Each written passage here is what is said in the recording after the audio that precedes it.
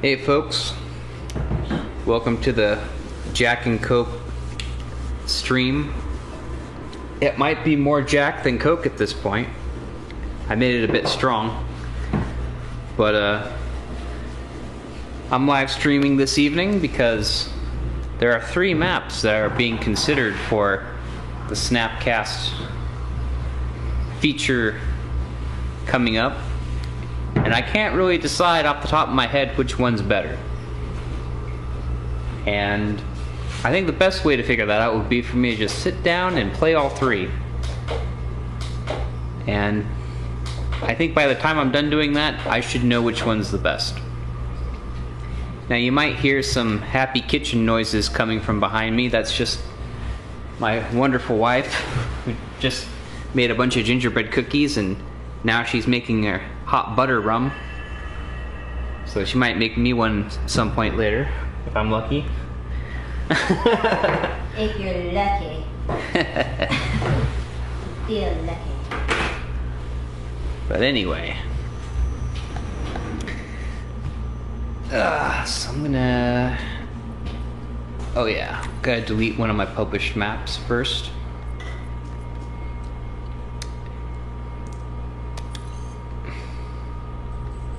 Unpublish. There we go.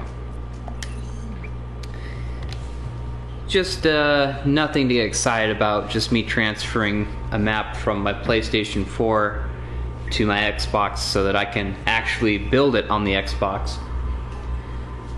And that's like 99% of the time what's happening is I'm just transferring a file. It's not like if you happen to see it and play it, you're getting some special treat from it. Usually they're like completely undeveloped. It's just literally me transferring the the original author profile. Anyway, let's see, which map should I start out with first? I think I want to start out with the Halo map first.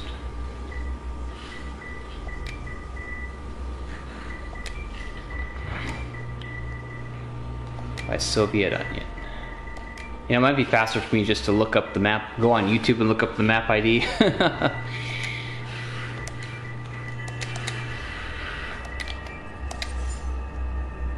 Yeah, that's what's gonna end up happening here.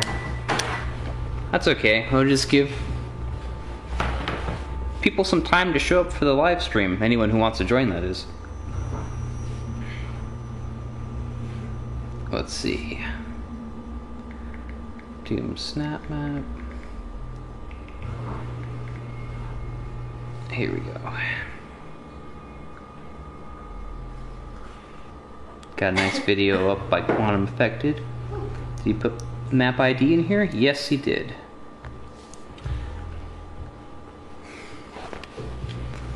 Okay. N82.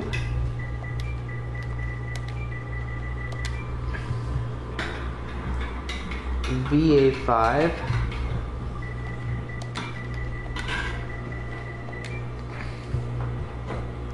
C6.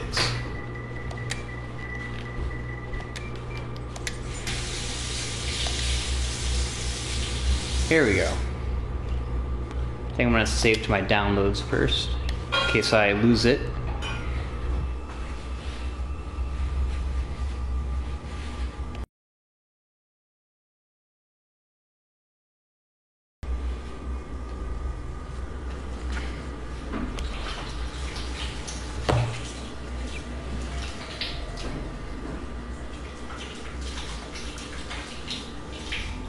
Sure takes a minute, doesn't it?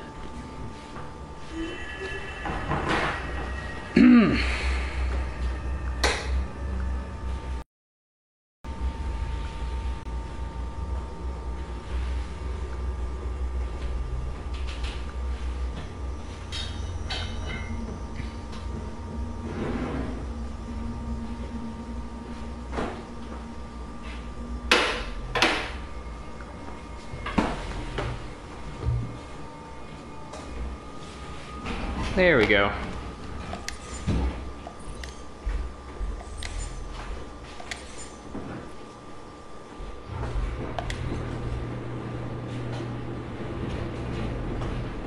Man, look at that up to downvote ratio. That is pretty damn good. And why shouldn't it be? It's a fantastic map.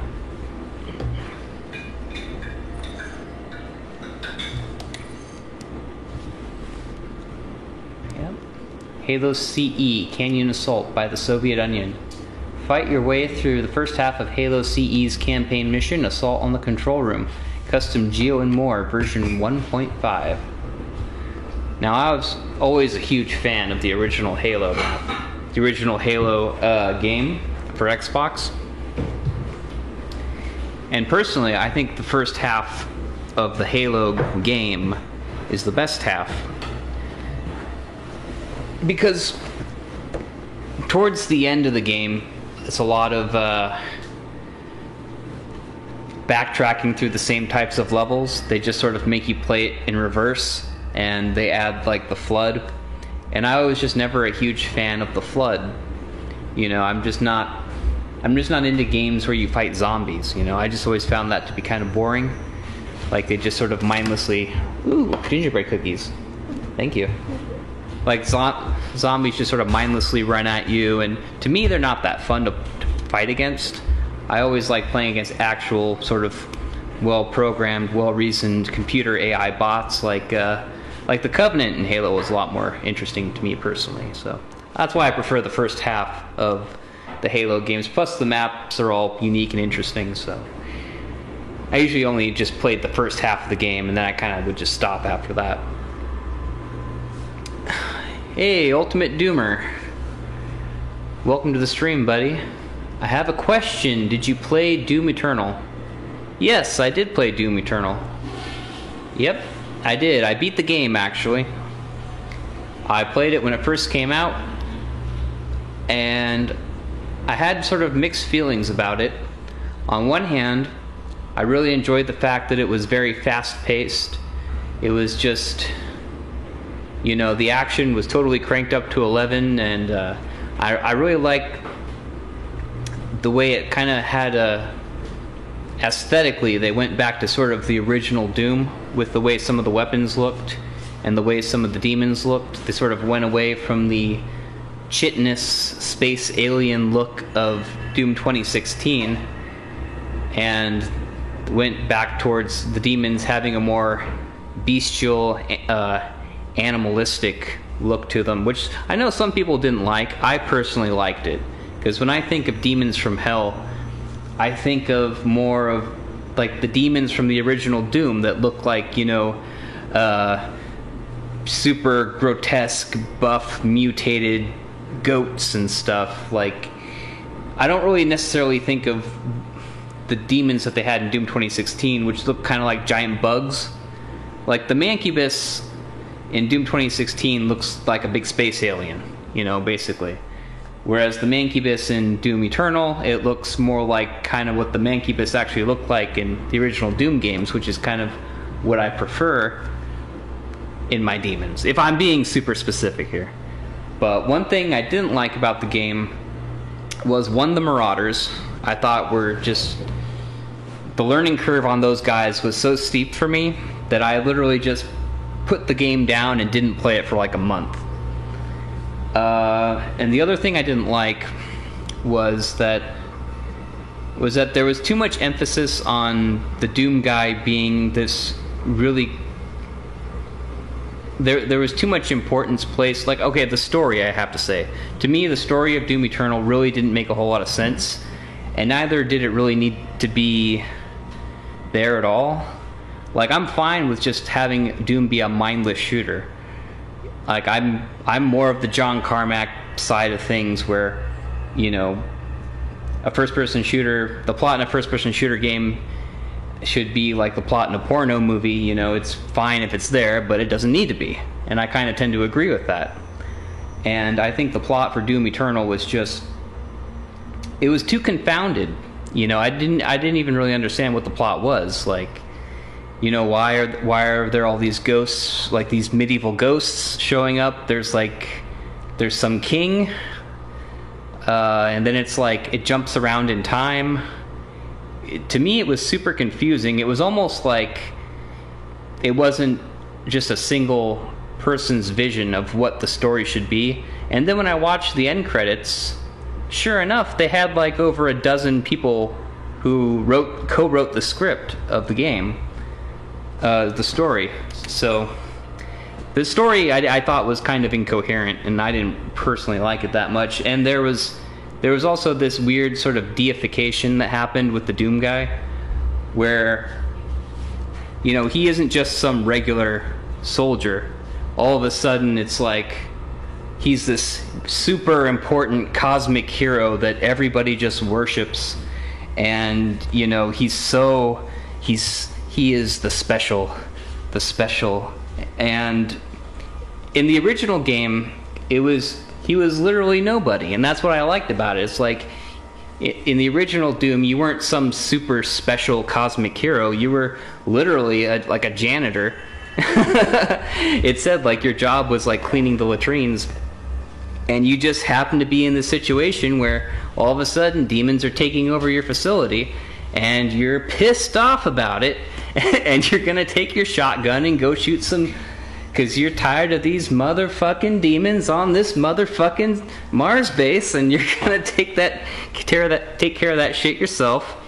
And I thought that was so much cooler than what they ended up doing in Doom Eternal, where it was like, oh, legend has foretold of your coming. It is written in ancient history that there would be a champion, a savior to save us all, and that is you, Doomslayer. Here you are. And to me, it was like, okay, that's taking it too far. I don't need to be the hero of the universe. I'm okay with just being a simple Marine with a shotgun who's gonna shoot some damn demons. All right. So overall, I liked some of the combat in the game. I didn't like the story. For me, it was a one and done. I played it one time. I enjoyed the campaign for the most part. I liked swinging around with a grappling hook on the shotgun. But is it a game that I would go back and play again? Probably not, in all honesty. There was no snap map, so you're asking, do you still play Doom Eternal? The short answer is no. Now, I might go back and play it again, like maybe I'll live stream myself playing it or something, just to sort of see if my opinions have changed on it. You know, maybe it's one of those things where it just needs to grow on me, quite possibly. But then again, I never really went back and played the campaign for Doom 2016 a second time either. That's another one where I just played it through one time, and then I was like, okay, that was fine. I'm ready to do the snap map now. Because the only reason I ever bought Doom 2016 was specifically for the snap map. That's why I've spent so much time doing snap map stuff instead of playing the campaign, is because I like to create things.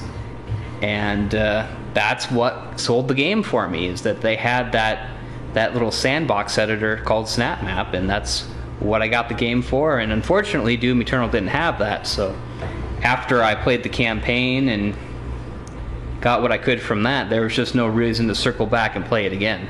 And as far as battle mode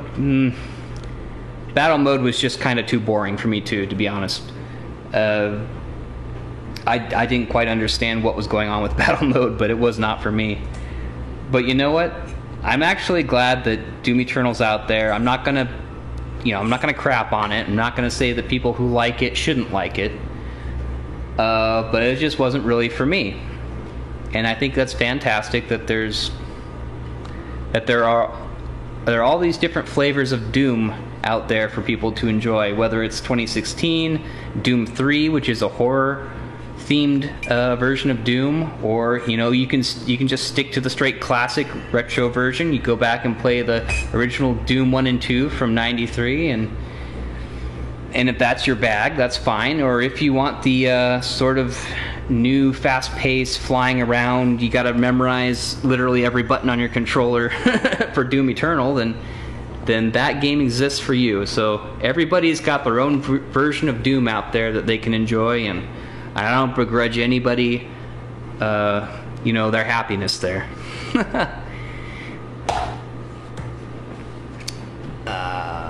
Okay, I'm gonna have to dial this up on my YouTube here. So otherwise I'm not going to be able to read the comments.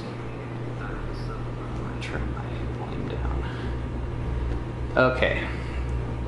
There's a theory going around that Doom Guy was clone of the Dark Lord because of the ending of Doom Eternal's DLC also. Okay. The Dark Lord? Maybe I missed something. I don't remember. You're talking about Satan?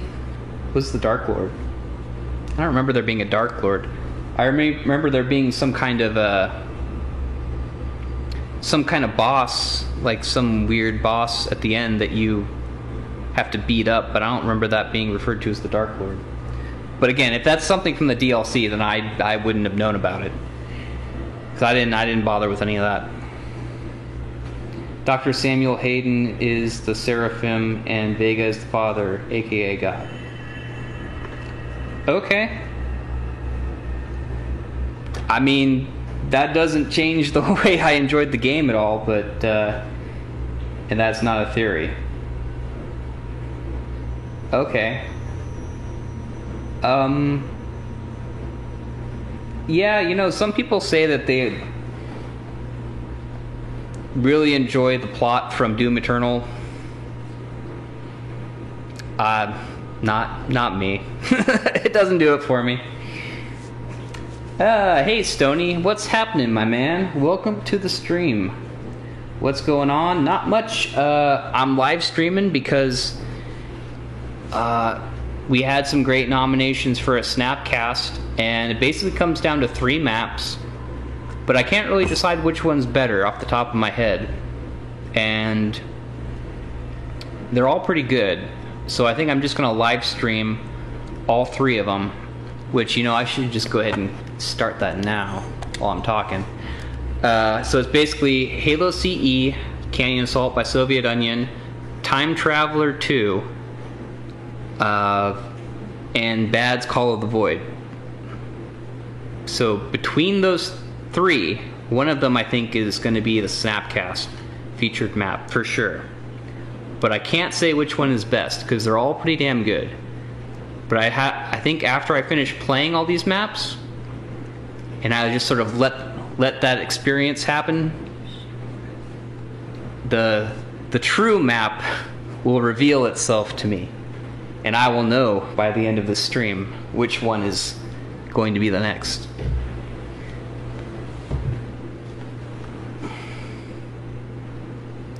You playing the Snapcast? Yep. Potential Snapcast maps. One of them will be for sure. Christmas special, let's do all 3. That would be long though, man, really. That would be probably too long. Although I got plenty of time. I do get like a couple of weeks off from work. Of course, that wouldn't be until really after Christmas, but... So here we go, Halo CE Canyon Assault by Soviet Onion, based on one of my favorite games of all time, the original Halo Combat Evolved. And here we are starting in just sort of a generic room. This isn't really anything specifically from Halo, although he's got the UNSC there, United Nations Space Command. Leaderboards. Stony Fever. Hey, you're up there, Stony. Finchatola. Jimmy Games. JMX 5000. Saraga. El Ghul. Doom Guy. Update info. Very minor bug fixes and other minor stuff. Oh, got a neat little animated door here. Welcome to a remake of a original Halo map. Go ahead and choose your difficulty and ready up on any info. Have fun. Difficulty.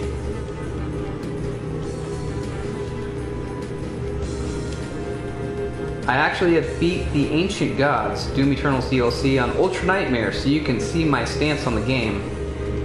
Yeah, you're clearly very much into it. And I think that's fantastic.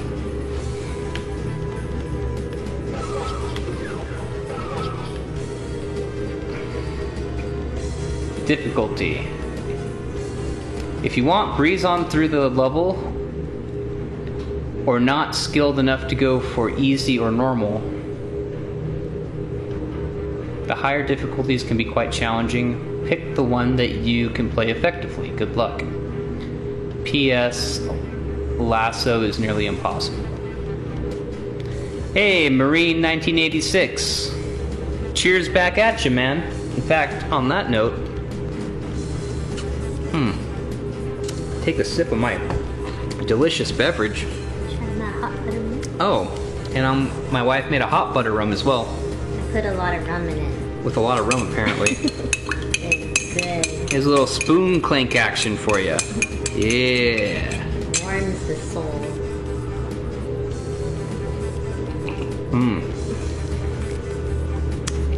Yeah.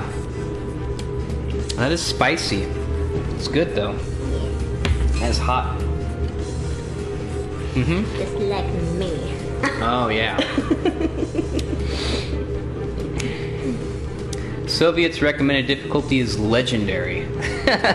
Legendary is the hardest difficulty in the original game. And if I don't, and as I recall, there's some. I think this Lasso version is like you don't even get a respawn or something like that. So what do we got here? Easy, normal, heroic, legendary. Yeah, I've beaten the original game on all four of those difficulties. And the cool thing in the original game is when you beat it on each difficulty that you beat the game on has its own unique cutscene at the end for when you beat the game. So that's one cool thing is like I thought that was something cool. So many things the original Halo did right. I'll just stick to normal though for this playthrough. Not that I couldn't do probably a harder difficulty. Lives and score. You will lose score on death depending on difficulty. That's good. I always like it when a game has when a map has a death penalty where you lose score for dying. Because there should be some kind of penalty for death. And you can try to just say like, okay, you only have so many lives. But what I found is that just having a point penalty for death is probably the best way instead of trying to cap out their lives. Because then somebody who really sucks can still at least beat the game. But somebody who's really good is going to need all their lives and not die once if they want to get a high score. So that's just personally what I always try to do. There's an awful lot of literature in this map. But it's not overbearing though. It's not too bad. Weapons. Ooh, that blue is kind of hard to see on my screen. So far that's my biggest complaint, is that blue font. Since you are playing as Master Chief, you are limited to 2 weapons only. Don't worry, all enemies drop weapons, so when you are low on ammo, drop your gun and get a new one. Enemies and friendlies. Any demon except for possessed soldiers are not friendly, and they never will be. Possessed soldiers are always your allies, so don't waste bullets on them. Finding hidden ODSTs give you 5,000 points. Find the hidden Spartan and receive 50,000 points. In order to find him, you need to find 3 separate switches hidden around the map. Yeah, there are some secrets in this map, which is one really cool thing. Overshield. Overshield adds 2 smaller shields onto your main shield. If you lose these levels, they will not regenerate. The only way is to find more overshields in the map. And I really like what he did here with making the overshield there. How he's got the custom geo pyramid built around that power-up. Yeah, I can't pick it up. That'd be funny if I could. But yeah, that is very, very similar to what the original... except for I think in the original the overshields were just big cubes. I think the pyramid shapes were for invisibility if I remember correctly. I might be wrong, it has been a long time since I played it. But that is a nice touch. I like that attention to detail. Shield, you have an onboard shield system. The system provides protection from oncoming attacks. Although it can take some hits, it can break after suffering too much damage. Find cover or avoid taking hits to allow the shield to regenerate. The bar on the top left is your shield. You will see it decrease as your shield drops in power from hits taken. Yeah, so that's my shield up there on my HUD right beneath my score. I really like that he actually, went out of the way to try to make a shield mechanic. That is pretty cool. And the fact that it actually is going to be represented on my HUD is even cooler. Health. Health packs are your only way to heal yourself. Don't waste them. And of course that actually looks a lot like the health packs in the game too. And since I'm such a big Halo nerd, I'm going to be pointing out every little thing that he got right from the original game. Map remake. This map attempts to accurately recreate Halo CE's Assault on the Control Room mission. Due to snap map limitations, the mission's design has to be changed in order to accommodate memory restraints. So don't expect an exact replica of this mission on a 1-to-1 scale. Note, listening to dialogue isn't needed. Yeah, honestly, I wouldn't have even bothered putting this little disclaimer in here, because, anyone who's going to be that pedantic about your map obviously doesn't understand that they're playing a snap map. So, you're never going to please everybody. But, honestly, I was pretty impressed by what was here, so. Ooh, this door's a little wonky.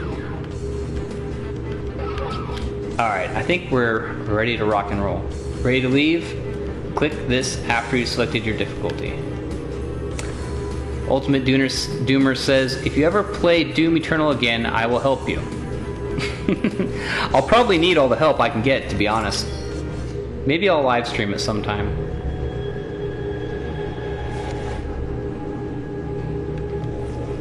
Here we go. Time, roughly 1200 hours. Location, installation 4, mission acquisition of control room. And here we are on the Pelican making our landing.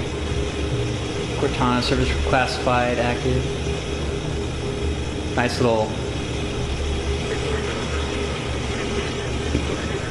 bow hammer. This is as far as I can go. Roger that. We'll be able to find our way to the control center from here. Good luck. Bow hammer out. Here we go. We just made our D-Day style approach here.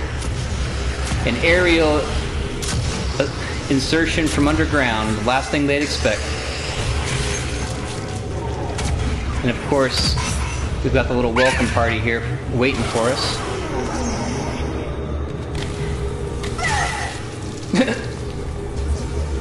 Oh, what was that? Oh. Yep. Hey, Soviet Onion. Welcome to the stream, buddy. I'm sure you recognize what map I'm playing. So I'm playing what I consider to be the top 3 nominated maps in order to decide which one is the best one to be featured. And I always have to take a good look at your Pelican here, because you did a fantastic job, I must say. Got some ammo, got the health packs, and these health packs are actually right where they are on the Pelican in the actual game too, which is nice. Nice attention to detail. You got the troop seats, a fantastic dropship indeed. Yeah, very well done. Very convincing.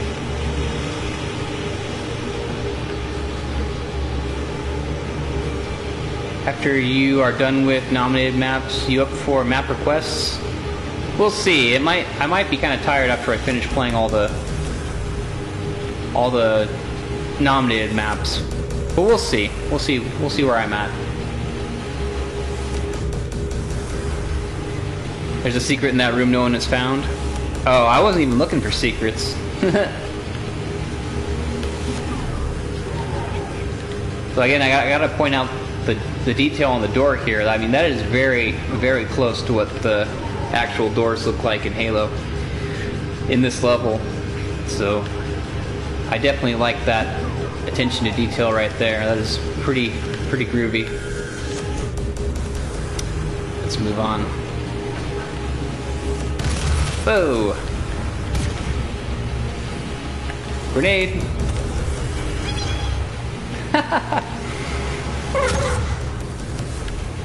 It's funny the little noises that they make. Of course, these arrows here pointing the way. Love the geometry in these hallways.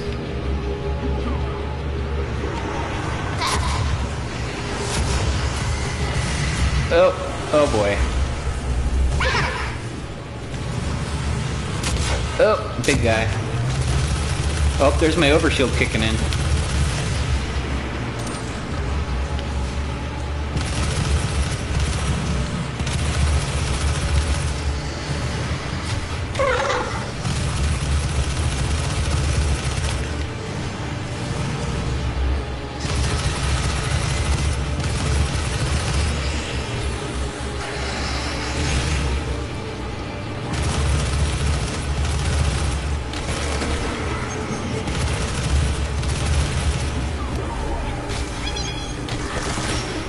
Yeah, combat's really nice. Not too overwhelming, but still tough enough to keep you on your feet. They seem to have the entire region secured.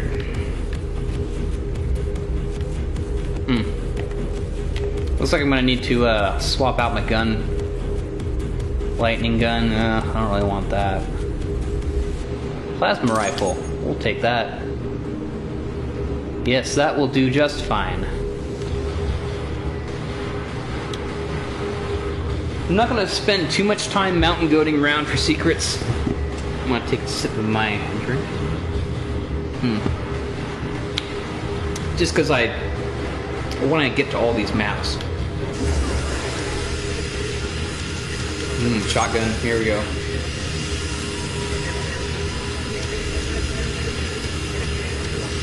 I wonder if the ring's environment systems are malfunctioning, or if the designers wanted the installation to have inclement weather.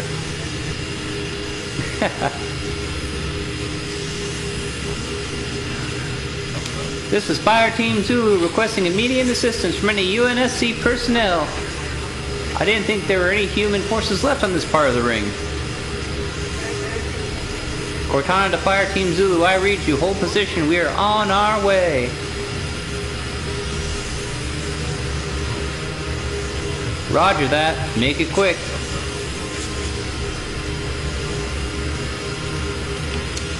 And you gotta love these Covenant turrets here. That is some nice attention to detail. It's a shame you can't jump in them and fire away, although that was never really a good strategy in the original game, because you're pretty much guaranteed to get stuck with a plasma grenade if you do that.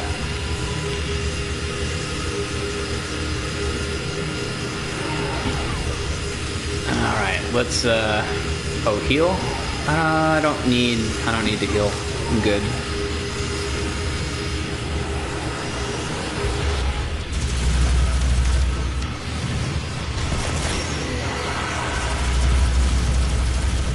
Bam! You can see my my shield getting depleted on my HUD.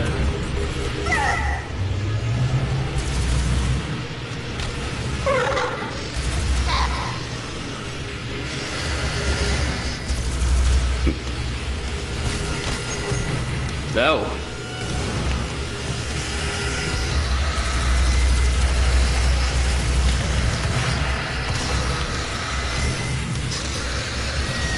Ooh, I almost went off the edge.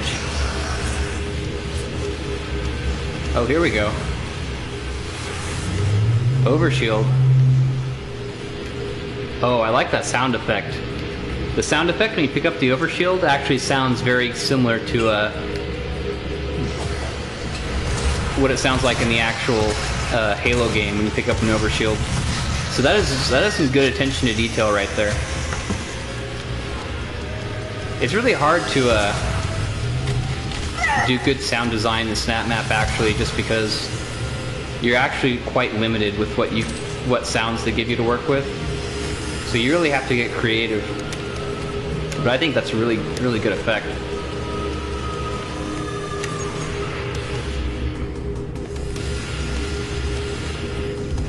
Oh, this will be too easy. And of course I like this canyon here. You can see the, let's see if I can get up here without, okay, there's an invisible wall, I guess I can't just jump down there. But you can see the battle down there. Got the warthog, trees. Yeah.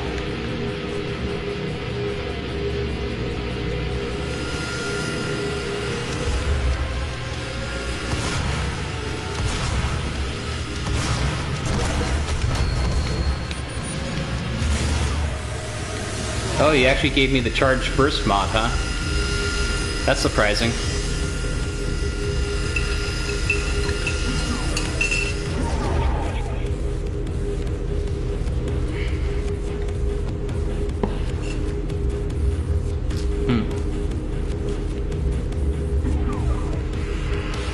Very glowy.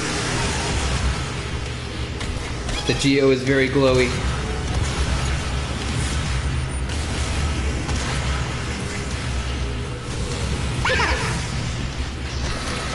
This is where things are going to get a little bit tense, because I've got so many things to dodge.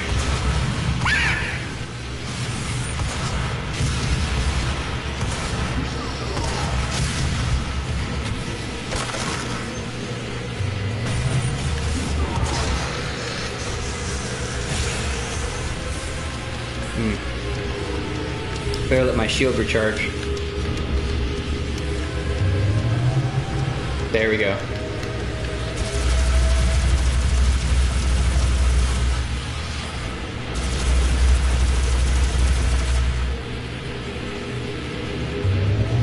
How do I make Forerunner stuff? Oh, I know. Blue lights. Yep. No, this is great though. This is definitely capturing the vibe of what this room's going for. You did a great job.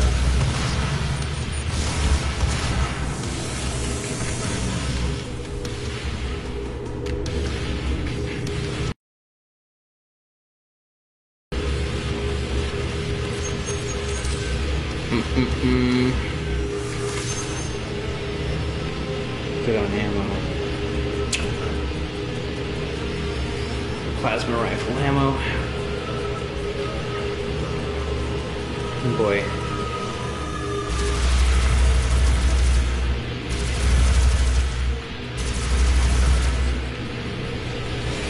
Oh. Here come the demons.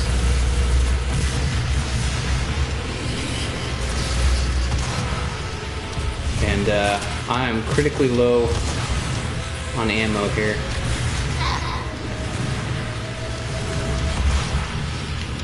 Yep. Oh boy.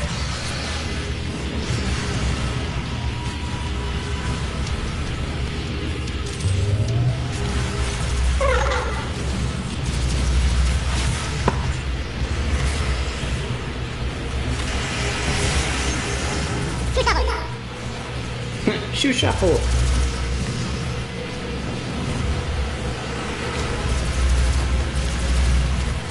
Oh boy. Should probably pick up this.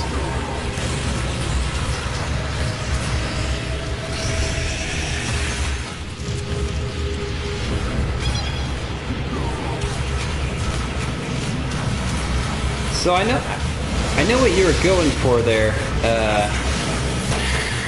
with the high-pitched voices when you kill the some of the lesser demons there. Trying to get them to sound like grunts but I don't know, it just comes across as a little too comical. I don't know if it were me, I don't know if I would have kept that effect in there. It is funny, but I don't know if funny is what you're really aiming for here. just because nothing else about the tone of this map is sort of comedy.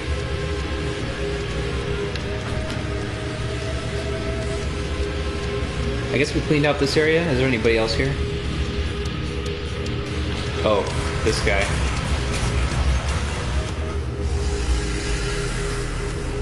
I leave no trace. Grunts are always the comical part of Halo in a way. No, that's a good point, yeah. That is very true.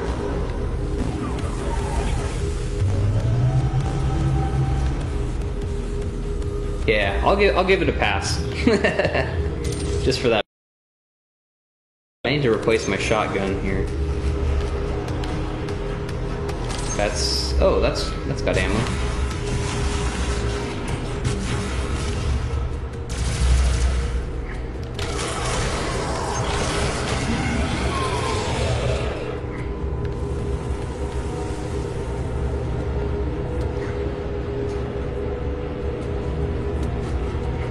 Of course, this room, I remember this room. It's just a random room with nothing in it, but there's like this ramp. I always used to like just going over these ramps. No reason. Oh, here's the elevator. Go down. Lower floor. Here's the ramp in reverse.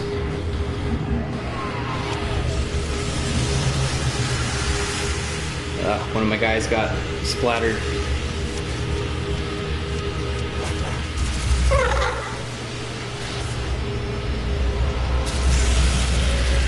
The weird designs of Halo CE.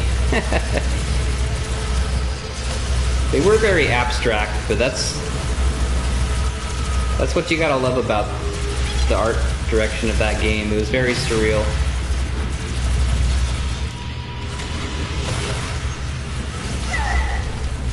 It was meant to feel otherworldly, and I think they pulled it off pretty well.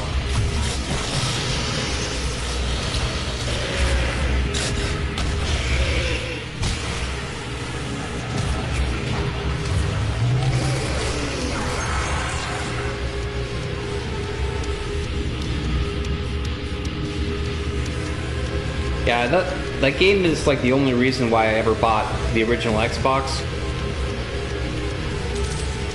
Because originally I just had a PlayStation 2, but then when the Halo came out, I realized that it was way more advanced than anything that I would be able to play on a PlayStation 2. It really showed off the power of the original Xbox in a good way. Even though if I had to pick between the two consoles, like if I was going to be stuck on a desert island and I could only have one of the two consoles, I'd have to go with the PS2 just because the library was better. There were more good games, but technically speaking, the Xbox was the more powerful of the two consoles. And Halo is a perfect example of why. Like, not only were the graphics really good, but it actually had a good physics engine with, like, you know, the way the vehicles could roll around, and, you know, you could blow things up with, you know, things would react to your grenades, like the vehicles at least.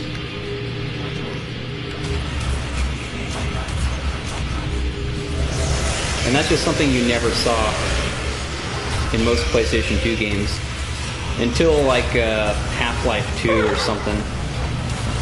That was like, I think, the first time I ever saw like any halfway decent physics. Uh-oh, this is a bad situation. I don't want to get boxed in there.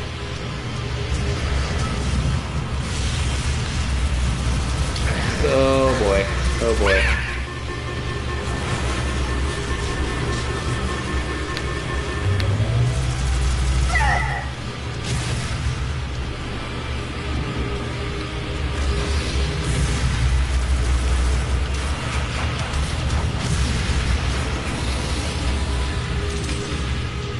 Was stuck with Nintendo for a long time, then finally got Xbox 360. I was stuck with the original Nintendo until I got a PlayStation 2. So that was one hell of a leap.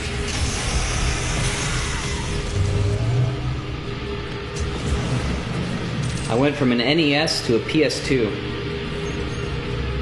and skipped all the consoles in between.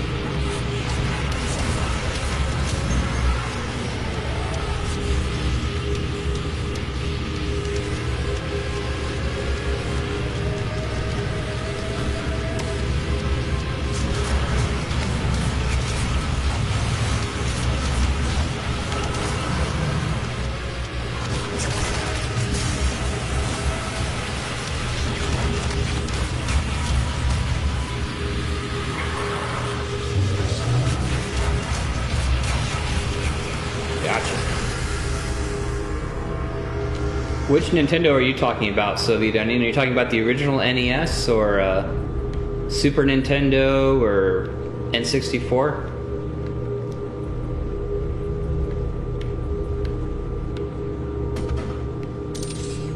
So if you're talking NES, then yeah, that's a bigger leap than even what I had to deal with.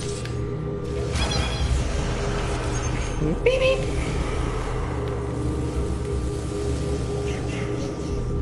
Went from GameCube, Wii, Xbox 360.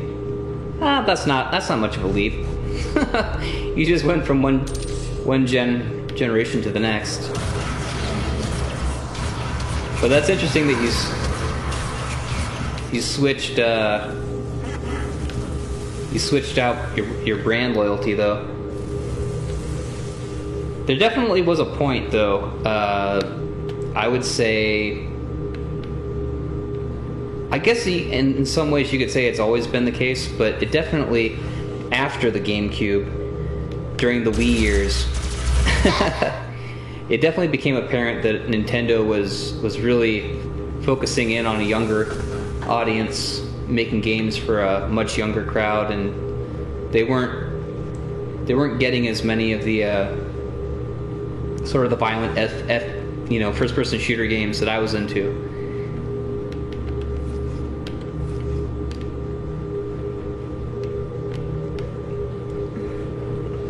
What's that?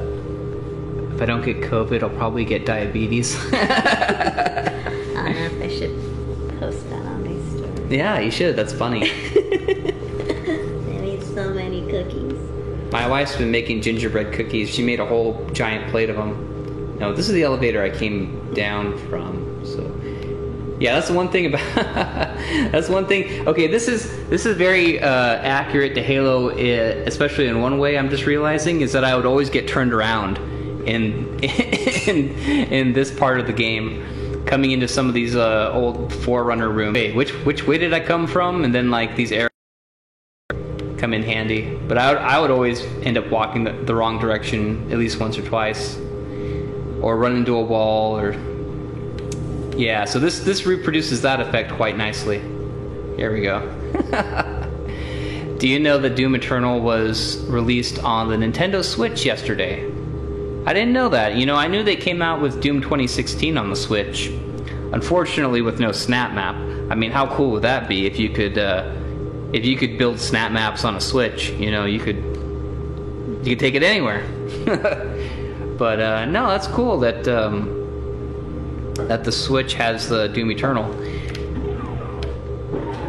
It just goes to show that the Switch is actually a fairly powerful console, even though I don't think it's technically on par with PS4 and the Xbox. It's still good enough to play most games. And I actually have a Switch as well, and I use it to play Skyrim. And I actually have the original Doom 1 and 2 on there too, and it's really good for that. That's the only reason why I'm getting a Switch. Chief, help us out! Alright, I'm getting on the gun.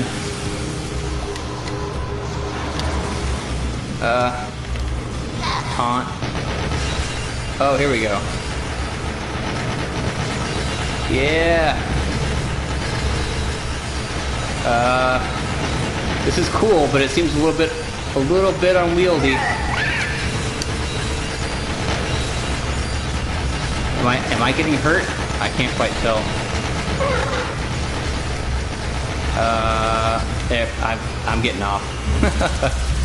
That's cool. I like that I can actually get on the turret, but it's a little bit hard to tell if I'm using it effectively or if I'm getting hit in the process.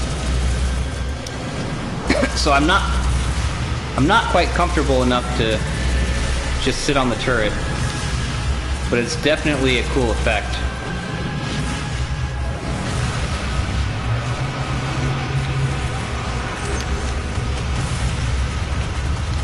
No, I definitely give you points for trying.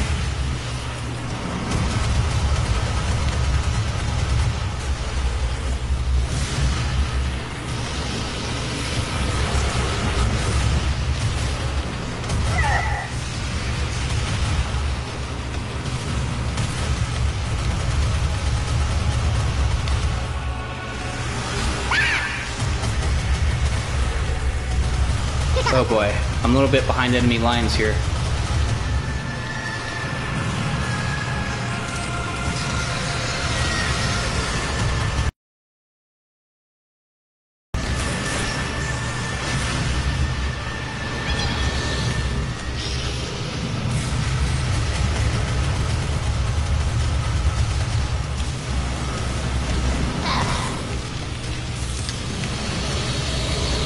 Yep.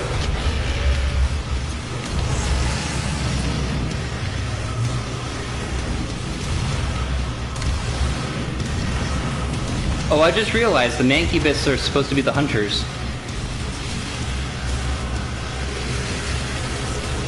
Yeah, I kept thinking, like, what are the Mancubus supposed to be?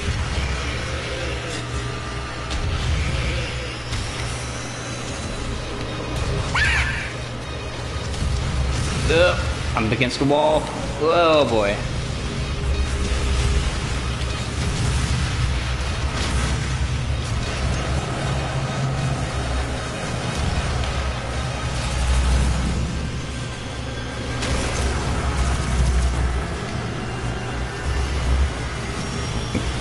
The environment filter made explosions have a blur that caused that. I meant to change it.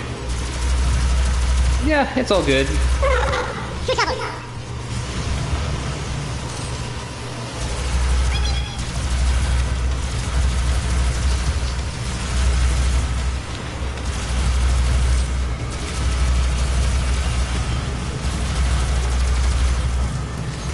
No harm, no foul.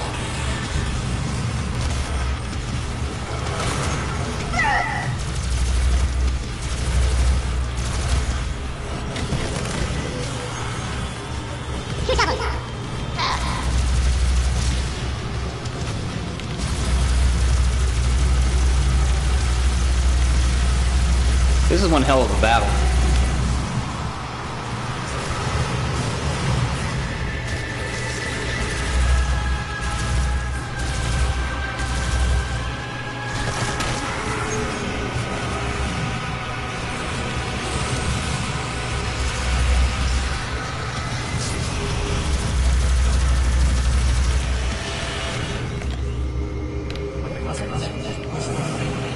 We'll hold out here, head over to the next canyon. Our boys need help. You got it.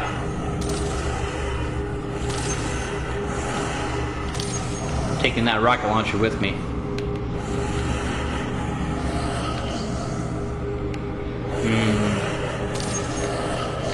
And the micro missiles. Well, let me take another look at this Warthog. This is great. You got the little tow hook tusks here, the winch, the wheels. Let's take a look under here. You got the shape of it down pretty good.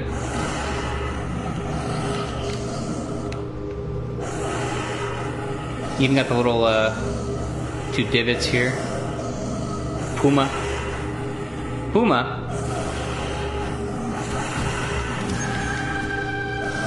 Here we go. Ha! Sitting in here. It's funny because in the original there's like a little scanner, a little radar dish on the dash.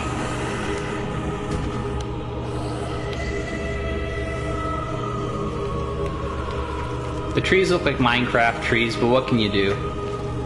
It wasn't until recently that we got some good mods for Snap Map where you can actually do vegetation now, apparently.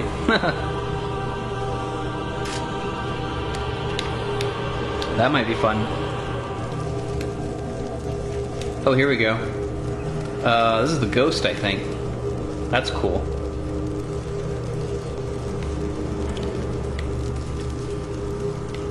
Yeah, this is nice. I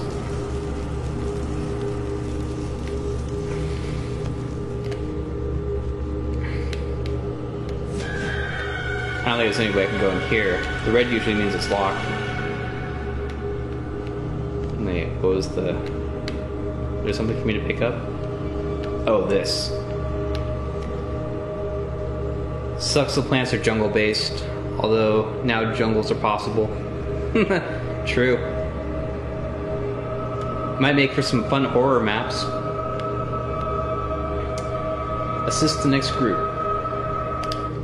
Better run through the jungle.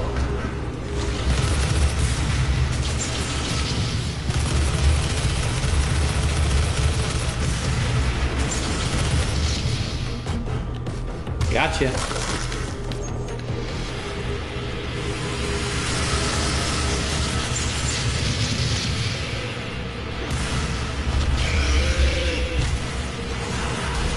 Currently making a horror map in the jungle.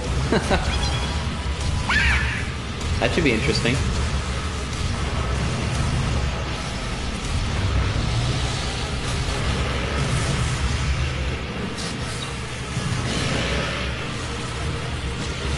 When I get a chance, I should probably snag a health pack.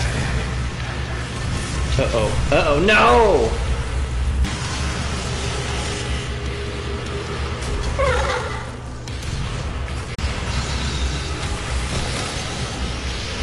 Oh geez, that guy just came out of nowhere. Ouch.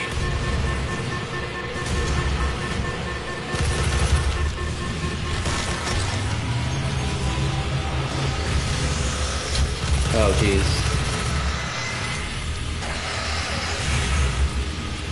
You really gotta be light on your feet.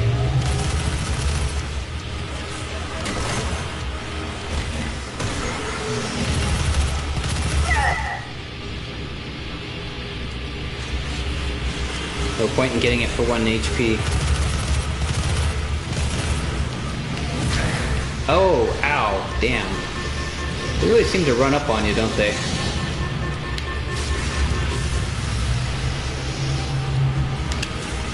There we go. Oh boy.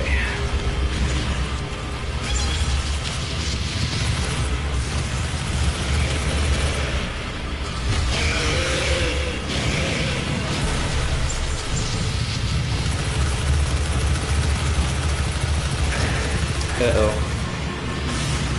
Uh-oh. Oh. Oh, shoot. I'm in trouble.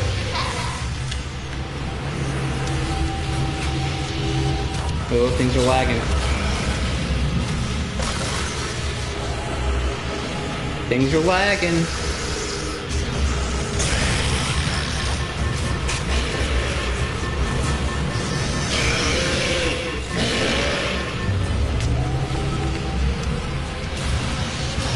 You know, I should probably try to get out of this area.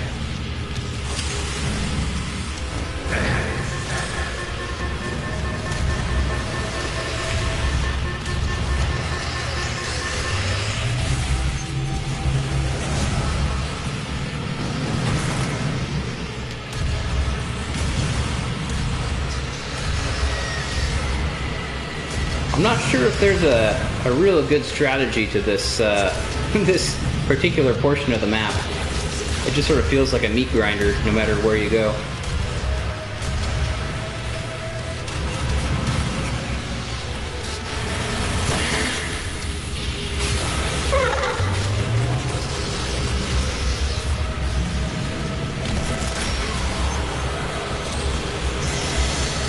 Oh my goodness.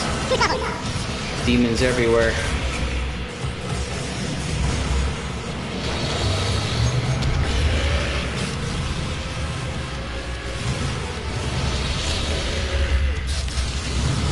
Oh, don't worry, I got a battle rifle.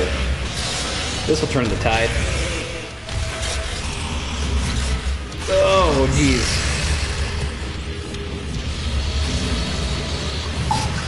Weakest point in this map for combat. Tried to balance, but oh well.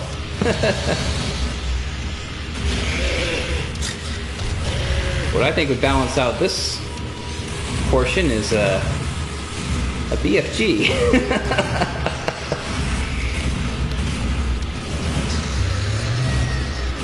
And I'm only half kidding.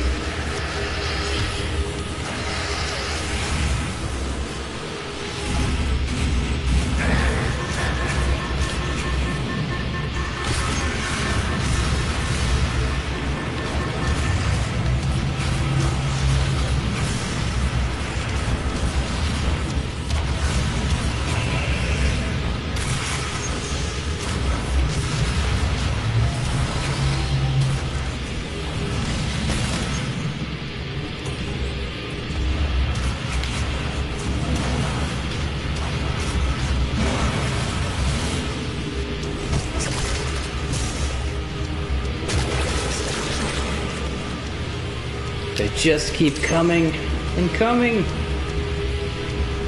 Oh. There we go. Maybe the key is to use the old sniper rifle. Looks like most of the Marines here got killed before we arrived. Use the tank to clear the way. I'll get the other Marines to catch up. Ah. Super shotgun at this point would have been good. Although the only one in the map is a secret, which was a mistake for when it comes to arenas like this. Yeah, I feel like this area could use a little something, just a little something else to help you out, help you balance out the combat. I mean, I'm fine with it being crazy. Actually, I like the crazy combat. It's just, yeah, you do get overwhelmed.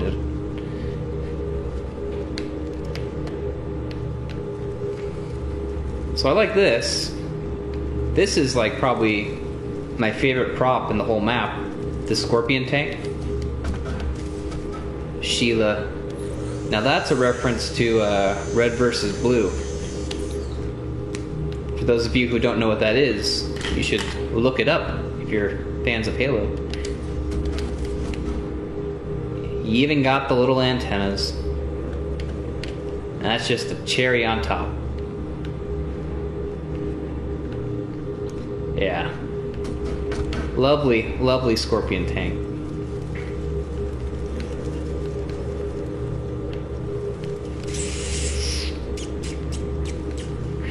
Got the burned up Pelican here.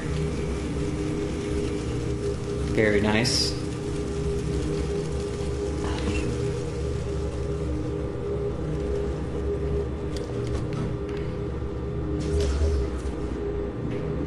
Fire weapon and shoot cannon. Boom!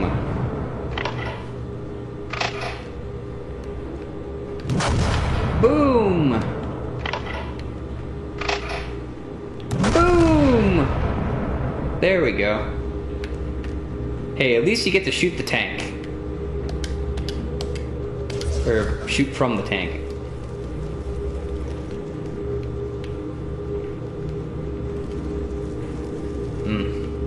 Yeah, that is very convincing, actually. It looks like it just... Although, I don't remember it being green. I think it was more of a metallic brown. But green's nice.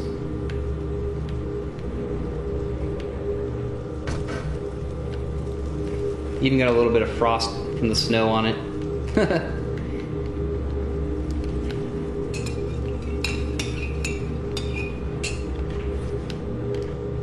Alright, let's move on. Remember there being some secret here involving these.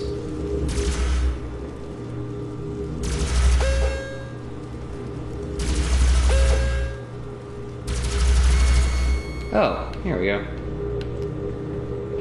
I'm not even trying to, yeah, I'm not even trying to find all the switches. Oh. Explosive shot mod. Ooh. That's probably going to be better than plasma gun.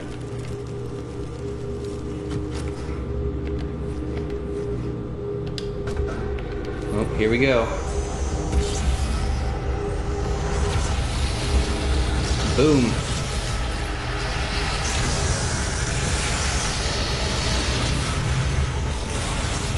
Oh boy.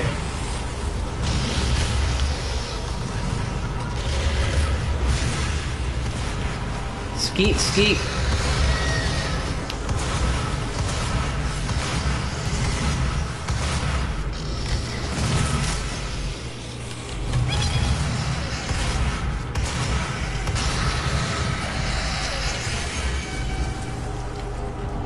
Take a sip of my drink.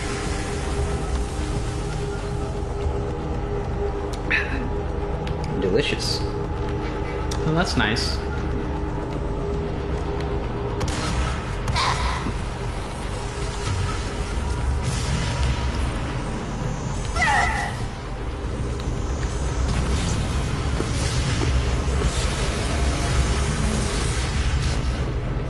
Oh boy, Barons.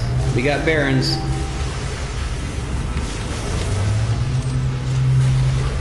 I need that overshield.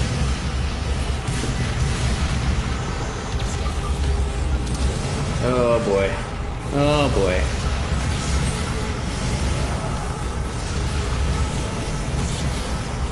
Kind of like that Jurassic Park. Huh? Kind of like that Jurassic Park tag.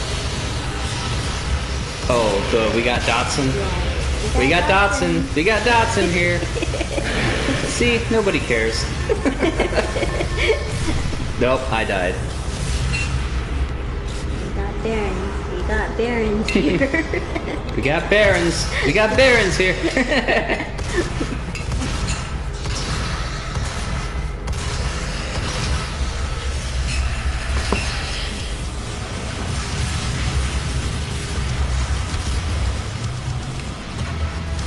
Oh, I missed. Got one. Ugh. Oh my goodness. It's a regular barnyard.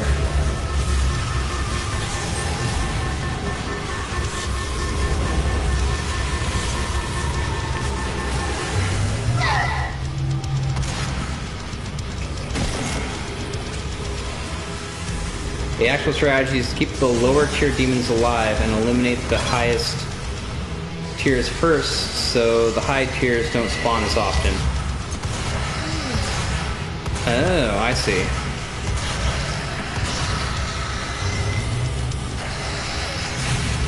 Well, you got the inside scoop.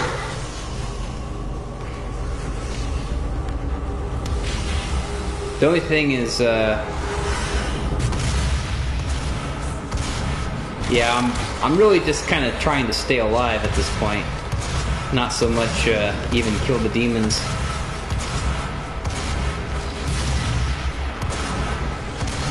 You're saying keep the higher level demons alive, huh? Of course, they're the most likely to kill me.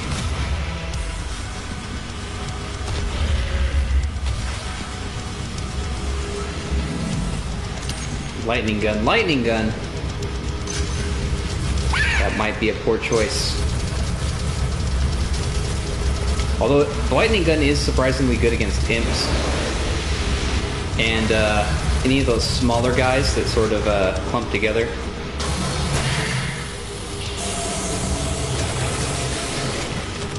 Kill the high tier demons, huh? Ooh, I ran right into that. Ooh, ow, ow.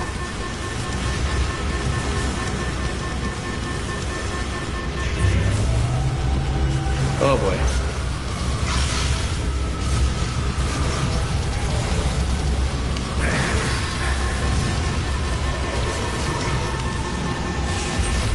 Down. Oh, see, that guy just spawned right behind me.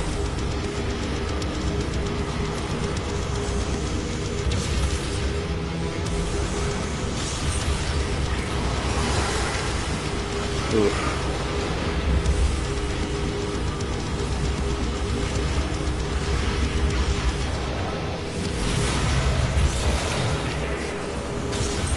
Gotcha.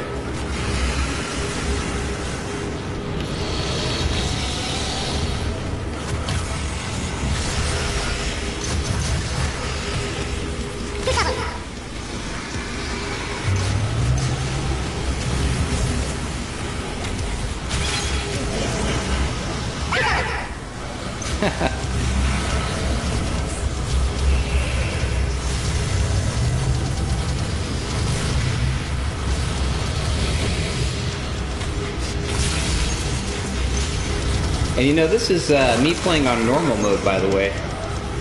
I could have picked heroic or legendary.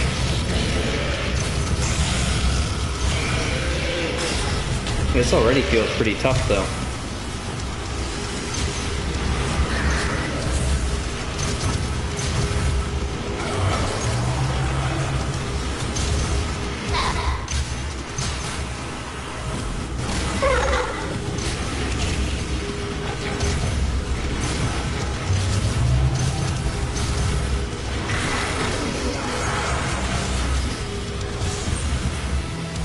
Oh, you son of a gun.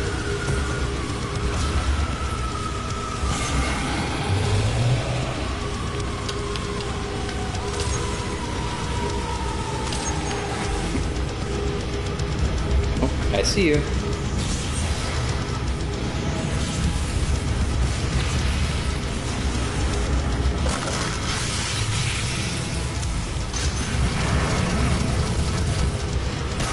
Real balance would be buff shield, nerf spawns, and give better weapons.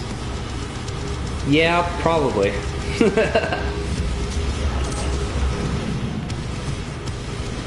I mean, I've already died a few times. And, I'm no Terratella, but I am probably on the better end of the skill spectrum. Just because I've played so much Doom. So I can only imagine just like what an average person in the review queue would possibly be experiencing. Is it Jack and Coke because you're drinking Coke or something else? It's Jack and Coke because I'm drinking Jack and Coke. There's no mystery to it. Although, if I'm being honest, it's not technically Jack Daniels. It's a Kirkland Signature Sour Mash Tennessee Whiskey. But you pretty much know what they're going for. It's store brand Jack Daniels, honestly. But if you want to know the truth, I think it actually tastes better than Jack Daniels. It might be one of those rare instances where the store brand tastes better than the real deal.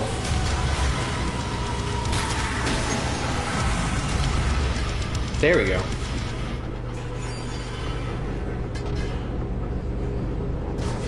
Boom, boom, boom. Nice. Faroa, Divu, Lakshi, Tifathu, Tagram, Retse, Wagrame. Yeah, I said your damn words. So I didn't say them exactly. That's what that reminds me of. I have no idea what those names are supposed to mean. It just sort of reminds me of Army of Darkness. Klaatu, Virata, Nectanera. Yeah, I said the words. Uh-oh. Oh shit. There we go.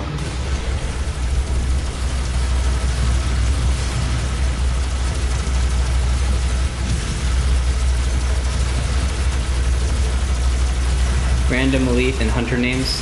Oh, okay. Just getting a little creative, huh?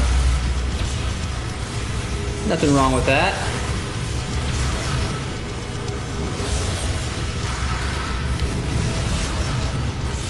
Whoa.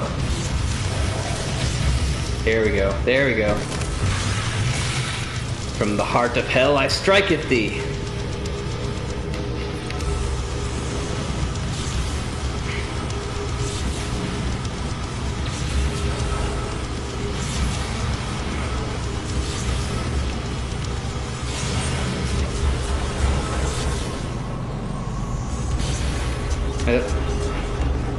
We're running on empty. What else? There we go. Oh. Ow. Running on empty. Running on. Uh-oh. Better take cover. There we go. Shields, do your thing.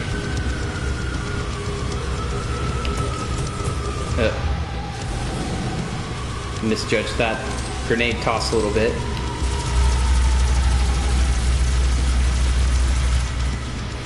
Oh! Hey, he's not supposed to shoot through the shield.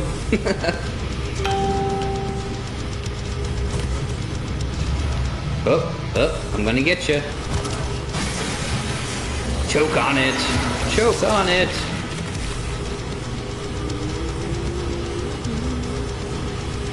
One guy left.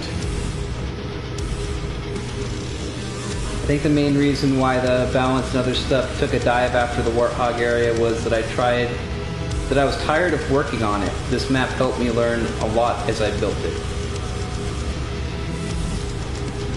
Yeah, that's definitely a real problem, is burnout. And there's a lot of maps where there are things like I would want to go back and fix, but I just never really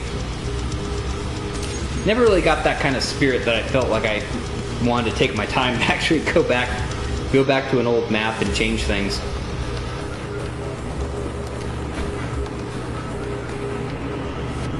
But I guess that guy never ran out.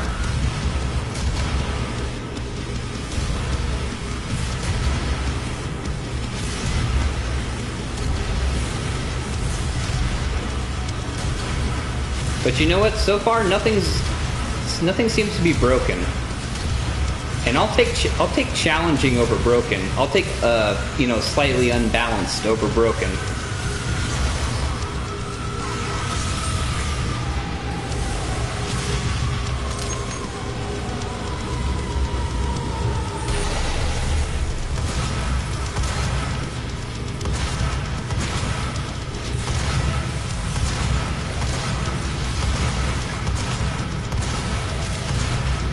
Whoa!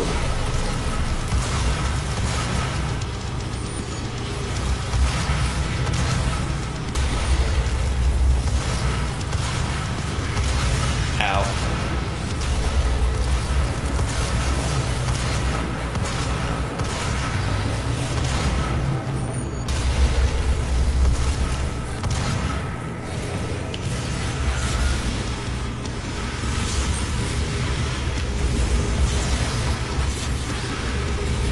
Ugh.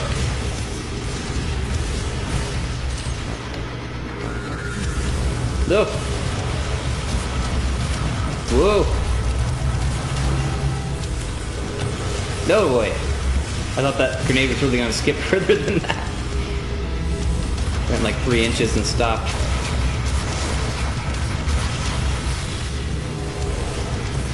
Whoa.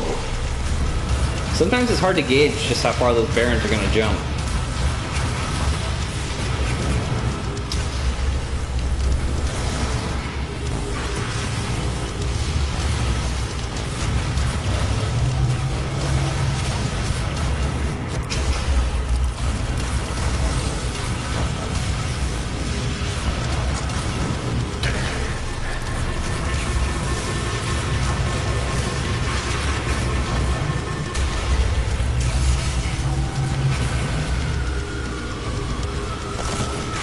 Gotcha. Chief, I got the Marines to move to the... Oh. Dialogue went by a little too quick for me to read. But basically, I think the area is secure is the main point.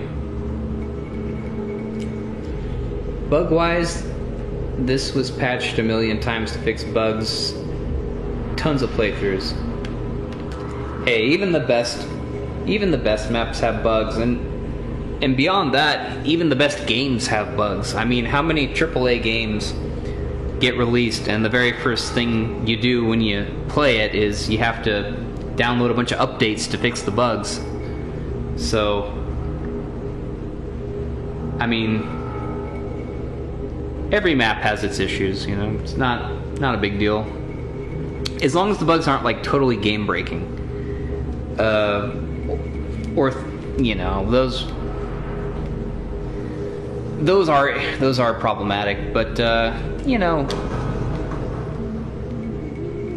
little mistakes are a part of life, and you just have to accept that they're going to be there and move on. Wow, you made it through. I ran out of memory, so I was unable to expand this map further. Hopefully I may make a sequel or make a trilogy in the future. Thanks for playing Soviet. P.S. You can go back to previous areas so you can find the missing secrets. Owe switches. Says makes sense. Well, welcome to the stream. Glad you could join. So this is the secret area that would have opened up had I gotten all of the switches. And I think that's what that light indicates, is that I've only gotten one out of the 3 switches. And if I wanted to, I could go back and, you know, Easter egg around for all of them. But I think I came and saw what I came to see. So I do enjoy this map. I enjoy it a heck of a lot. It's almost as good as going back and playing the original Halo. It's definitely as close as you're going to get in Snap Map, that's for damn sure. Now unfortunately, there is a Halo map that seems to get an awful lot of attention. The one, I think it's called The Pillar of Autumn by 7XOF or something. And really, I think this is the map that people who like Halo and Snap Map should be focusing their attention on, because this map actually really is a lot better, and it's a lot more detailed. Visually, it definitely captures the feel of Halo. Even though, like, to be fair, like that, the Pillar of Autumn map that everybody makes YouTube videos of was made back in the early days of Snap Map, before there was a lot of access to custom geo and stuff. So, you know, all respect to the author who made it at the time, but you know, unfortunately, this map just sort of gets buried with all the other legacy Snap Maps that are out there. Hey, number 3. I think that was an old playthrough though, because I didn't get nearly that good a score this time. But yeah, for all the people that who are interested in playing a Halo-themed Snap Map, this is the map right here that you should be playing if you want to get the Halo experience on Doom 2016.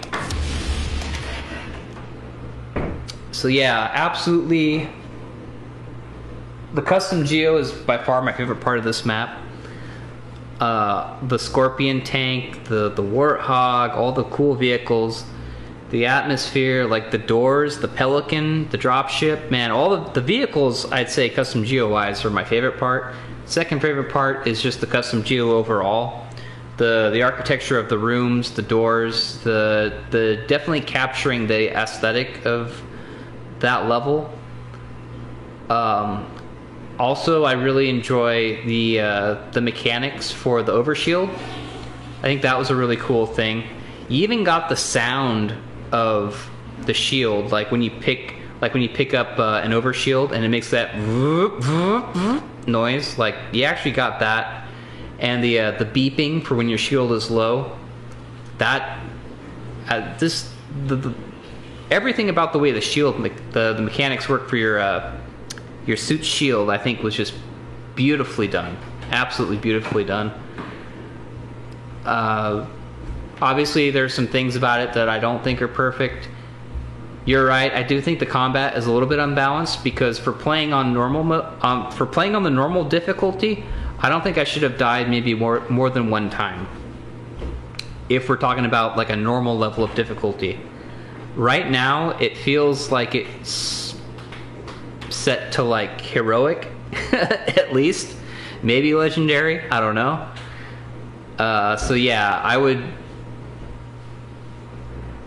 find a way to. I mean, if you ever want to go back and like do another edit to this map, and that's entirely your call. I mean, it's a fine map as it is.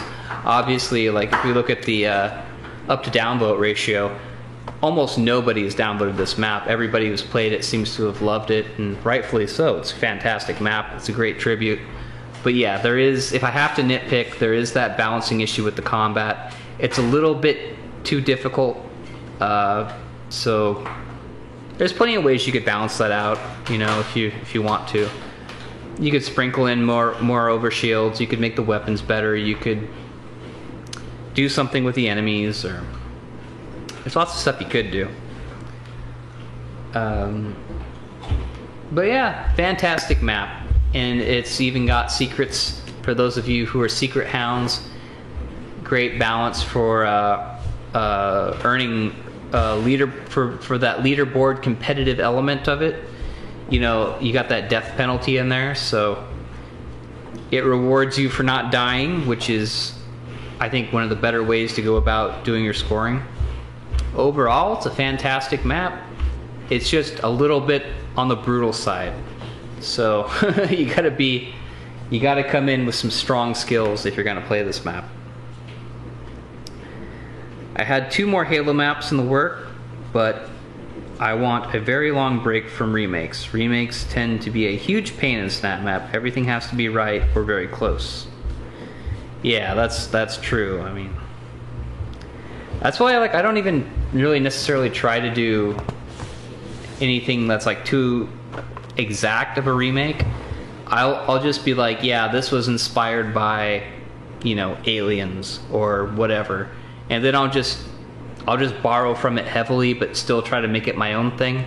That way, you have enough creative license to deviate from the source material where the limitations of Snap Map sort of would push you in that direction to do so, so that you're not fighting against the limitations of Snap Map so much. You have a little bit more creative license to do something different. Credit to Stony for the shield system. Okay, well, good job, Stony. I like your shield system.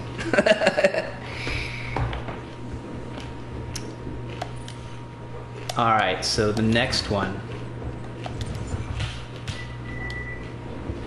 Oh, this should be easy to find. The next one I'm going to do is Time Traveler 2. And one thing I like about some of the maps such as these is that they're easy to find. Because I know who the author is. All I have to do is go through his wait a minute. 5-man studio. Is Time Traveler 2 not made by the same...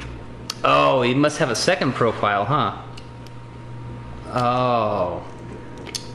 Who? Alright.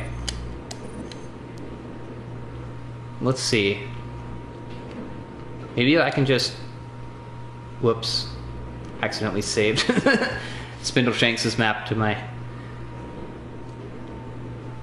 Okay, that's great.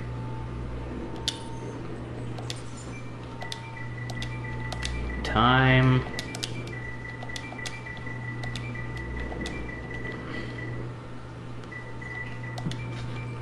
Let's see if this pops up.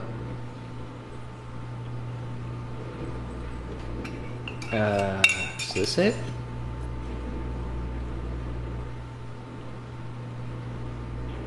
I think this might be it.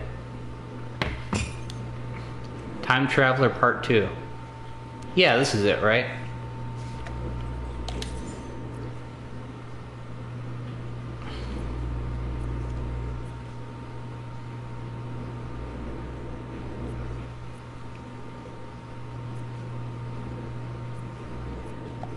I think this is it.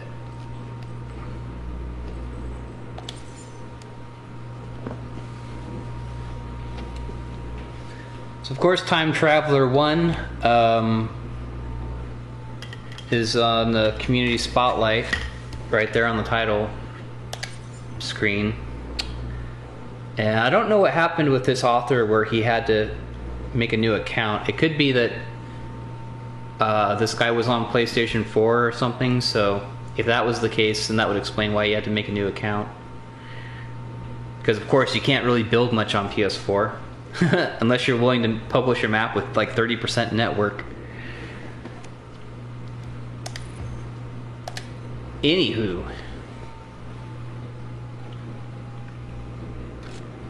I'm gonna need gin and tonic. Gin and tonic? I drank all my hot butter rum. Oh. You really can't have more than one hot butter rum. Nah. Too sweet. Yeah. 'Tis the season.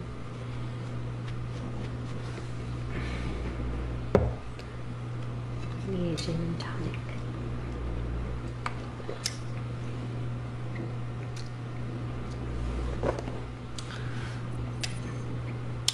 Time Traveler Part 2. Next short story about time travel. From Byman Studio. New account. This map has been played 189 times with 70 upvotes, 9 downvotes, and 17 subscribers. You know, you can't look too deep into the whole upvote, downvote thing. Because I think sometimes it's just, you know, not super accurate. Although it's an indicator. It's not completely worthless. You know, you should disregard up and down votes completely, especially if you've never played a map before, like in the review queue, and you're wondering if it's like, is it just a waste of time to even load it? If it's got like, you know, 4 downvotes to 1 upvote, and the 1 upvote is like the author who made it, yeah, that's a good indication that you probably shouldn't bother. But whether it's 70 up to 9 down like this map, or if it was 78 up to 1 down, it doesn't change the map at all. It's up and down votes really only is good as far as telling you if the map is total crap or not. As far as I'm concerned. A lot of people voted down your Psychotron map because they couldn't finish it, right? Yeah, all my maps have downvotes. Yeah. Yeah. But they're still good. Why, thank you, sweetheart. I'm not just saying that. They're still good, and I know you put so much time into them.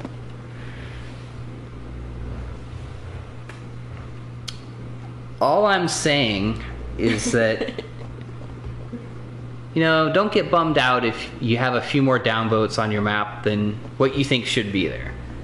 Because it doesn't mean much. It doesn't even mean much if they report your map.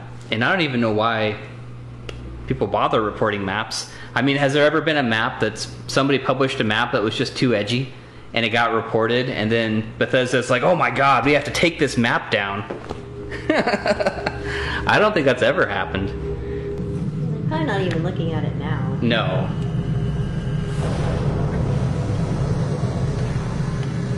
Here we go, cruising in on the spaceship. And this is the little shuttle that you took off from in the first Time Traveler, as I recall. So I like how the part 2 like literally picks up where part 1 leaves off. Uh-oh, we got a little interception going on. Uh-oh.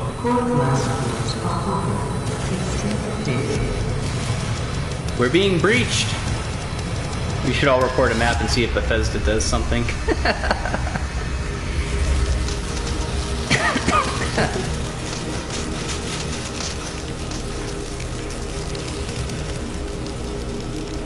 Yeah, not likely that they would do anything.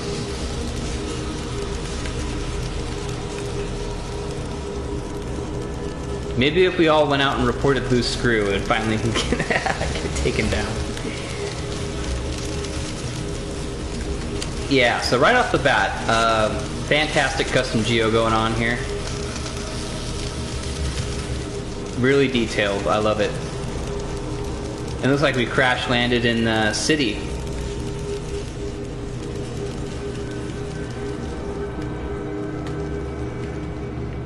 Of course, the thing about this map is, remember my criticism is that this map might be a little bit more, it's a little bit more sizzle and less steak as far as the, you know, the action is concerned. Steak. Steak is good. I like steak. Yeah, too damn short. You can tell that the author put most of his focus into just the visual look of the map, and it looks fantastic. I'm not going to knock the way this map looks at all. It is absolutely gorgeous. But yeah, it is very short. And well, let's just go ahead and play it. We'll analyze it later. Is that like a transformer looking thing? Transformer? On your right. This? No, you're right. Turn This? around. No, turn around. That thing. Oh, that. Yeah, no, it's Cool. like some kind of a mech warrior that the author made. It's even got little miniguns. Boom. And I think there's a way you can actually get inside it too, if I'm not mistaken. Yeah. Oh, you can control it? Oh, I guess not. You can't like really walk around. Get away from her, you bitch. Yeah, exactly. It's like aliens. Get away from her, you bitch. If only. If only. Lazarus. Yeah, this is one of those maps like you really have to take your time and just sort of look at all the details. If you just run through it real quick, then you're kind of just missing the whole point of the map, I think.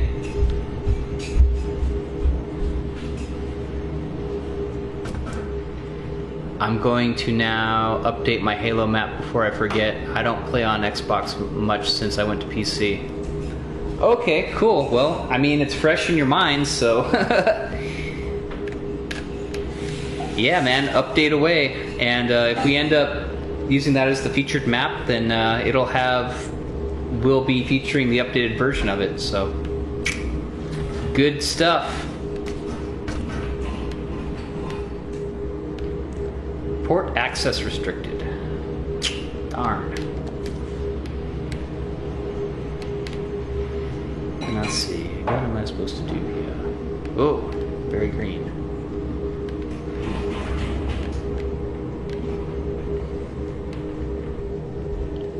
Yeah.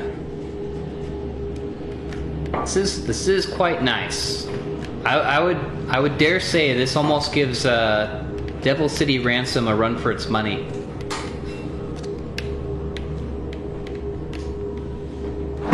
Except I think there's a little bit more going on in Devil City than there is here.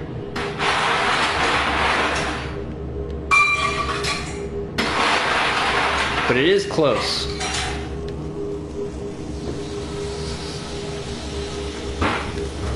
Now, what am I forgetting?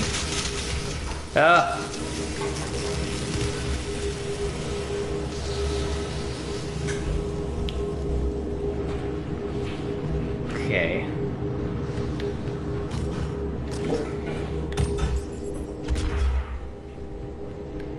Should be a... Here we go.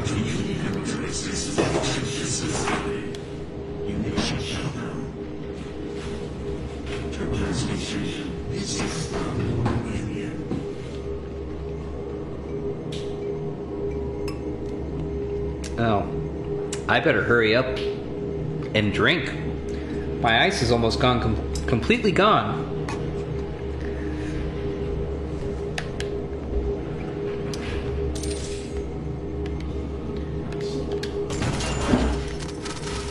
There we go. Give me all your candy. I like this little back room here. See all those little supplies on the shelf? Such detail, such beautiful detail. It's just, you know, like I say, it's a trade-off, right? When you make a map, you know, you want to be able to put all these little details into your map, but honestly, is it worth going to the extent that this author did? Because most people aren't gonna just slowly look at every little detail of every little thing that you put on in the Geo and just be like, oh, that's quite nice that you did, you know, that you put these things on the shelf and that you've, you know, you've got one boot just slightly to the side, and you gotta kind of think, is it worth the resources that you're going to spend on making your map? And is it, more importantly, is it worth your time? Now, if you just enjoy, like, just doing Geo, which I enjoy just doing Geo, but if your goal is to make, like, the best map that you can make, you really have to weigh whether or not it's worth the time and effort, and more importantly, the resources to go to this level of detail on the visuals. You really got to think, like, are you going to get a lot of, are you going to get enough bang for your buck as far as your resources? You've really got to find a balance.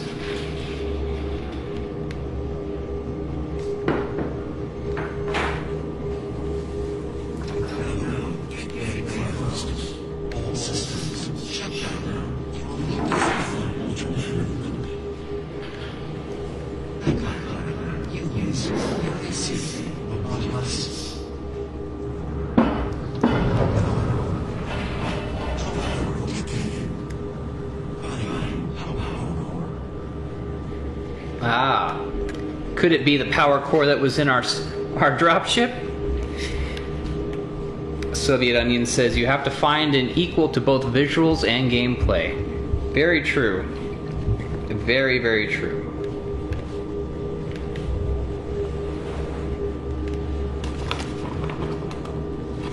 And you can usually have both. That's the thing. It's not like it's this terrible choice you have to make between one or the other. Most of the time, you can have great gameplay and great visual design.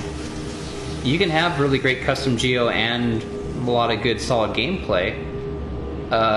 It's just that there are extremes. I think there is such a thing as going too far on custom geo, and that's to the extent that you just put everything into one module, and then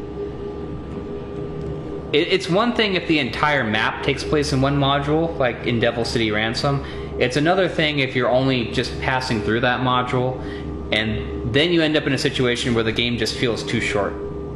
And from what people are saying, that might be the case here. So I'm gonna have to put this in the mech.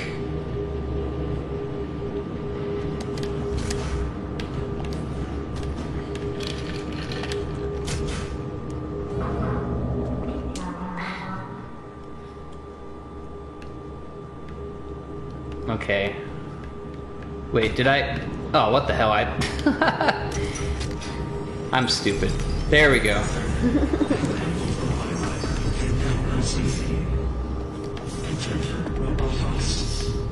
Here we go. Now it's clobbering time. Boom!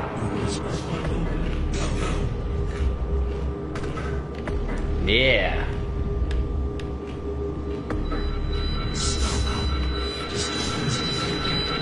Uh-oh. They're running mad.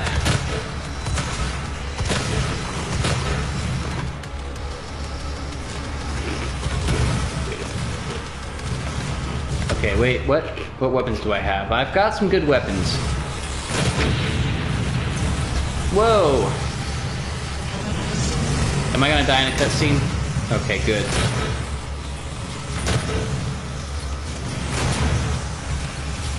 Whoa!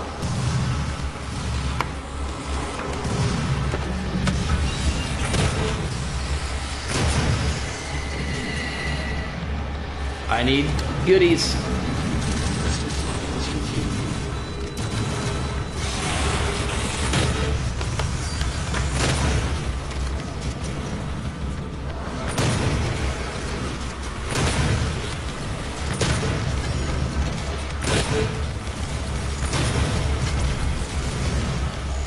I like how this mech helps you out. Kind of reminds me of my mech from one of the last levels of Psychotron. Except for that mech can get blown up. I don't know if this mech gets blown up or not. It looks like it's getting a little bit damaged.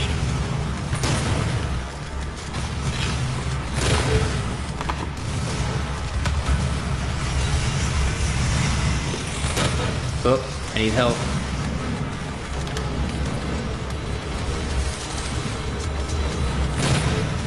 Ooh. Whoa.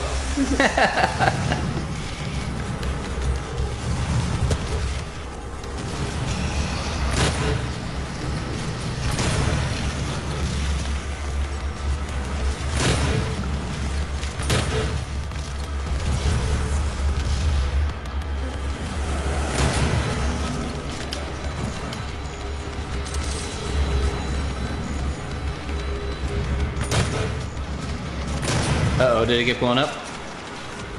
I like how my little hologram buddy is up there in the cockpit. It's like, don't worry, I got this. I'll cover you. Uh-oh. Uh-oh. Did we crash? What's going on? Oh no, we just stopped.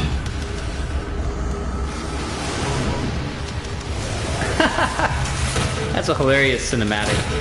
I like how his head just pops up. Whoa!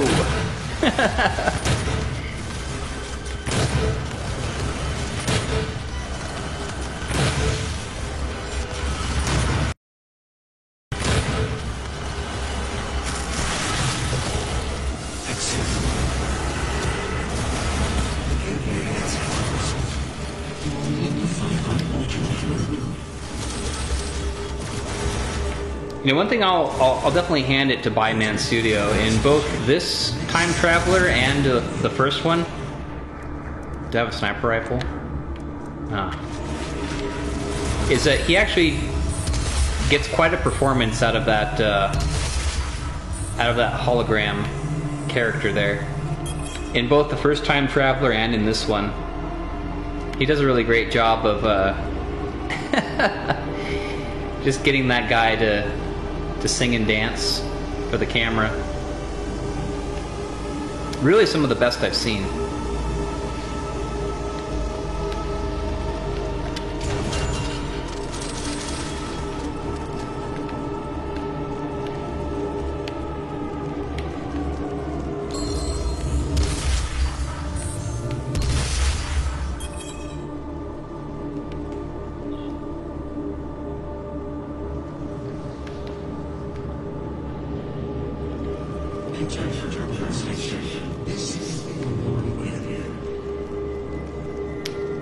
Fair enough.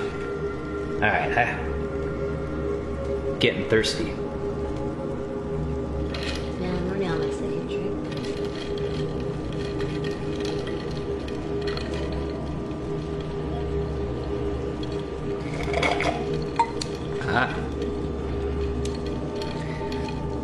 Would you be willing to make me another one? You're feeling lucky? Yes.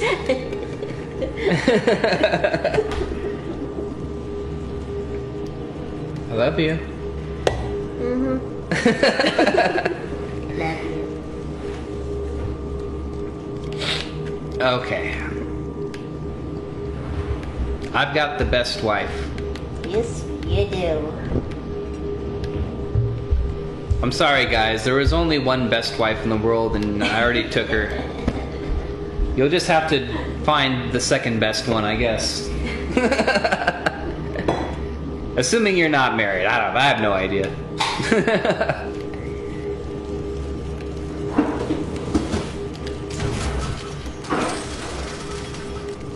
Oh, you can get a more than 100% armor. I might as well load up.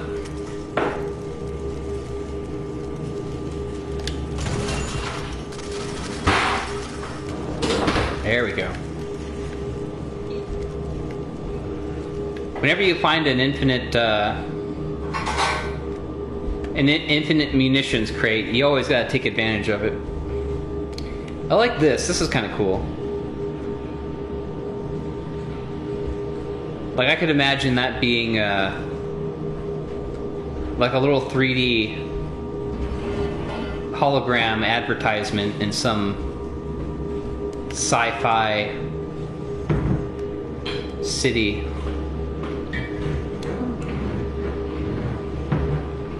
I don't know. It's a really simple effect, but I don't know. I'm just really fascinated by this spinning armor here in this glass. Huh.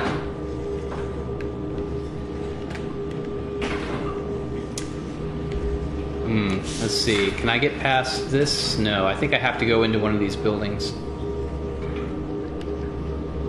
Is it this? This? Is it this? Is it, Which way am I supposed to go? You know, a POI here would be really, really helpful.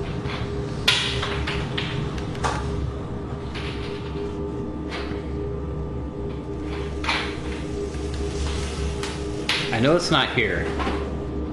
Wait, is this it? No, that's nothing. Okay.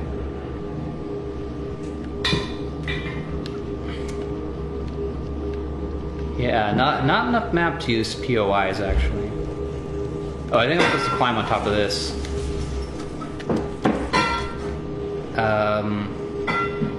Yep. Yep, it's all coming back to me now.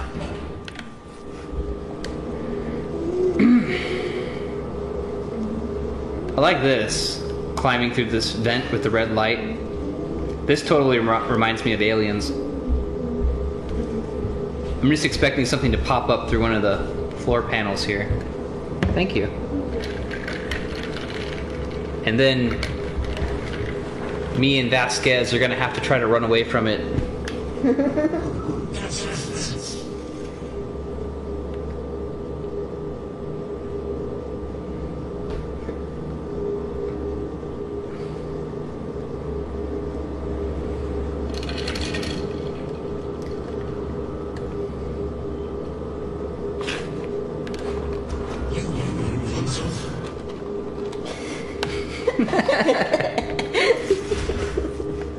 Okay. Boom.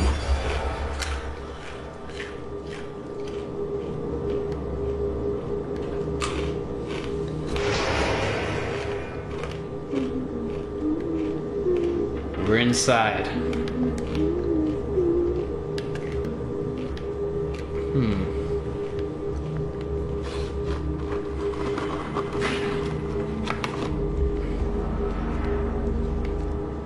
It's quiet. Too quiet. Something's about to pop.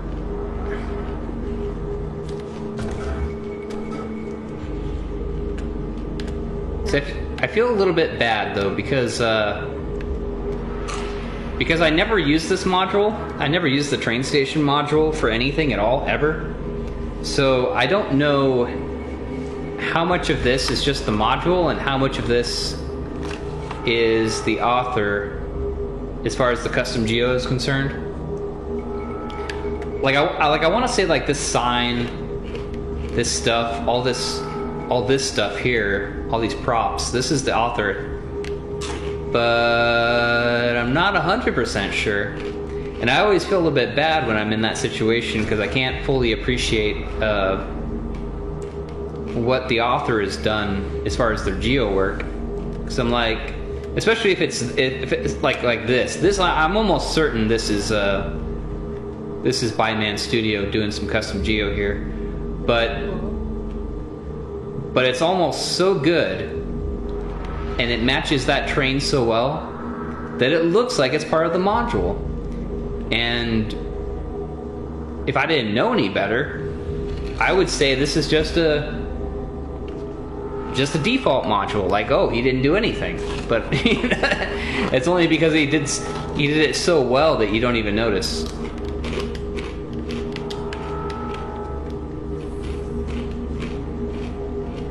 And of course, this floor here. This actually, I do notice this. He did take out the floor here with the skybox. That actually works really well. Yeah, that's a good effect, actually. I actually like that a lot more than the way the default module is. Got that train in the sky sensation there.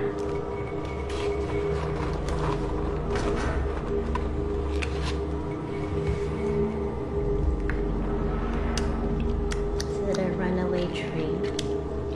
Runaway train never coming back. Gone away on a one-way track. That's such a good song. Feels like we should be getting somewhere, but I know it's neither here nor there.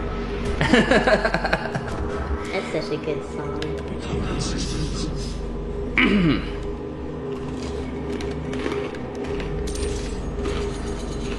Oh, I got a chainsaw. Uh-oh, some shit's going down.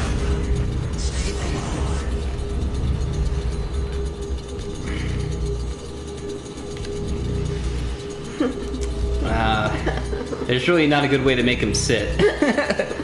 Well, bless your heart for trying. Whoa. Oh, what? Die. You and me, you and me.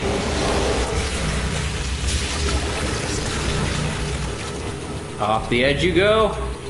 Off the edge. Ah, fine. I was really hoping he was gonna fall off. That would have been satisfying.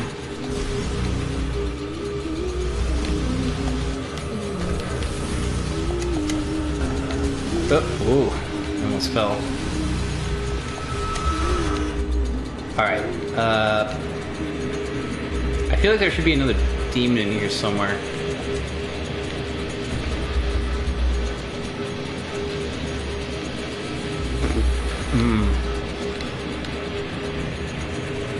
It could be the Jack and Coke talking, but I feel like this map does suffer from a lack of POIs.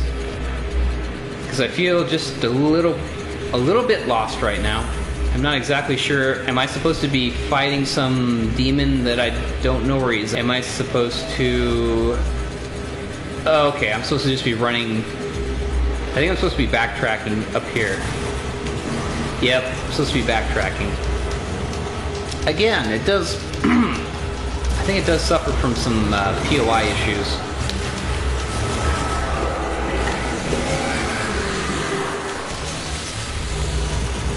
Look, guys, I know POIs can seem a little bit, you know, breaking the immersion, but there's no shame in using them.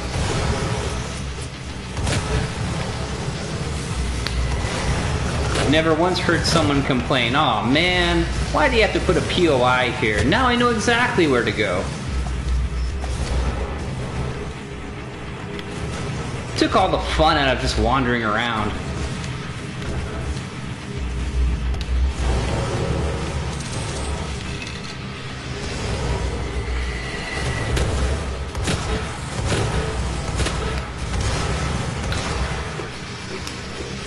Avasti.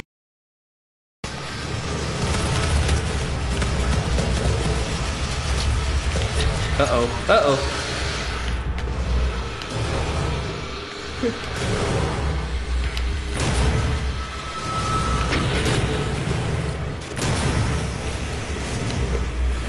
This is kind of an intense fight.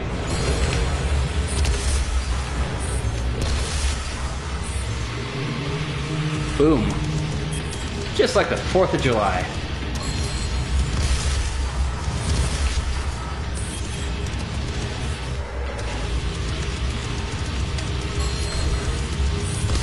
Here come the bastards, here they come.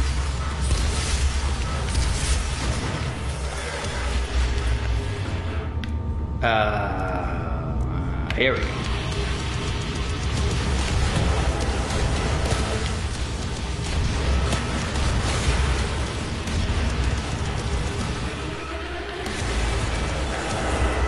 Oh, wait. It's not supposed to jump. It's not supposed to bounce back at me. Well, you threw it against the stairs. Yeah, I know I did, but... I mean, it is my fault. But Yeah, it is your fault. I was kind of hoping it was going to skip, you know? And bounce up towards them. Make me look like a badass. This isn't the Polar Express. Polar Ex- Miracles don't happen. Oh.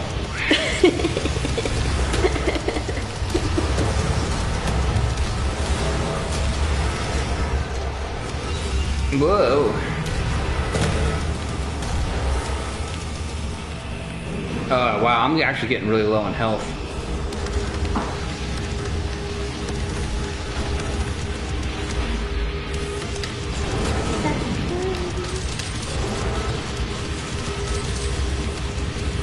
You know what these are? The holiday shoppers. I'm getting my son that Tickle Me Elmo doll. The what doll? Tickle Me Elmo. Oh. It was a popular toy Oh, I know. Alex had one. like 20 years ago. For some reason, I have no idea why. I guess now it'd be PS5s, right? That's the thing that everybody needs. That no one can get. That they're selling for like $1,000. Or the new Xbox. Actually, I've only ever heard of PS5s being like having that shortage issue. I'm sure it has to apply to Xboxes also. But every time I see a news story about people standing outside a Walmart for 5 hours in the snow, it's always because they're trying to get a PS5.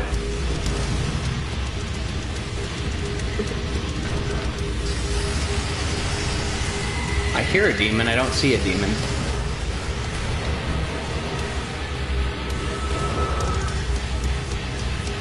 Where are they? Oh, I saw something. Did I see something? Yeah. There's definitely... Where'd he go? Did he just Chris Angel mind freak his way through the floor? Oh, there he is. Mind freak! Okay.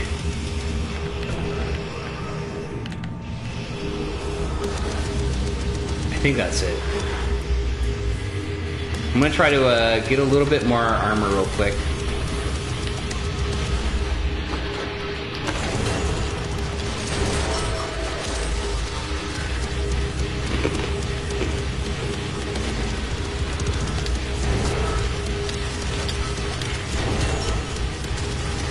There we go. Topped off.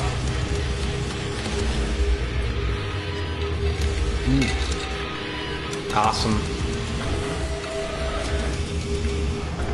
Wow. Again, I just have to point out how nice this little entry terminal looks. Just it looks like a prop that would really be in the game. It doesn't look like something somebody made from Custom Geo. And it matches the train so well. I mean, this is why you would play this map, right? Just so you can enjoy the Custom Geo, because it is really top tier Custom Geo. I mean, say what you will about the gameplay, you know, you can say it's short, you can say it's repetitive, you can say that the enemy waves, it's not, you know, whatever you want to say. But I think the reason why you would play this game, or sorry, the reason why you would play this map is because it's basically just the author showcasing his Custom Geo. And this is, you know, I don't know why I'm so fascinated with this particular piece of custom geo over everything else, but just this is why you would play this map, right? Just for stuff like this. Anyway. Well, it looks like something you would kind of see in the future, or like at an actual train station. Yeah. It's cool. Yeah, we're on the train. Oh, that's cool. Yeah. So you really feel like it's zipping along there to the sky. Oh, we're getting a little laggy here. Oh, they're coming in through the ceiling.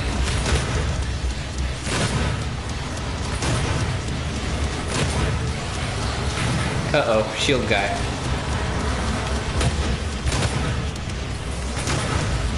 You know what? This is what rocket launchers are made for. This is exactly what rocket launchers were made for.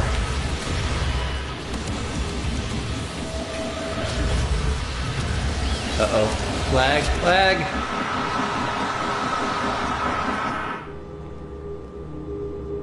And now the map takes a 180-degree turn. Completely different. We were on a train, we were speeding through the sky, and now we're in the middle of a snowstorm in Michigan, and there's a house.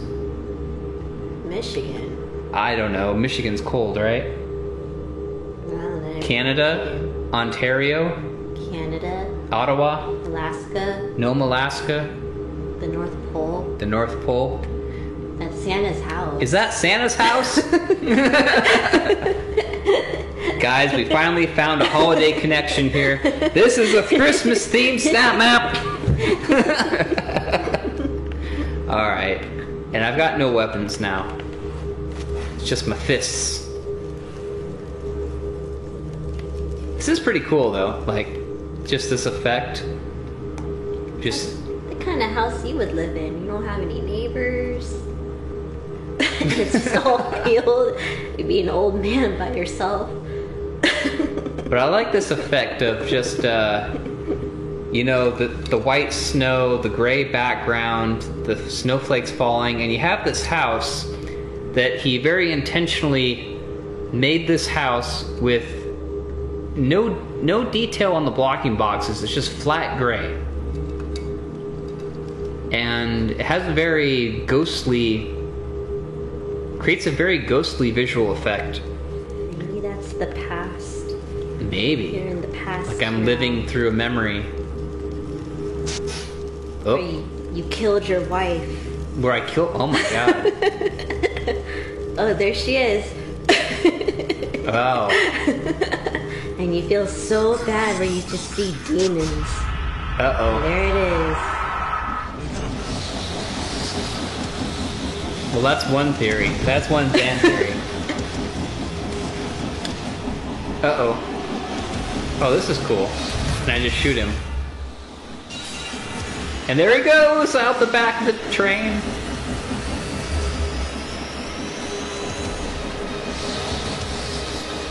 And I love that. That's very Resident Evil. It is very Resident Evil, yeah. I could totally see that as a Resident Evil cutscene. You know, I think this is a short but sweet map. And being short doesn't necessarily make it bad. I mean, this is what, maybe 10 to 15 minutes? It's definitely on the low end of, I generally say the Goldilocks zone for a map is between 15 to maybe 35, 40 minutes. Like, that's what you should aim for if you're if you're trying to really almost any map. Like, if you're just making a straight vanilla snap map, shoot demons, I would say 15 to maybe 40 minutes. Less than that is too short. More than that, you're starting to grind up against like a lot of issues. But that's really the Goldilocks zone, and I think this is technically slightly still inside that Goldilocks zone. because I think the map assumes that you're going to take some time to just sort of do a little sightseeing, enjoy the geo. Yeah, I guess we'll go ahead and vote it. Single player story campaign. Oh, there isn't even an option for custom geo. Wow, well, I'm going to put that in there. But yeah, I think this... Okay, assuming you don't literally run through this map as fast as possible, if you take any time at all to just sort of explore or look around, then you're almost certainly going to take at least 15 minutes to play this map. So it is short, but it's not so short that you feel...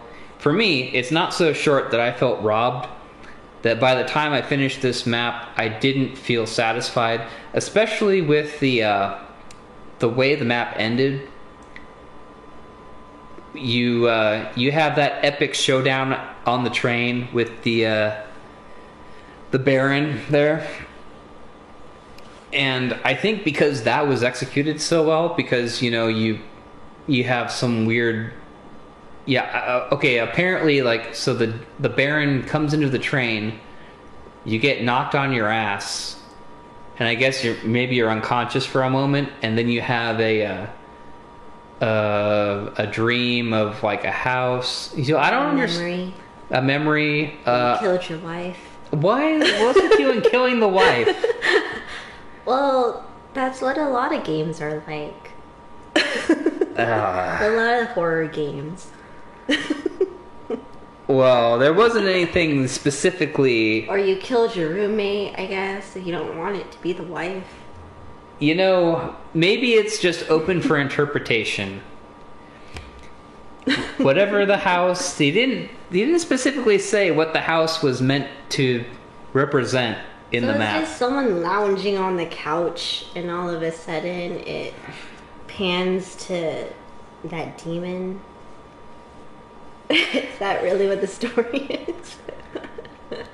Okay, yeah. I think probably his brother. I think the story. maybe it's just some bum that kicked open his door and took a nap on his couch, right?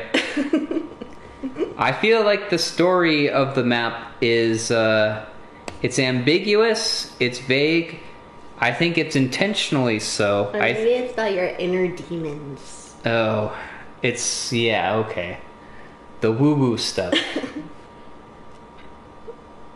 Well, it makes sense to me. Maybe it's about the inner demons. I think that's a little cheesy, but I think it's intentionally open. Well, what do you think what the story is then? I think the story is open to interpretation. The house symbolizes something. Maybe it symbolizes his home life, and and then the demon pops up. The demon, the house. It's a house. It's clearly like supposed to be your house. The door's open. It's in the snow. And you see some guy or your wife laying on the couch. Yeah, there's some guy laying on the couch. The door's open. Squatting. Yeah, it's... I don't know.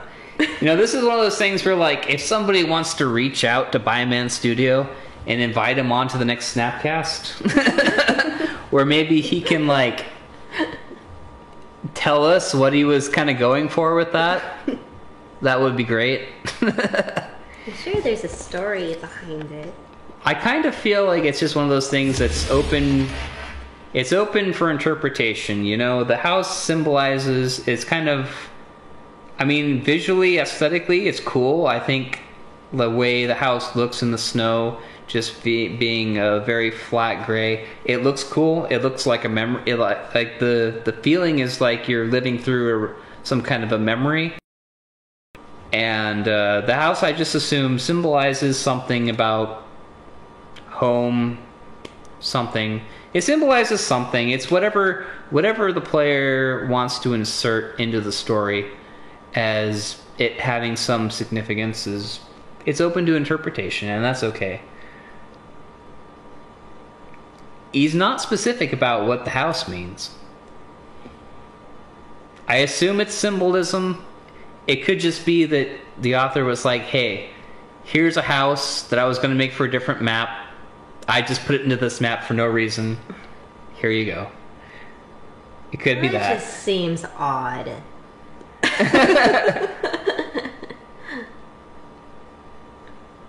What do you guys think? All right. Nobody said anything in the chat for a while. Anybody have any theories about what the house is all about in this map? Maybe he takes the train, and then the train is going, and he thinks he's escaping because he killed one of his family members. But in actuality, he's not escaping because that's his inner demons. I mean, now he's facing his inner demons. And then he blew away the... What's it called? Huh? The demon guy. What's the Baron? Called? Yeah. And then he's like, oh, okay.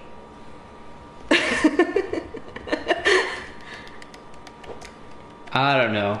It's always like this. It's, you know, it's either you killed your wife or I don't know what else it could be. Killed somebody inside the house because that person was laying on the couch. But then there wasn't any blood. But I don't know if you can make blood. Can you make blood in Snap Map? Oh, yeah. Some people do nothing but make blood in their Snap Maps. Well, maybe that's what he's missing if the guy is dead. Because if the guy is dead, he should have some blood in there. But if he's just squatting in the house... Well, we'll never know. I assume it's open maybe for he's interpretation. just staying home and staying safe. Maybe he died of COVID. Maybe that's what's going on. Oh, shit. I didn't mean to do that. Okay.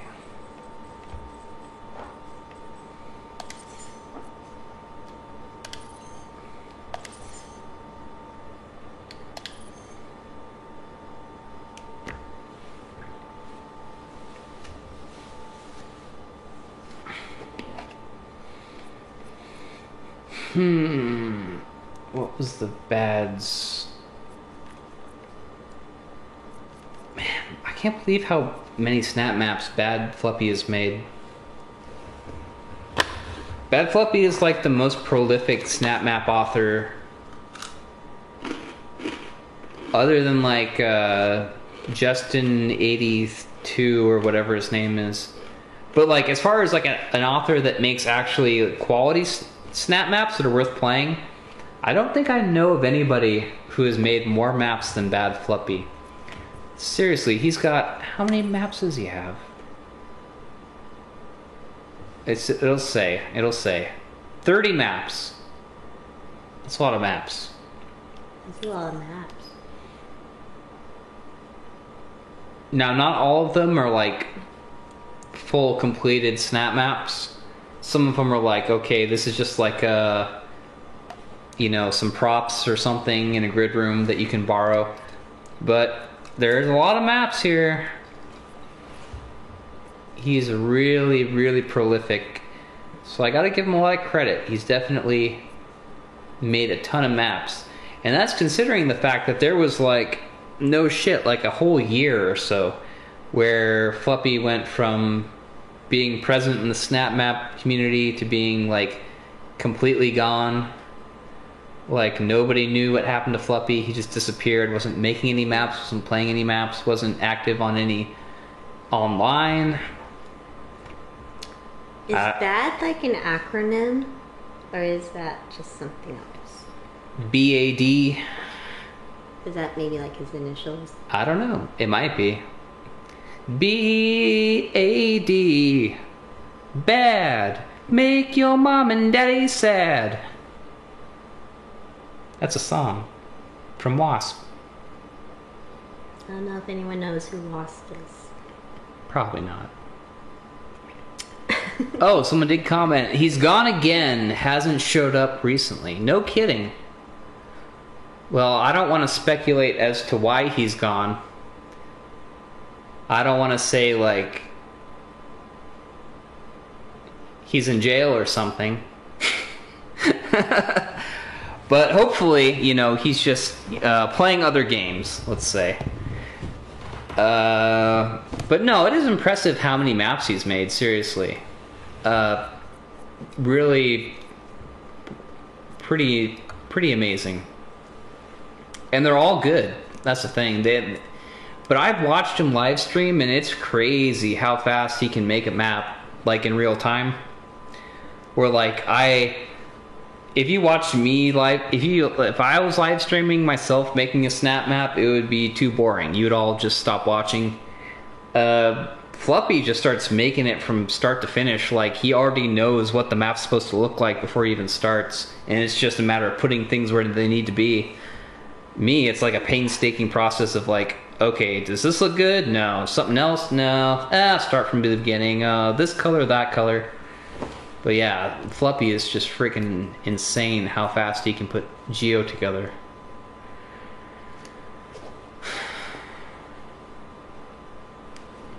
I know he's too busy playing Grand Theft Auto Online. Well, that's a fun game. You know, I always say, like, you should always play other games. I mean, obviously we all like Snap Map, but it's silly to think that you would only just play Snap Map, right? I mean, you should always be playing other games, if for no other reason, so that you don't get burned out on Snap Map. And like, I play, you know, right now I'm actually playing Baldur's Gate, the old Baldur's Gate, on PC. I play StarCraft a lot. And, you know, it's kind of funny because there's always people that want to, you know, make these big proclamations like, oh, I just wanted everybody to know that I'm not playing Snap Map anymore. I'm leaving Snap Map. Don't beg me to stay. I'm leaving Snap Map. And it's like, you don't need to leave Snap Map. If you enjoy playing Snap Map, then just go play another game that you enjoy playing. And then when you feel like coming back to play more Snap Map, just come back to play more Snap Map. It's just kind of this, I don't know why it gets on my nerves so much, but there's, you know, it's okay to play other games. It's okay to take a break from playing one game to go play another game. And then it's okay to go back to playing a game that you like when you feel like going back and playing it. I don't know why it is that people feel like making these grand proclamations that I am officially done with this game, and I don't know. It's probably just attention seeking, honestly. But no, I'm glad Fluffy's you know, playing GTA. Hopefully he comes back and does more Snap Maps sometime. You know, I definitely would love to have him on the Snapcast if he's ever interested in doing that. I try to take breaks so I can come back with fresh ideas and plans for maps. Yeah, exactly. I do the exact same thing. Yeah, you know. And I think Snap Map is really good for that because it scratches that certain itch. You know, I've yet to play another first-person shooter that offers what Snap Map has to offer, so it's always going to be there to scratch that particular itch when you want to do something really creative in a first-person shooter setting. You got Snap Map. It's perfect. Snap Map is Hotel California in a nutshell, in a shell nut. It's on too. You can check out any time you like, but you can never leave. Yeah, that's kind of true. Yeah, they always come back. They always come back. So the map I'm looking for is Into the Void.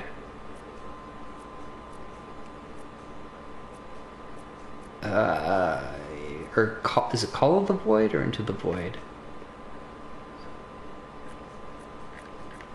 I think it must have blown past it. Call of the Void, okay.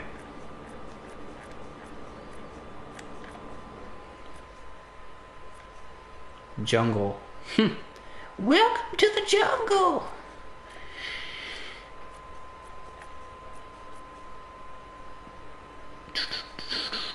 The Crew, I played that one recently.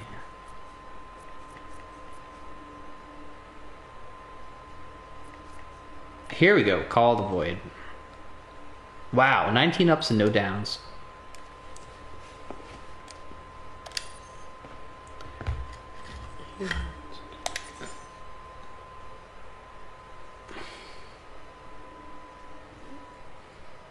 Gingerbread cookie.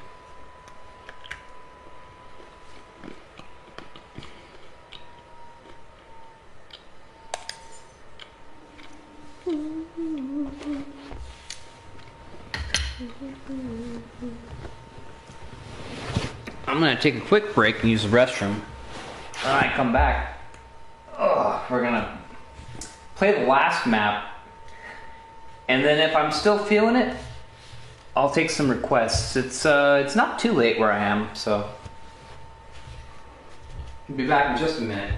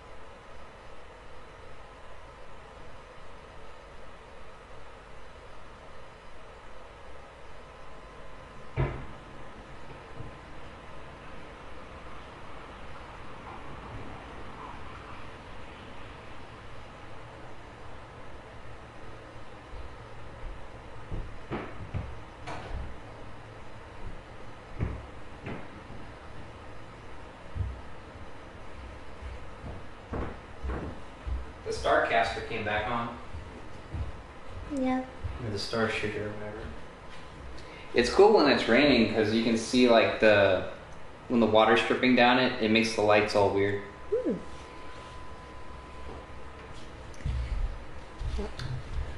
Macro shot, cat's eye. Oh. Interesting. Remember when you told me that you can tell time just by looking at a cat's eye? I can't do And that. that the monks do that, and I thought they were just crazy. It's true. It's not true. How can you tell time just looking by a cat in a cat's eye? It's because it's probably dilated. And your point? Do they just stare at the sun? I don't know. All right.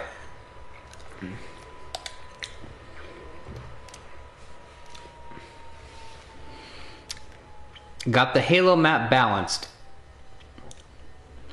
I can barely run Doom on my old Xbox One, so it's hopefully more playable and easier on the lower difficulties. Okay, great, man. That's fantastic. That definitely gives it the edge if this comes down to the wire, which it might.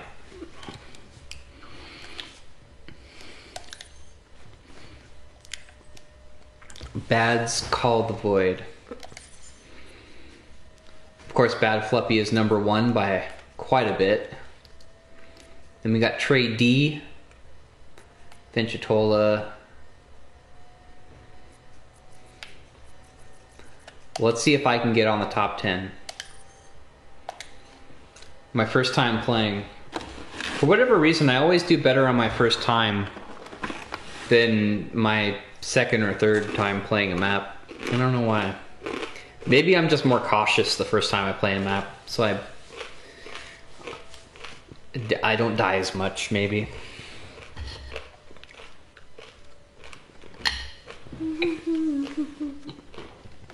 No, that song stuck in my head. Hotel California.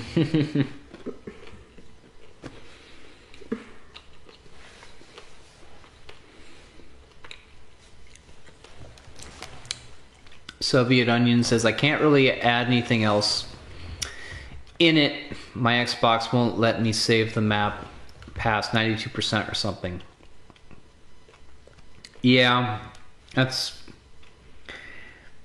just the way SnapMap is. I don't know about PC, but especially on consoles, it's really, really fickle. Which sucks. I mean, it'd be nice if that wasn't such an obstacle, just getting the damn thing to work right. But it sounds like you at least got some stuff done that you needed to get done. That's good. Here we go. Bad's Call of the Void. Looks like he's using some of these new props. A really beautiful use of decals here in this hallway. Oh, there's a zombie. Yeah, this is a fantastic looking hallway. Very nice, very well done for Custom Geo.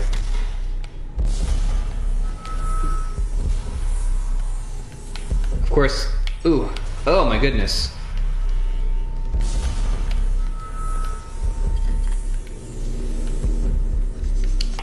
It's very easy to get hung up on little things in this hallway though.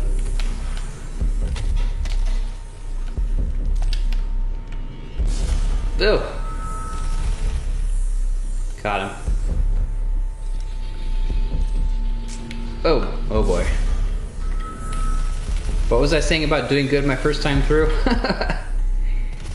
I haven't died yet. That's cool. Effect here. Yeah.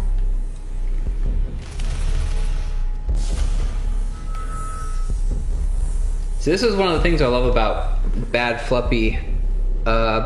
He just has such an interesting visual style that he really uses Custom Geo in such a way that it always just comes off as very striking and very the Geo is very in your face. Like, this effect is just really cool. And this isn't necessarily even something that has anything to do with like the new props. This is just the way he put blocking volumes together. Abstract but not as abstract as Pig Dog. Yeah, well, I don't know. I mean, I've played some Pig Dog maps, and his maps are very, very nice. I still tend to prefer Fluppy, but maybe I just haven't played all of the Pig Dog maps that you've played.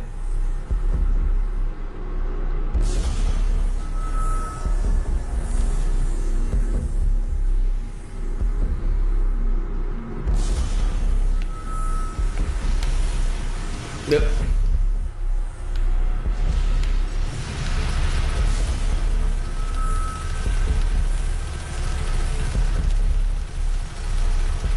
Oh boy.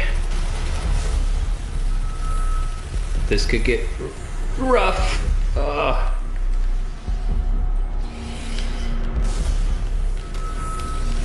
Bad Fluffy Simp. Hey, I just call it as I see it, man. I always give authors the credit they're due when they do something right. Because we all know, by playing through the review queue, there is a magnificent heap of maps where the authors do things just horribly.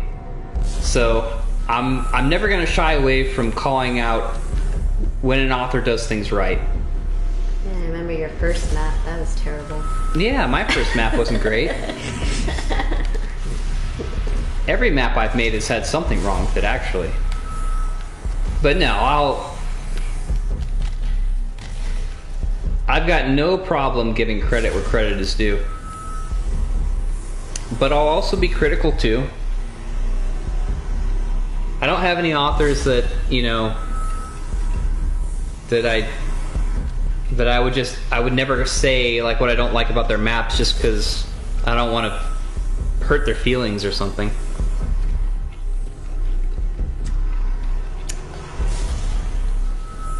I don't think there's ever been a map that was so perfect that I had absolutely nothing to complain about.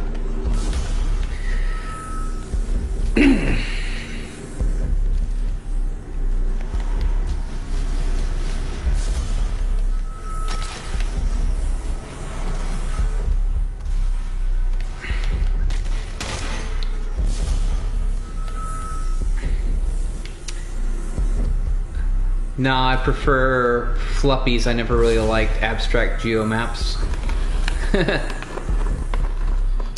I don't mind abstract geo. Actually, it has its place. My biggest problem with maps with like that are hyper focused on the geo or abstract geo is just that oftentimes the gameplay suffers because there's so much focus on what the geo looks like, the gameplay usually comes second fiddle. So a good example of this would be, I don't know if you guys have ever played any Dario Batelli maps, but that guy was like extremely focused on the visual look of his maps, like had very abstract custom geo. It was very nice, very cool, especially for the time. But the gameplay was literally like just dumping demons on top of your head. There was no style or finesse to how any of the demon encounters played out. It was literally just, okay, you're in a cool room with nice geo, now just dump a wave of demons on your head and go kill them. And then when they're dead, okay, dump another wave of demons on your head. There was like, the gameplay was just kind of boring, but geo was nice.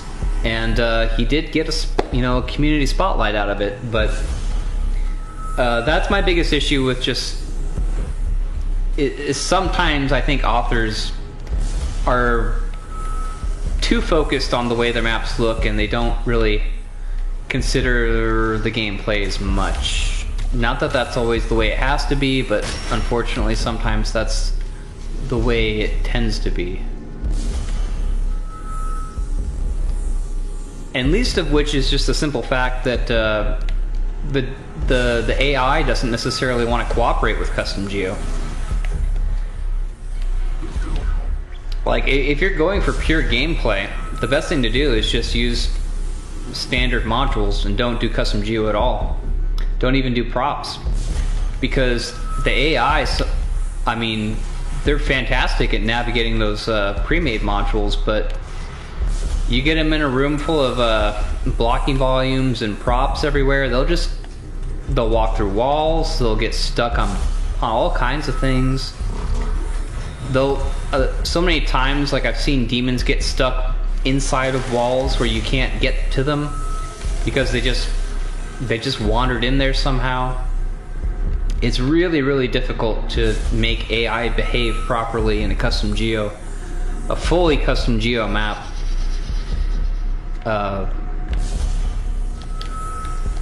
I can understand why some people don't even bother to spend a lot of time with it.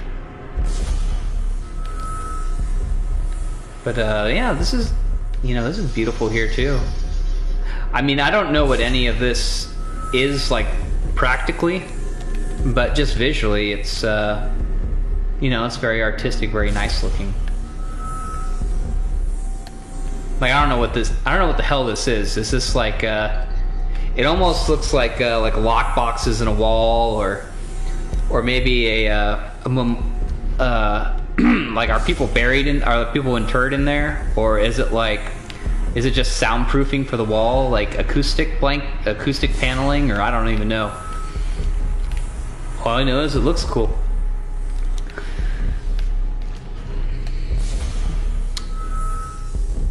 Review queue is the questionable decisions area snap. But you know, sometimes you actually get a lot of creativity in the review queue, especially from people that are like first-time Snap Map authors, because they don't know what they don't know, and usually that's a bad thing. But sometimes they just go way out on a limb and they try doing something crazy, and sometimes they surprise you. Like my map Cyclotron was actually based on a review queue map called like 1500 Hell in a Cell, where the author just he gave the player all kinds of weapons, and then he just cranked up the speed to like 1000% or whatever, and it was just completely crazy. The only thing is the modules were too small, so it was just a big pain in the ass. But I was like, you know what, you're kind of onto something here. I would just make the modules bigger and more decorated, and you've actually got a fun concept.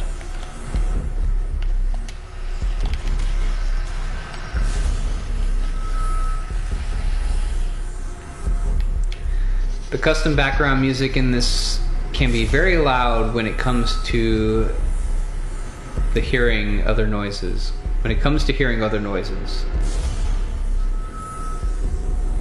Oh, yeah, I can imagine. I'm not playing on like headphones or anything. This is just on my TV. But yeah, I noticed there is a custom soundtrack going on here.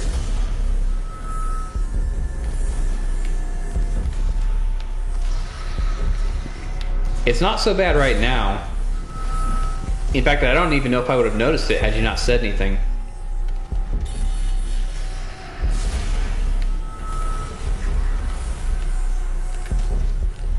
Of course, I'm more than one Jack and Coke in for the night, so I don't know if that is going to help or hurt this map. But I'm not sure, like, is the custom music like unbearably loud if you're listening to it normally?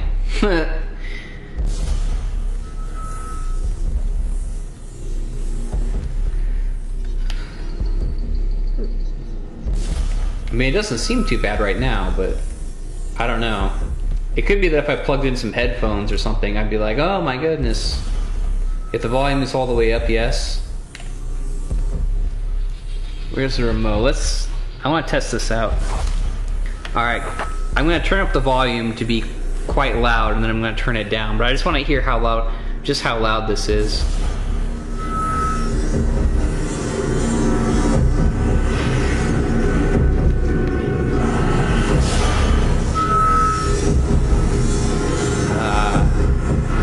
It's loud.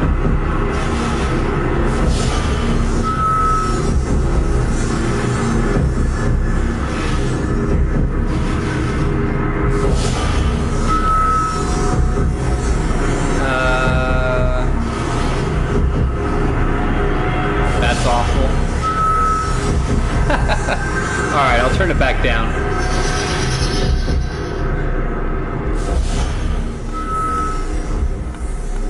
There we go. I just had to experience it for myself. Honestly, it didn't seem too bad. The microphone's probably getting it too. Yeah, I don't know how much of that's being picked up by the microphone. It could have been really terrible. I'm sorry if the feedback from the microphone did something horrible to your eardrums. It sounds like someone is launching a nuke. Oh. That's probably just my microphone setup, though.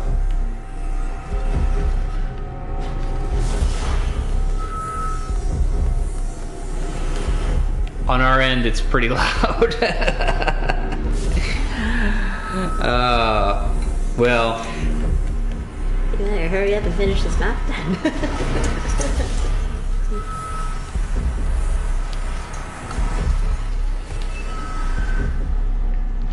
Has it been horrible the whole time, or just when I turned up the volume temporarily? Are you saying it's it?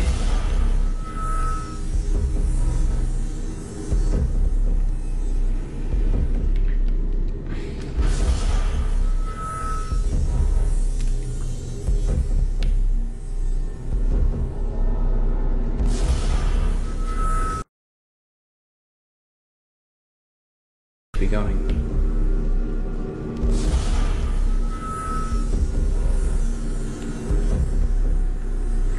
Okay.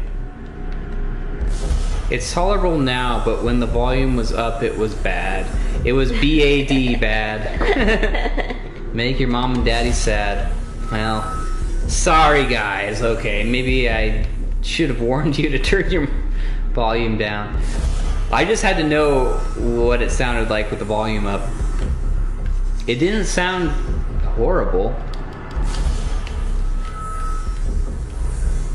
Where the hell am I supposed to be going?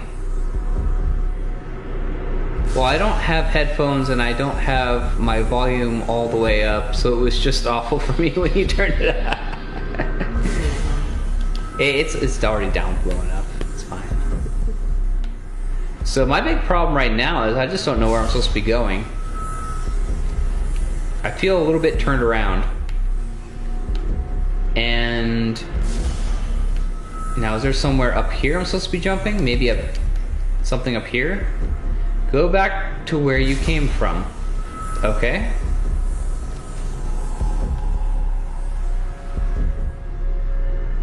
Okay, I came from back here. This is where I started. Oh, he's doing one of these things. Oh my goodness, this would have really benefited from a POI. Okay. Let me just make sure there's nothing else I need to interact with first. It could be one of those things where once I go through the door, I can't come back to anything that just opened up. Okay, yeah, that sucks right there. See, this is exactly what POIs were built for, is to avoid that situation. Thank you, though. I'm glad you guys are here to help me navigate. Yeah, they knew without a POI. You know, I never claimed to be some supportive wife you are. It might have been from painful experience, but... Whoa, here we go. You know, if there's one thing I'll admit to, it's that I don't have the best navigation skills typically. In the video games or in real life. So this may not affect other people as much as it affects me, but I always benefit from POIs and knowing where I need to go, especially if it's not super obvious. Now I gotta take stock of what's going on in this room. He's got the new modded floor texture there for the slime. Now I don't know if that's specifically for slime or if that's for lava, but he's changed the color to green so it doesn't look like lava. But it's definitely putting out a pretty good slime effect right now. And I like these things here. These things on the wall. It definitely has a pretty cool toxic slime. Okay, I figured it was. This definitely is giving me a pretty cool underground cyberpunk vibe. He's definitely selling me on the vibe.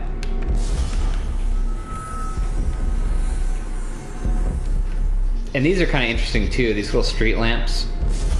These really crooked street lamps. I mean, they don't need to be here at all, but They do add something to this walkway, I think. Oh, here's a leap of faith. We can make it, guys. We got double jump. There we go.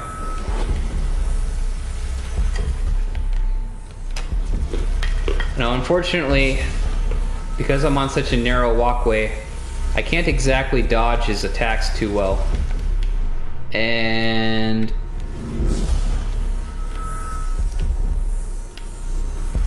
yeah.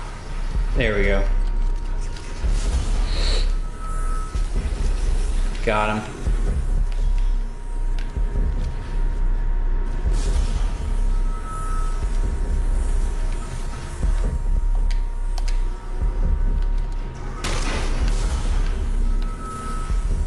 Oh, down you go. If only there was a splash effect for when demons landed in the slime there, or the lava, or whatever it would be.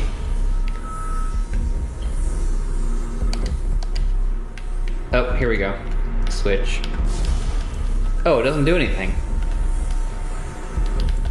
What the hell's the point of putting a switch here? Okay, that's one thing. So from a purely visual perspective, I got no issue with putting something like a random switch on a walkway. But just as a player, as somebody who's played a shit ton of snap maps, like, you're fucking with my head by putting a switch like this anywhere in your map if that switch is not meant to ever be pressed. Because I see this, and I think, I gotta press it.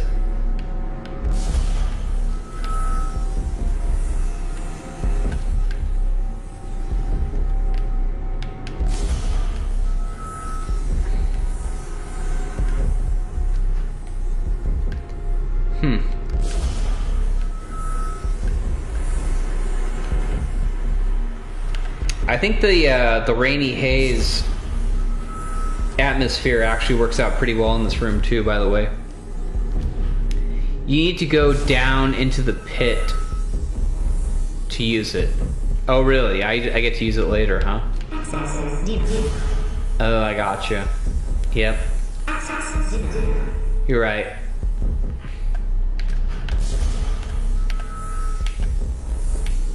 Oh, there we go. Definitely going all out on these decals down here. You can just see the corrosion from the slime working its way up these beams here. These support structures.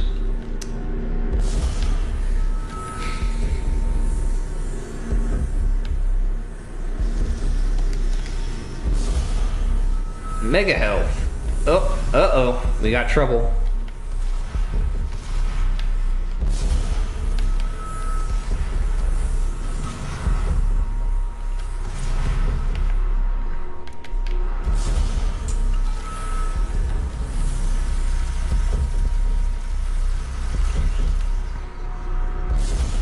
Boom.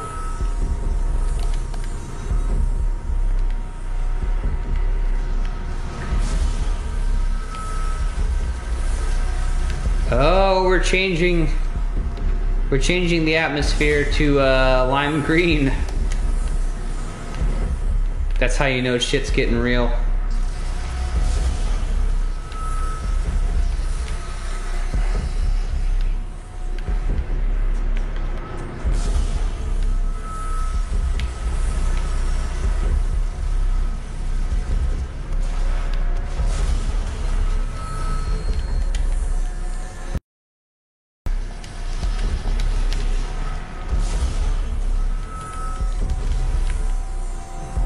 He's doing the dance. He's doing the Mancubus jig. Or he was.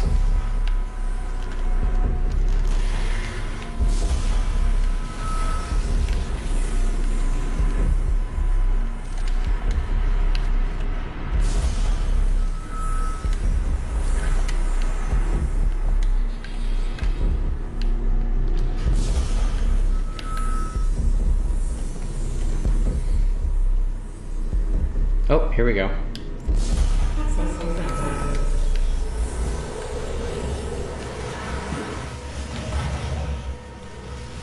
Whoa. Whoa. Oh, shit's getting intense. He's bringing out the big boys. I got Cacodemons, I got Hell Knights. Oh, man. Oh, man.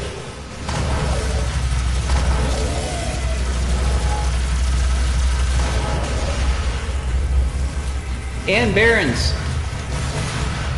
Why not?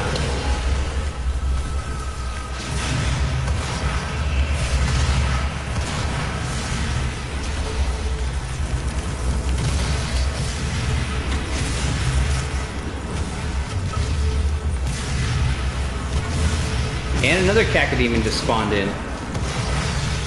He's really just dumping demons on me.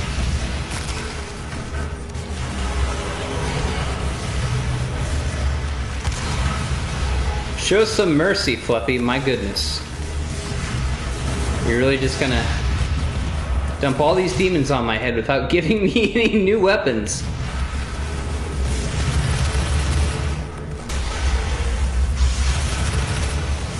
Well, I suppose if I'm to die, I should just get on with it and decrease the surplus population. There's a little Christmas Carol reference for you.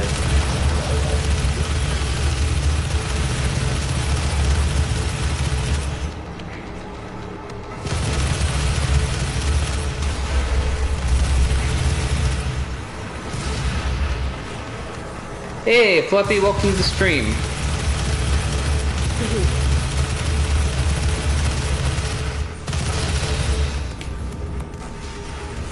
I am playing your map, and the reason I'm playing your map is because it's under consideration among a couple of other maps for potentially being a featured Snapcast map. But this is the first time I've played it, and I needed to play it for myself to be sure. I've also played a couple of other maps this evening, including Time Traveler 2 and Halo Assault, what is it, Canyon Assault? Assault on the Control Room. Halo Canyon Assault, something there. All of which so far have been fantastic maps. Fantastic, beautiful custom geo. Hazard boots. Oh, now I can walk through the slime. Ooh, okay. Is there something I need to do in the slime that I couldn't do absent the hazard boots? I was pretty sure you played it already. Nope, this is my first time playing this map for sure. I would definitely remember this map if I'd played it already.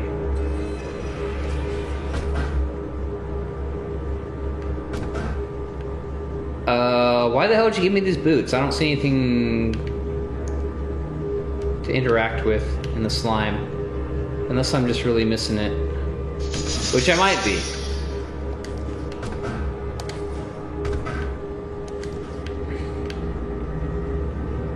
I might be missing something obvious. Boots were for the boots were for combat. So here, how about this? If the boots were for combat, maybe they should have been at the center. At the center of this walkway, where I could have seen it, instead of off on one of these legs where I never went. But did you die? Did it? No. Okay, technically I didn't die. You're right. You did it the hard way. You should be proud.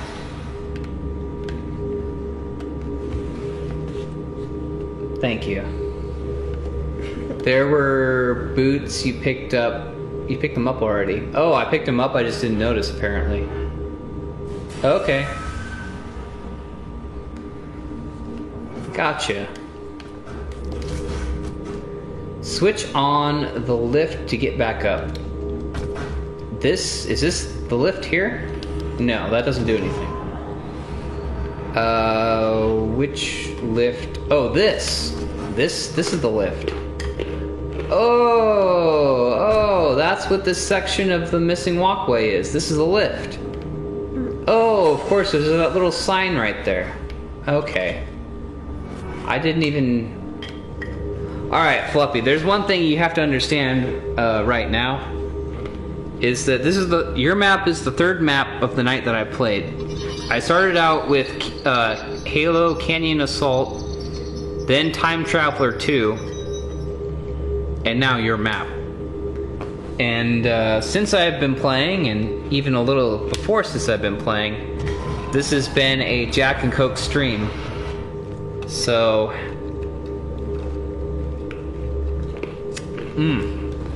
So I don't know if that's working to your advantage or not.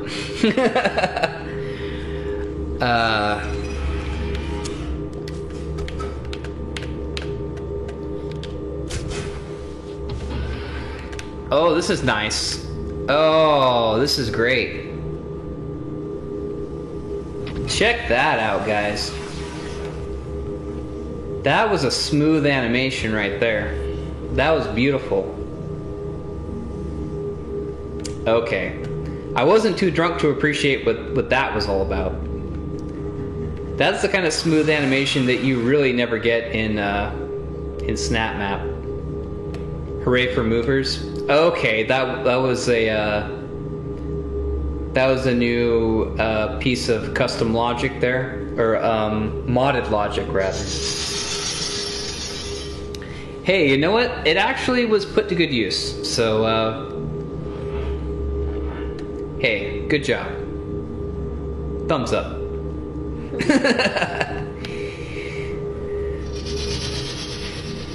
There we go. Moving on. Okay, some nice little hallway action. I like the reflection there. Very red. What do we got here? Sniper rifle. Assault rifle. Okay.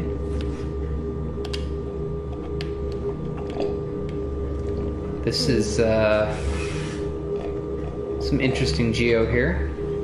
Oh, we got zombies.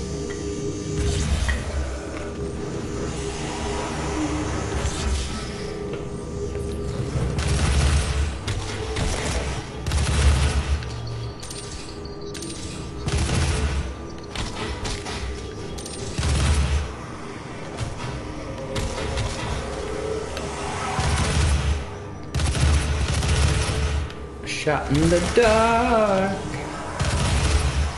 So far away from me. I feel like I'm supposed to be using these launch pads. There we go. Whoa! Okay. This kind of reminds me a little bit of Quake Arena. Getting some Quake Arena vibes here.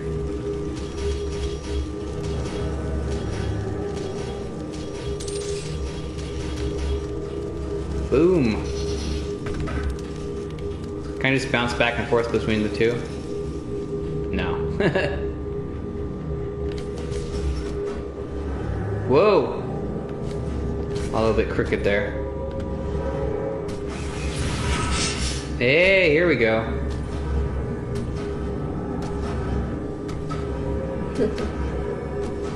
That reminds me of Portal. Oh, yeah, it does remind me of Portal. The last place you were at reminded me of that one Portal 2. Okay, this is making me dizzy. Enough of that.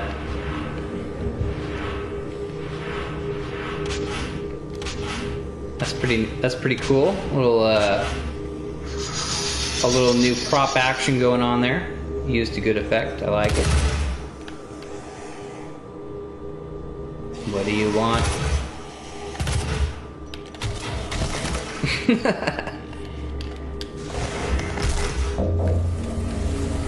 Oh. Whoa. Uh-oh. Uh-oh. It's party time.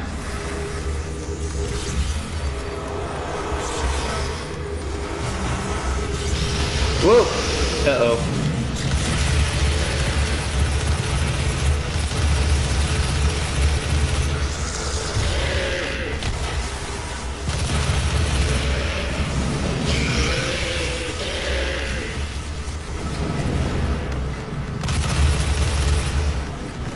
Looks like the grenade actually recharges pretty quick, which I'm not going to complain about.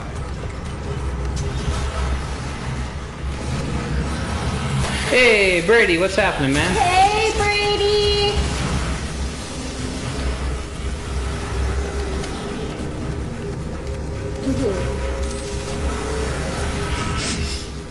Congratulations, man. By the way, I got some cigars for you. For you. We need to hang out sometime over the Christmas break.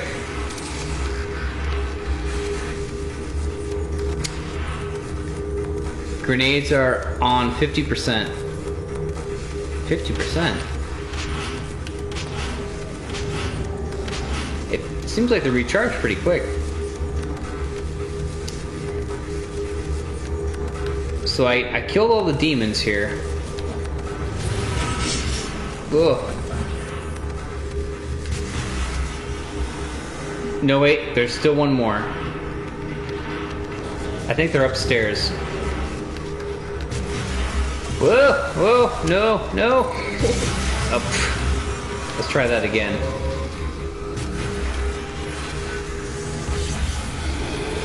Oh, you shot him in the head. I shot him in the head? It looks like it. I shot him in the head again. Yep, I certainly did. There he goes!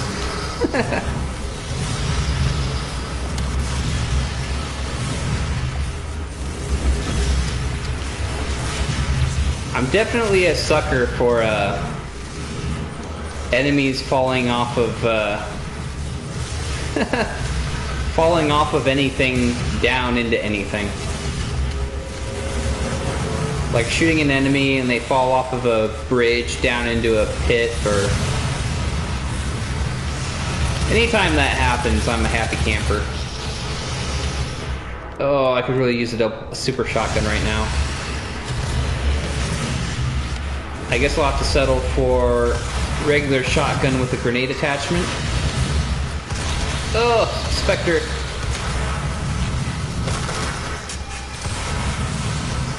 No, get glory kill.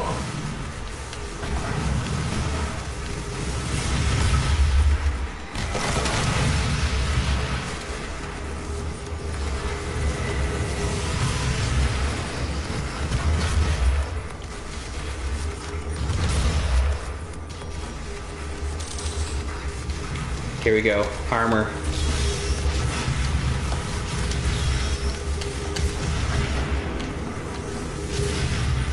Alright.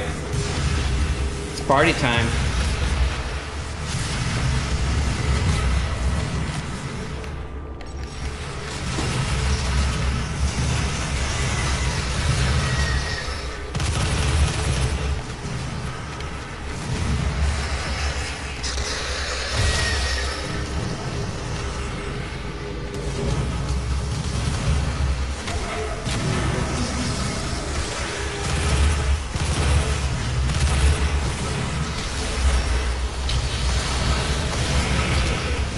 Uh-oh. Things are getting crazy.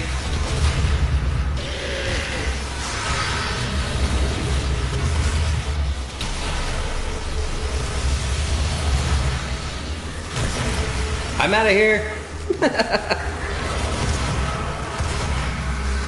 This is actually a pretty intense fight. I'm enjoying this fight.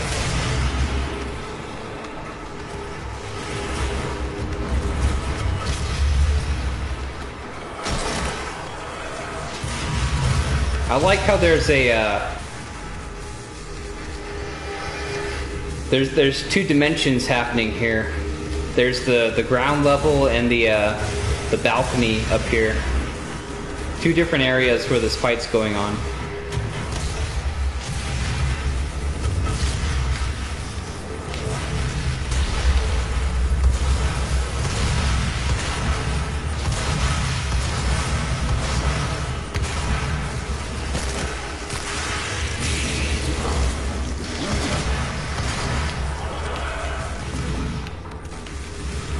Whoa!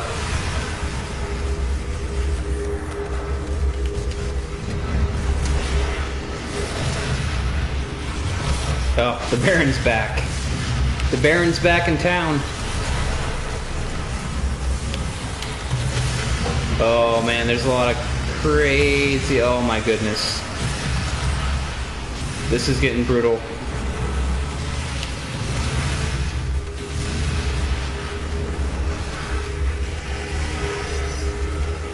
I think I need to come up here just to recharge my health and armor.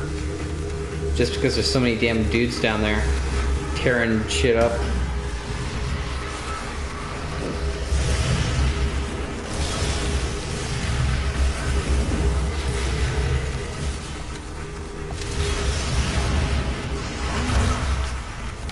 Oh boy.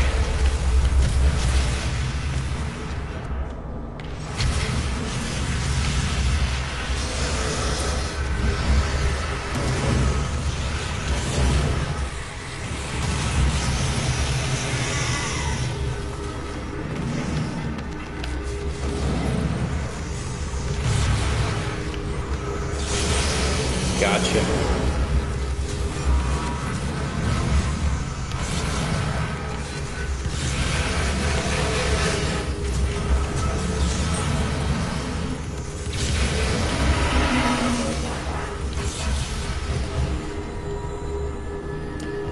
Okay, did I get everybody? You know what's funny? I never actually went for any of these hastes. That's funny. That probably would have made my life a lot easier if I would have just grabbed one of these hastes along the way.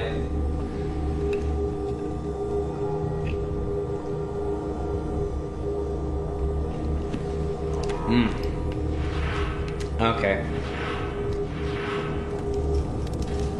Oh, here we are.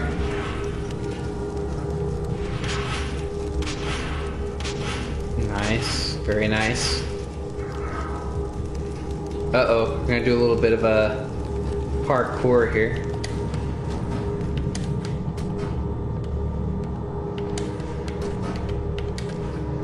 There we go. Big old demon skull.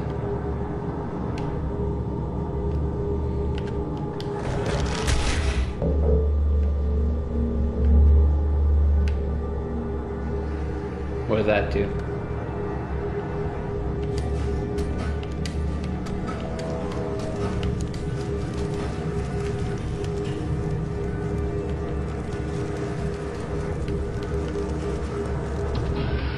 Oh, here we are.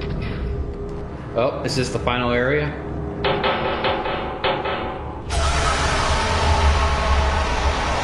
Oh.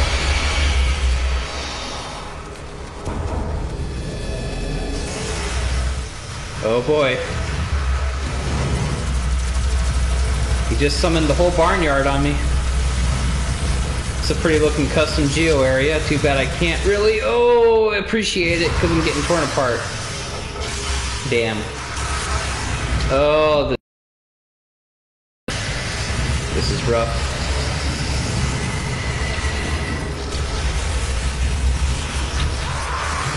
I feel like I'm gonna die 100 times here.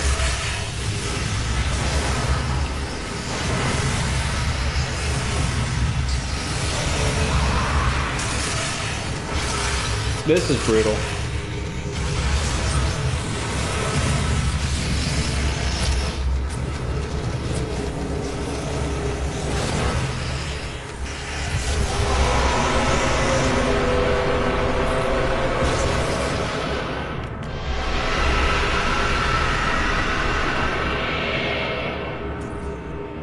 That's the spirit.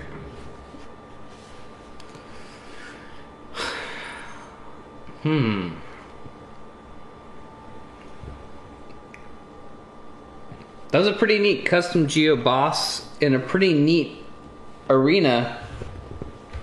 I wish I could have had a little more time to look around at taking some of the detail, but obviously I was kind of a frog in the blender there at the end. I'm gonna vote it up as a good map. Custom geo, single player, custom geo.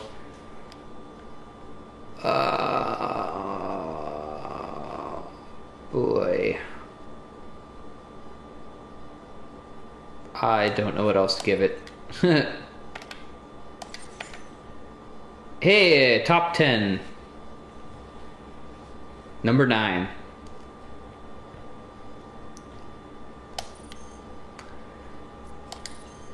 That's Bad's Call of the Void. Fantastic custom geo, as to be expected from a Bad Fluppy map. I'm glad the author was able to incorporate some of the new modded material into here, such as the slime and just a lot of the modded props like demons hanging from the wall, giant demon skulls, you know, various pipes and things. Oh, by the way, Bad, he's a simp for you. Yeah, you're really onto this whole simping thing, Doomer. I don't apologize for giving authors credit when credit's due, and I'm not stingy with the compliments either. I've complimented, you know, dozens of authors whenever they do something good. Just very straightforward because I've been there. I've made plenty of snap maps. I can recognize when an author does something noteworthy, when they do something cool, when they do something that's taking advantage of snap map in a good way. I just like to keep a joke running. Yeah, it's all good, man. It's funny. No worries. Yeah, no, I'm very free with the compliments, but I don't hold back on the criticism either. And one criticism I would have of this map, perhaps, is there's some points, I think, where it would benefit from some POIs. Like, well, I mean, shoot, just watch the replay. There was more than one point where I got kind of turned around, didn't know where to go. Now, granted, this has been a Jack and Coke stream. I don't know to what extent that has played a factor. But nonetheless, there were some times where I was meant to go backtrack through the map and go through a certain door that, up until that point, it might have just been part of the custom geo for all I could tell. And there was no indication that I needed to go there. Fortunately, I get by with a little help from my friends, and someone in the chat here in the stream told me I needed to backtrack and to go through that door.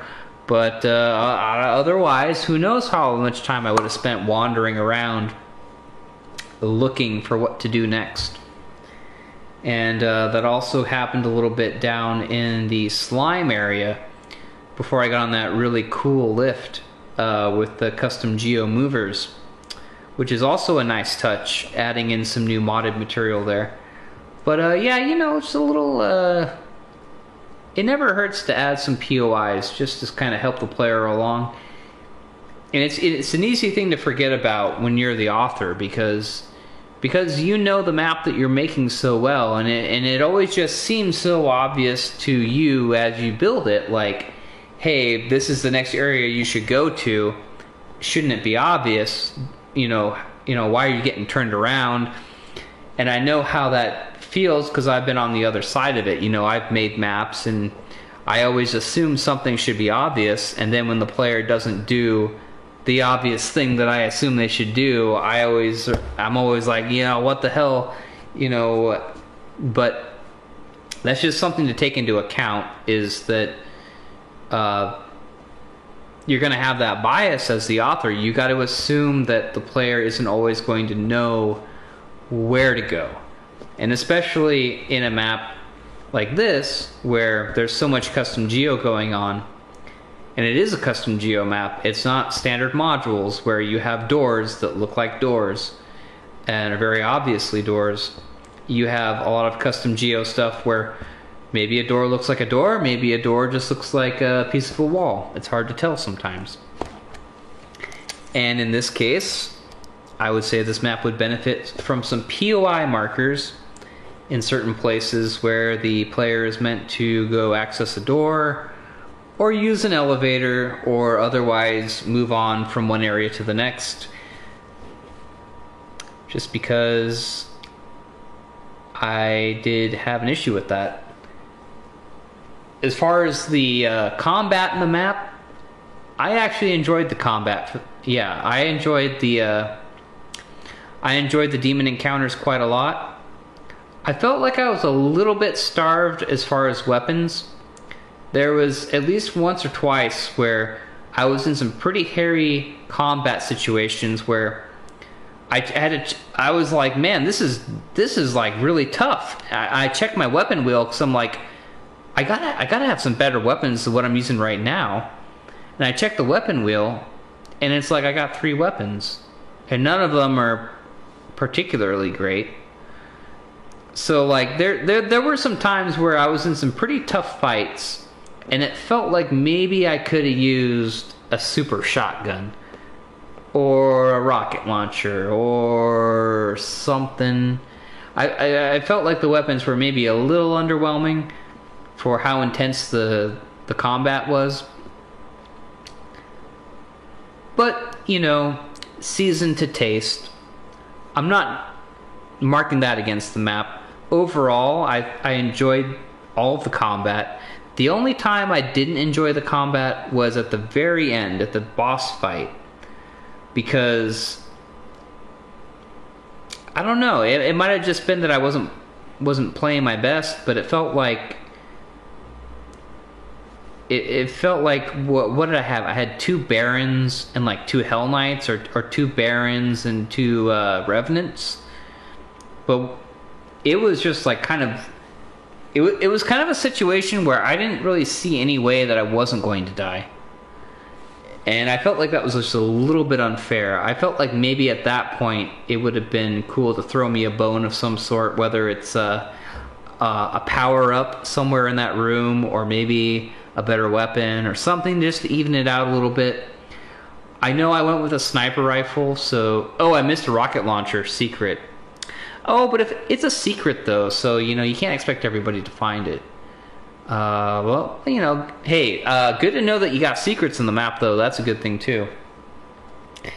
So, yeah, the final boss... Okay, the boss itself I thought looked cool. The entire final room looked cool. The combat I didn't enjoy as much. I thought it was a little bit too hard.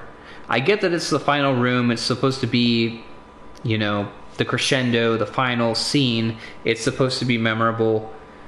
I feel like it might have crossed into being unfair, a little bit too hard, because there's nothing really to take cover behind in that room. It's just an open room. You don't have any haste. There's no speed modifiers. You can't outmaneuver any of these attacks coming your way. You don't have any weapons that are particularly good unless you're able to find that rocket launcher, which I guess would have changed things a little bit. But even so, like, it only takes a second for a Baron to be up your ass, and then, you know, a rocket launcher's not the best close quarters weapon, unless you want to blow yourself up. But yeah, the final combat in that final boss arena, I'm not a huge fan of. The boss was cool looking, the room was cool looking, all the geo in this map was cool looking, used to great effect. What can I say? Just all the, just like every other bad flippy map, you know, the geo is fantastic, of course.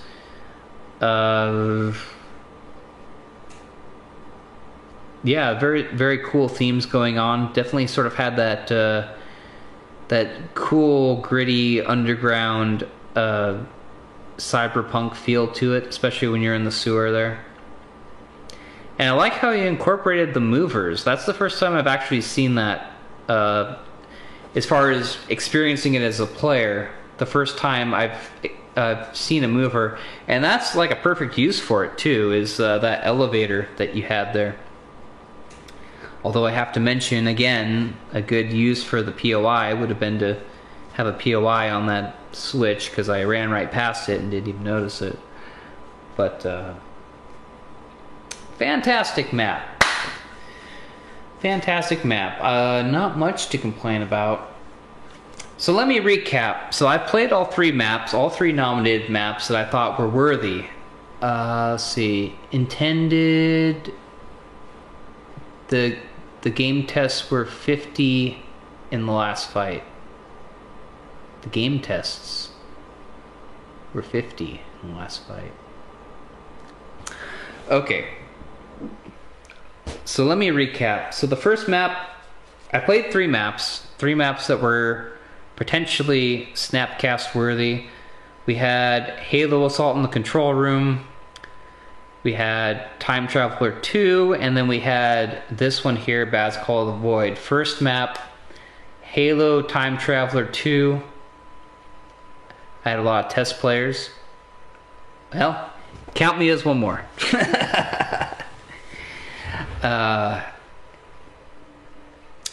Anyway, so first we had Halo Assault in the Control Room. I think I have a personal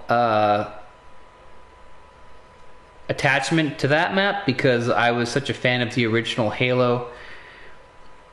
So there were things that I noticed about that map that maybe the average player wouldn't notice, especially if they'd never played the original Halo.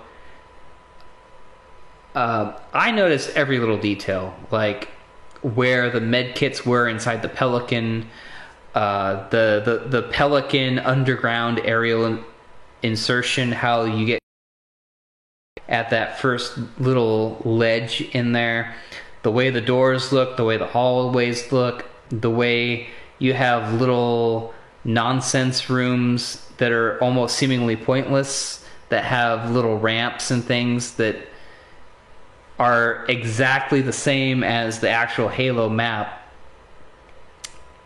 Go for the Halo map, says Fluffy. You know, I'm gonna be fair and honest here, but it's good to know where you stand. It has way more to it. Yeah, well, hey, you know, I'm just doing my assessment now, but I'm glad you gave your input there. Appreciate it. So the Halo map, yeah, it visually it captured a lot of what is in Halo CE. From the vehicles, you got the Scorpion tank, you got the Warthog, you got the Ghost, the Pelican, all the classic visuals of the vehicles that make up that game. It's all right there, and it's all, you know, it just reminds you so much about Halo. You almost forget that you're playing Doom. It feels like it really gets that immersive with the custom geo and the atmosphere. It really pulls it off well, and of course, great job the custom mechanics by Stony. I think did the shield. You have a shield that works just like the shield in the original Halo CE, where it charges up. Is that the hot pot or the Instant Pot? Instant Pot. It's turning off. Oh, it's turning off. Yeah, where was I? The Halo map, yes. Visually, it sells it as being Halo. Very well done, very close to the source material, very faithfully done. Fantastic in almost every way. It was a little bit unbalanced the last time I played it, but I just got an update from the author. He said he went back after seeing my playthrough and he rebalanced a lot of what was wrong with it. So it should be a bit easier and smoother than what I just experienced. So that is a pretty strong candidate for the winner right there, I think. Also, we've got Time Traveler 2, continuing on from the Community Spotlight Time Traveler, the original there by Byman Studio. Takes place, you're in that shuttle that you leave the first map from. You get attacked by another ship, you crash land in this city, a really extremely detailed custom geo city. It's just can't say it will be perfect, but it's hopefully more balanced. Okay, good to know, good to know. So Soviet Onion there saying should be more balanced. That's a good thing. So anyway, Time Traveler 2, you continuing on from the first Time Traveler, you crash land in a custom geo city. It's really super detailed down to the items sitting on a shelf, the stores, this very cool, convincing looking city, really taking advantage of all the custom geo assets and snap map there. There's also this mech warrior looking thing that you get to sort of jump, you get to power it on with the core, jump inside of it, shoot a hole in the door. You've got some great performance happening with your AI hologram, whatever it is, that little blue man there, and that's always something I've appreciated from the Time Traveler maps, is just the amazing performance that he's able to get out of that little blue hologram. And then that map is pretty cool. It is very short. Especially if you don't take much time for sightseeing and sort of taking in the custom geo. If you just play through it straight, it is regrettably short, I would say. But the author did put an awful lot of time into the appearance of the map. The custom geo is really fantastic, especially that city.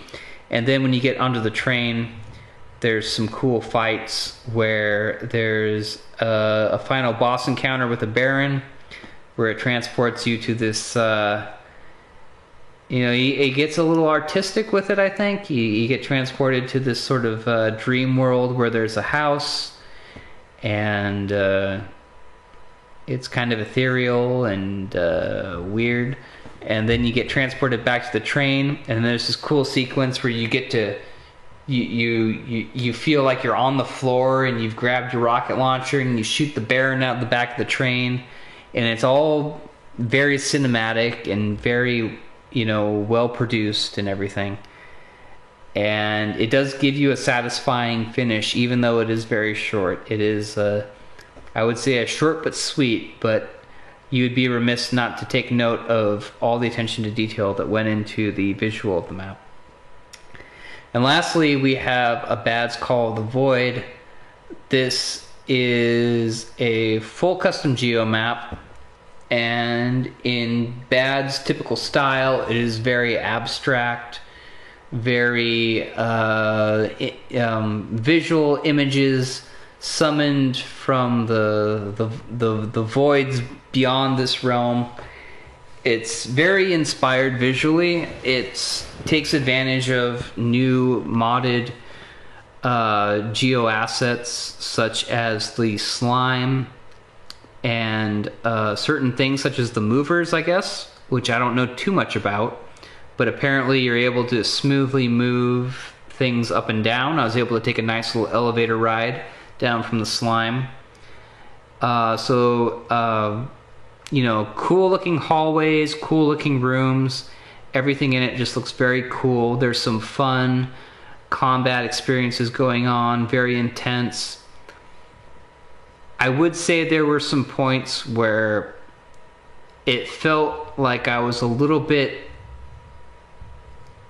didn't quite have the equipment I needed. Like some of the fights started to feel a little bit more in the demon's favor than mine. It got a little too unbalanced, I think, towards the end. Supposedly there's some secrets, according to, I shouldn't say supposedly, there are secrets according to the author. You can find a rocket launcher, you can probably find other things. I didn't look for secrets, so there are secrets you can find to make the map easier. But if you don't find those secrets, it does get very challenging, and it does feel a little bit unbalanced, especially towards the end. But if you're a skilled player, even with the weapons that you have, you still have a good fighting chance. I did not die in this map until the very end boss fight. And I don't really know if I should call it a boss fight, because the boss was there, like a custom geo boss, but I wasn't really fighting him, he was just there. But until the very last module of the map, until the very last fight scene, I didn't die once. So it felt challenging, but it wasn't like, I shouldn't say unbalanced. It was a challenging map with the weapons that I had. it wasn't until the very end of the map that I had an issue with kind of the way the fight was going. But up until then, it was just, I would say, a challenging map. And it was a very visually striking map. Bad does an excellent job with his custom geo, does an excellent job incorporating new assets from some of the modded stuff we've been getting lately. It is well worth checking out. It is a good map. Let's see what we got here. We got some stuff in the comments. Go for the Halo map. Oh no, nothing new. Okay, so after playing all those maps, which map jumps out at me as being the Snapcast featured map?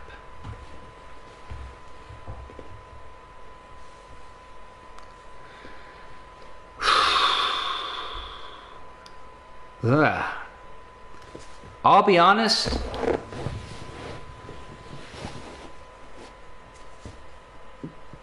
they're all still really good maps. Nothing really like was head and shoulders way better than anything else.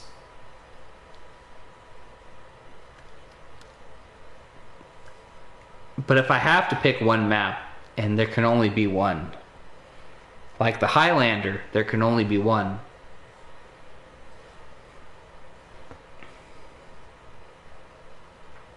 I gotta go with the Halo map. I do. I think it, you know, it knocks it out of the park with custom geo. A lot of time and effort just went into so many details of that map, and it is so faithful to the source material. It's so good as the Halo experience that it is. I really enjoyed it. And especially since the author said he just made some updates where that last bit of unfair issue with the gameplay being too difficult, he said he's worked some of that out. I gotta give it to Halo Canyon Assault on the Control Room, that map by Soviet Onion. I think that map has a lot more going on. I think it's just a lot more of a Snapcast map. And that's not to say anything at all negative about the other maps I played. Obviously, they were both really well done, really top tier, easily AAA Snap maps by all regards. But like I said, there can only be one. And I think I'm gonna have to go with the Halo Snap map. So, what time is it? It's only 8.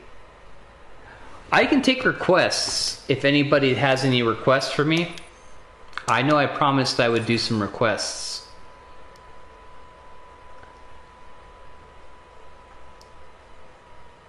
Does anybody in the chat have a requested Snap map they would like me to play?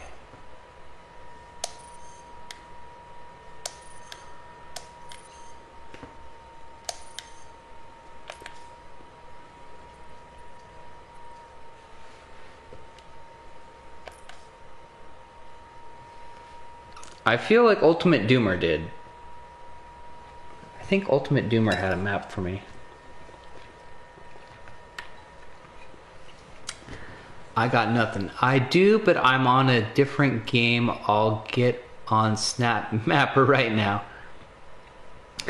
Yeah, man, no problem. I'll just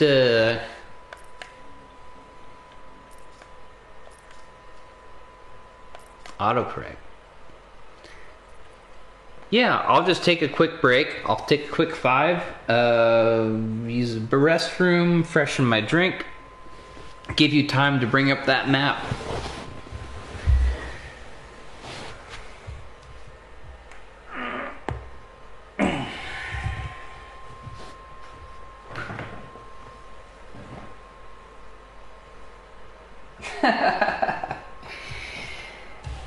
Dean says he's watching the Jack and Coke stream.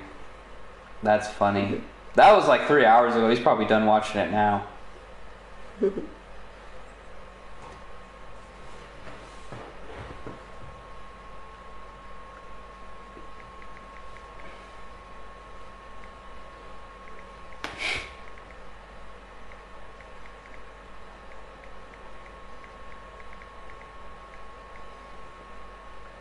Glad you're enjoying it.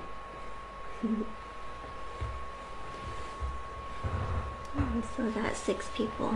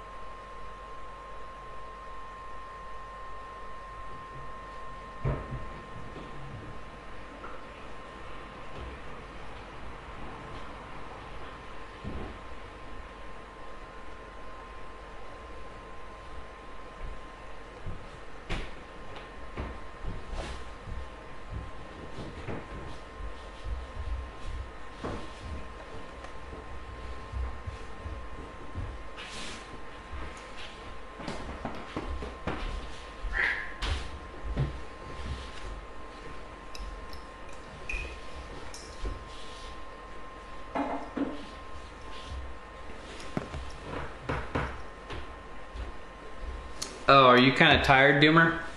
Sounds like you guys are ready to call it a night. Well, 5 a.m. for Fluppy. Man, what are you doing up, Fluppy? You're crazy, man. You should go to bed. Pretty late for me as well. Night, y'all. Thanks, JR, for the nomination, and I will hopefully, eventually, quite possibly, maybe even release a what? Let me bring this up here. A new map sometime soon. Well, I hope so.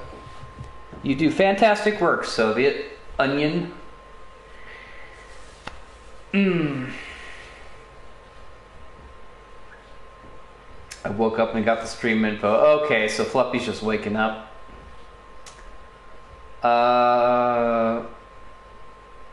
Well, yeah, man, thanks for hanging out with me. All you guys that are about to go to bed or go to work, depending on where you are, thanks for stopping by, and I hope you enjoyed the stream. I'm glad for your company.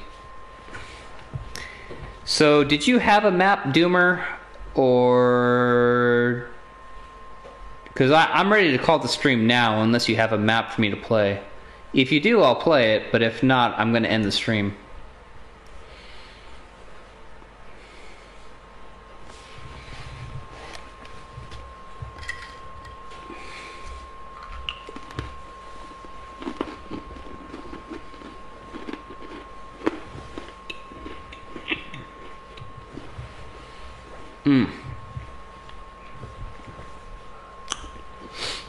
Alright, bye-bye, Fluffy. Thanks for stopping by, man. Great map, by the way. I really enjoyed it.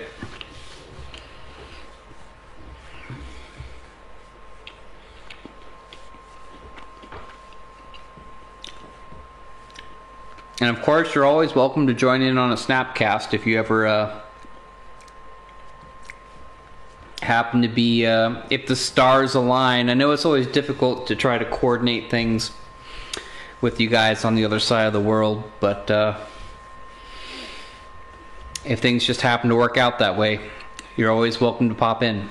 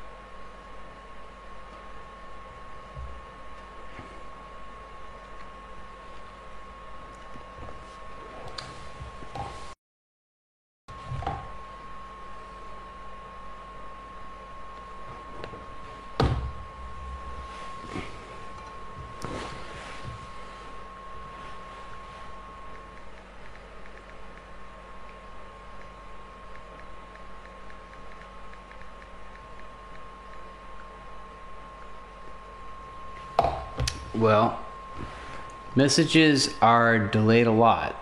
Oh, you got a map ID for me. Okay, great.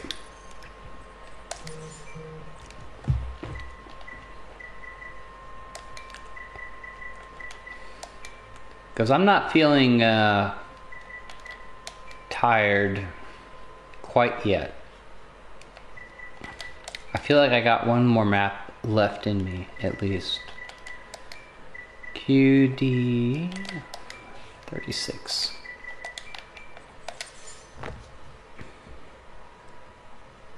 I swear I deleted my message.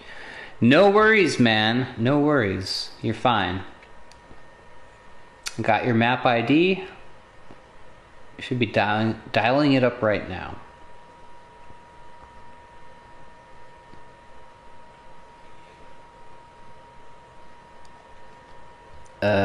I think. Oh, there we go. Had to press the X button again, apparently. Doom Eternal Master Level. Okay.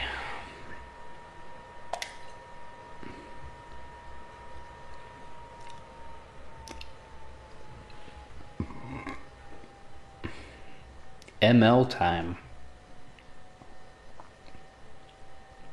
What's ML?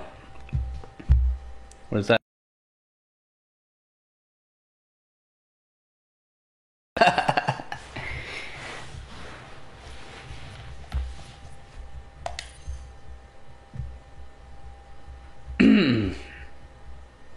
Oh wow, is this a brand new map? It's never been played. Oh, ML stands for master level. Oh, is this a really hard map? Let's see. Doom Eternal Master Level. This is a remake of my Doom Eternal map with more difficult demons. Oh boy. This is going to be a real grind, isn't it?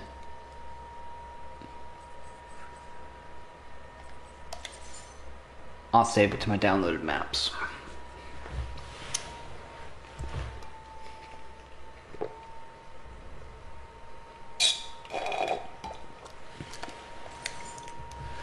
Don't worry, I don't get a lot of attention except for my top maps. I don't get a lot of attention.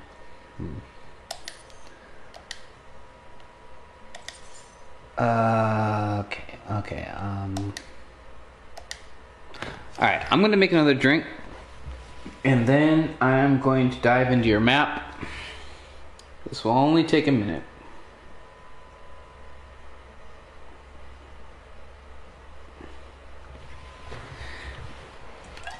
And this will probably be the last map for the night for me.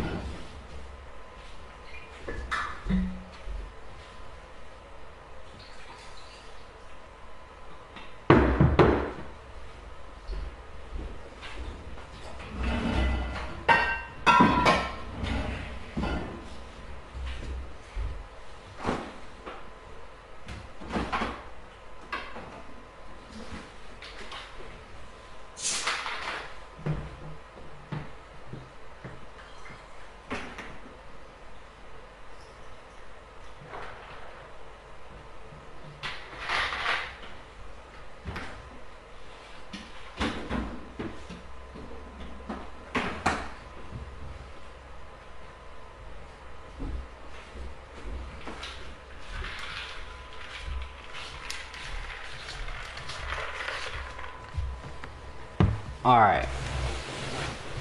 I'm back. In black. Aren't you glad I'm finally back? Alright, so let's play this. Doom Eternal Master Level by Ultimate Doomer. Apparently, it's really tough. And it's Doom Eternal, so I wonder if there's like some, you know, weird dash mechanics or something going on there. You know, I know a lot of these Doom Eternal snap maps have like some custom mechanics going on where like you can shoot fire or you can dash around, or they always try to incorporate some sort of you know, unique mechanic from Doom Eternal into snap map. We'll see if any of that's present, or in what way it's a Doom Eternal themed. We'll see. I don't know what to expect.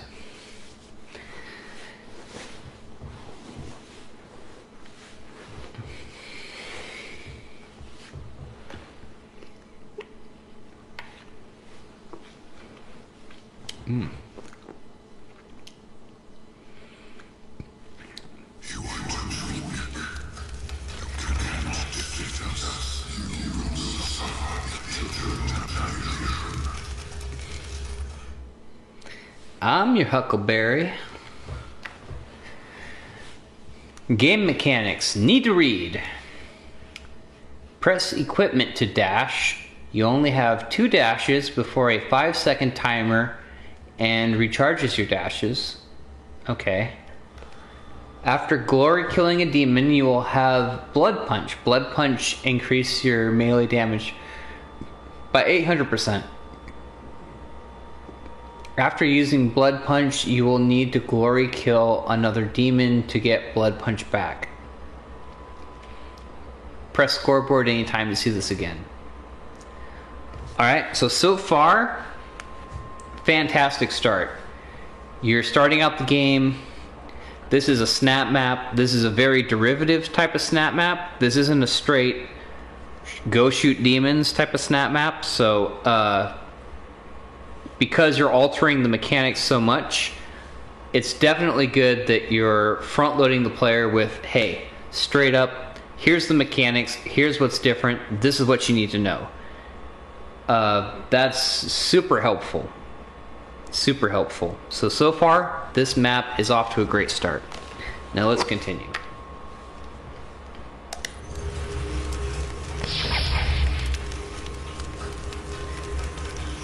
Okay, it looks like I just came out of a sarcophagus here. I'm guessing this is mine. This belongs to someone, but to whom I don't know. Oh, that's my dash mechanic, apparently. For me, that's the L1 button. Alright, we're being very generous with the weapon wheel here. It seems that I have access to basically every major weapon. I'm going to bring out the super shotgun.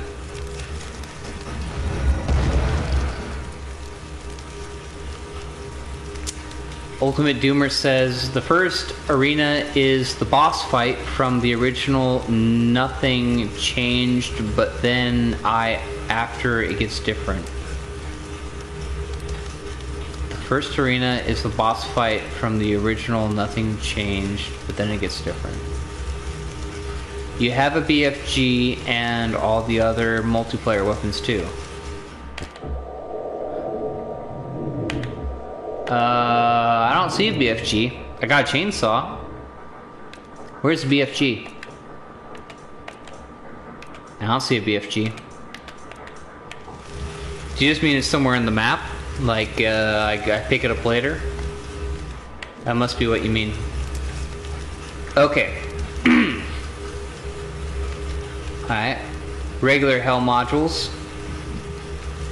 We got some fire here. Got some skeletons. Very spooky. Uh-oh. I'm feeling some deja vu. I'm feeling, you You know what's actually funny is this guy was in my way to walk forward. Like he's reaching up to grab my legs.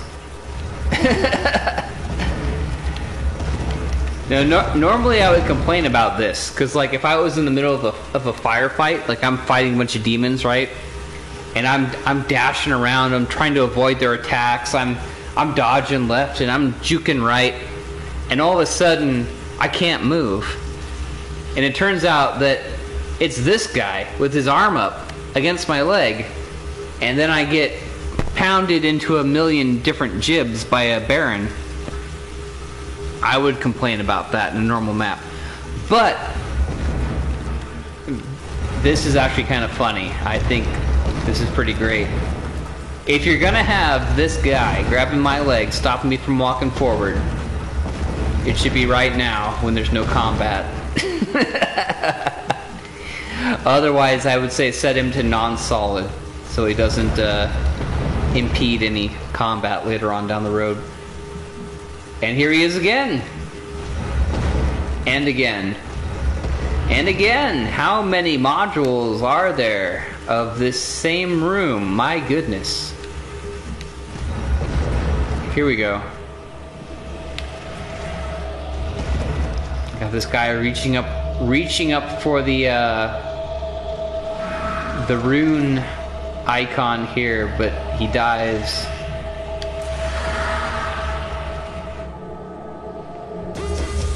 Checkpoint reached. Whoa, what's going on here? My vision's blurry. Oh, my vision's blurry. What effect is this that's making my vision blurry? That's really weird.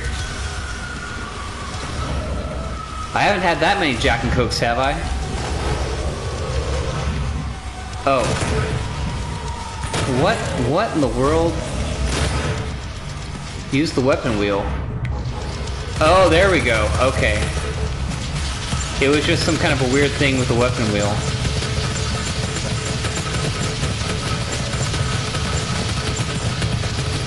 I was about to say, what the hell's going on with my vision there?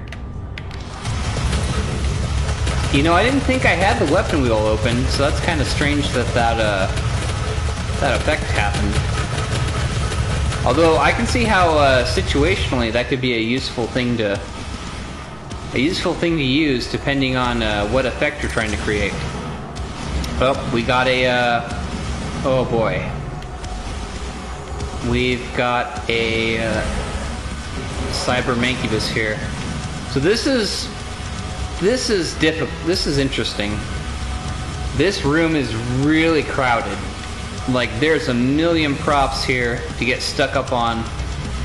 This is not a room where you want to be trying to maneuver around your enemy's attacks.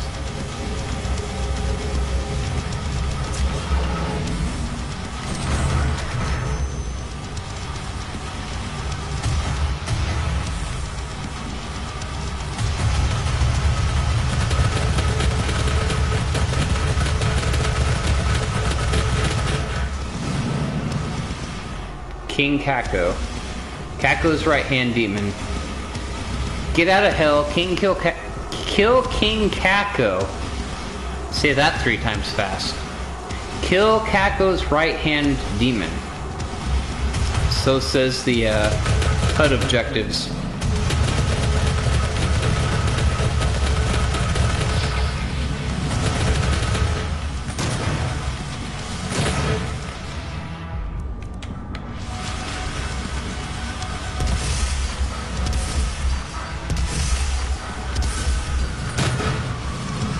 Alright, so it's a little bit of a slow-paced fight. I think I can take stock of the Geo here.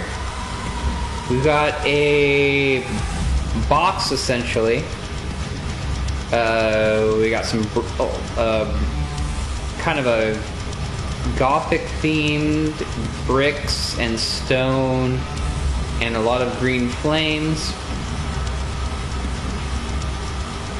What does that say? Does that say heavy? Hexy? Oh, fear! It says fear. I thought that was an H. Okay, it says fear. Okay. there's some Geo going on in this room. It's okay. I'll be honest. It's a little bit on the. If I'm being super critical, it's a little bit on the novice end of the Geo spectrum here. But there is definitely some customization going on.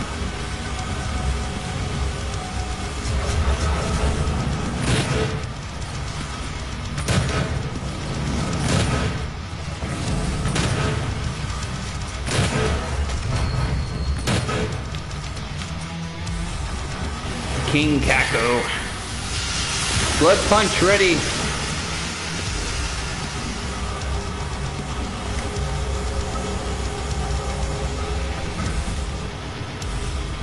So now one thing,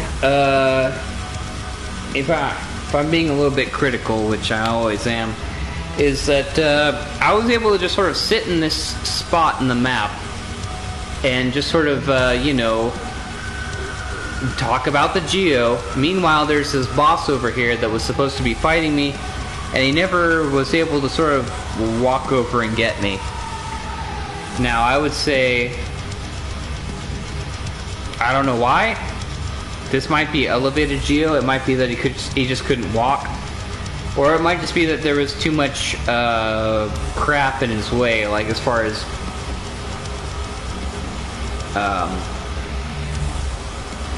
just too many items like rocks and things.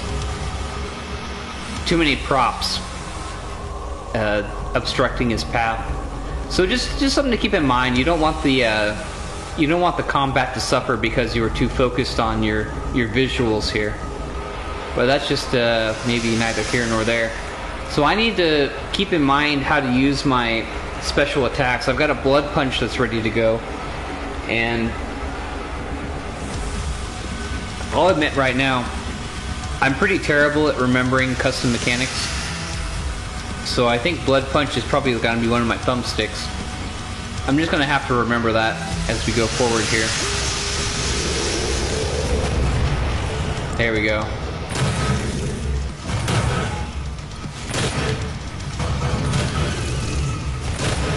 Here's King Kako. Got him. And I got my blood punch back. Fantastic.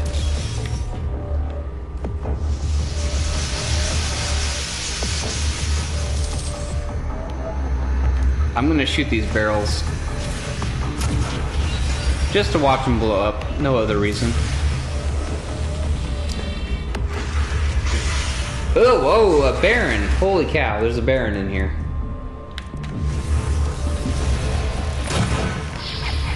Whoa.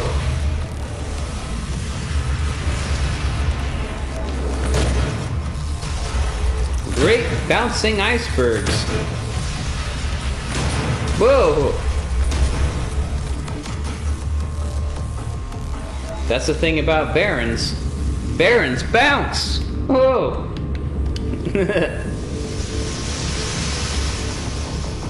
That was originally a lost soul. Oh, and you changed him to a Baron, huh? Oh, or are you talking about the Cacodemon?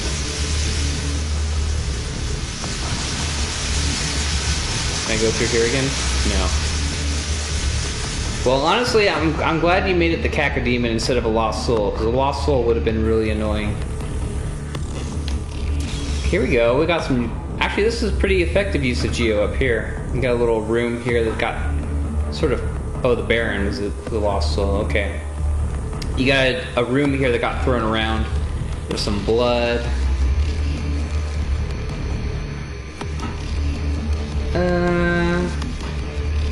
This isn't bad. This isn't bad.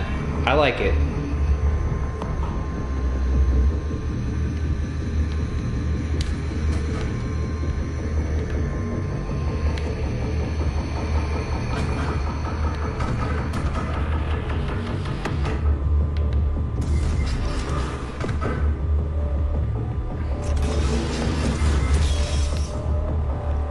Alright, we got a teleporter.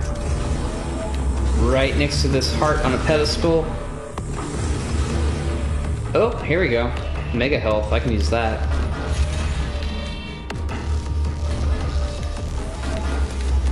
Oh, what's going on with this guy? Is he gonna give me something good? I don't know what that did for me. Through the teleporter. Oh boy. Oh boy, oh boy, oh boy, oh boy.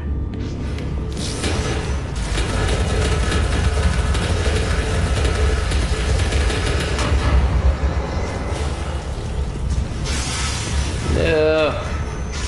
No.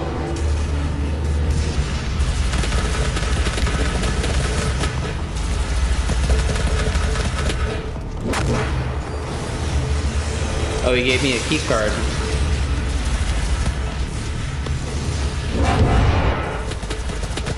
Hey, I used my bullet punch.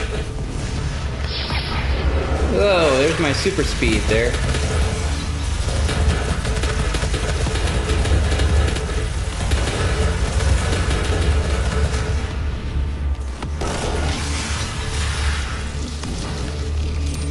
Okay, my bullet punch is ready again.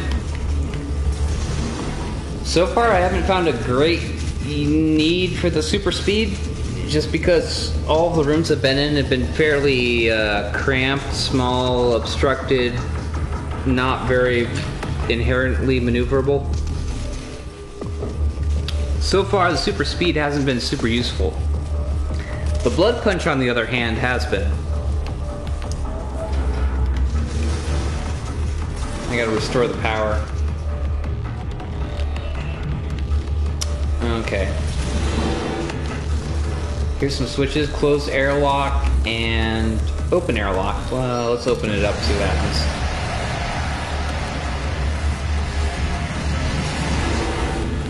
Alright, we're outside.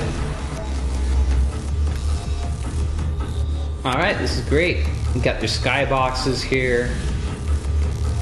Oh, a custom geo going on. We got the sand. I am on Mars. And you've got a POI. You've done something that most mappers tonight have not done. You've given me a POI to tell me where to go. Congratulations, you get a thumbs up.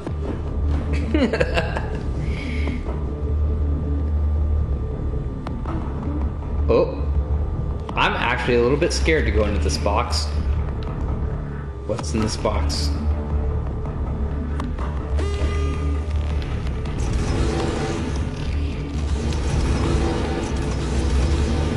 Oh! Demon! I have no grenade. I feel like I have a grenade, but I don't.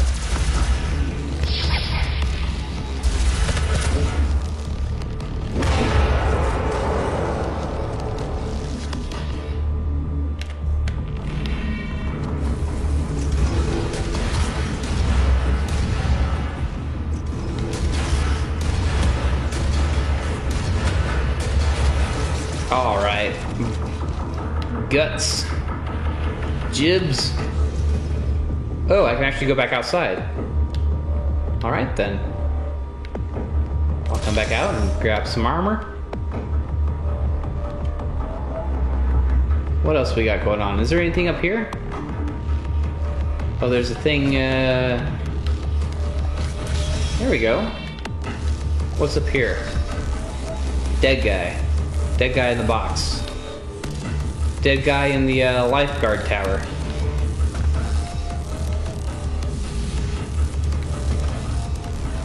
Whoa, that... Whoa. Way up high. Alright, cool. Oh, invisible wall. Alright, let's go back into the tunnel. Here we go. I like that you have it so that I can go in and out of the tunnel. That's nice. Uh-oh. Pinky. Oh my goodness, I should have had a shotgun out. That did a lot of damage to my shield. That room's got a lot going on in it. Okay. Oh boy. Before I run through there and get into what's obviously going to be a huge demon fight, I'm gonna take a drink.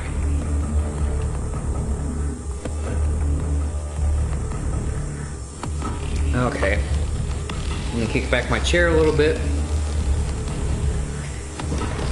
Get comfortable. This is gonna be a long fight, I think. Okay. Alright. Okay.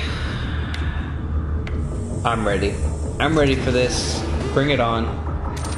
Let me get some ammo. Yeah, but it's gonna be a lot. How did I know that? I can just tell by look. You've got the gore nest, and there's only ever a gore nest if there's gonna be a serious fight.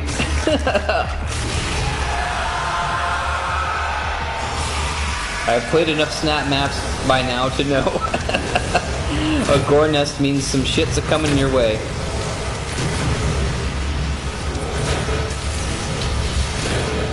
Oh boy. Oh boy. Blood punch ready. Boom. Oh, Cacodemon. My goodness.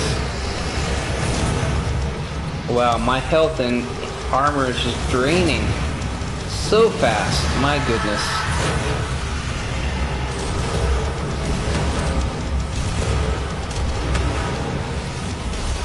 Oh my good. You know what I need? I need a quad damage is what I need.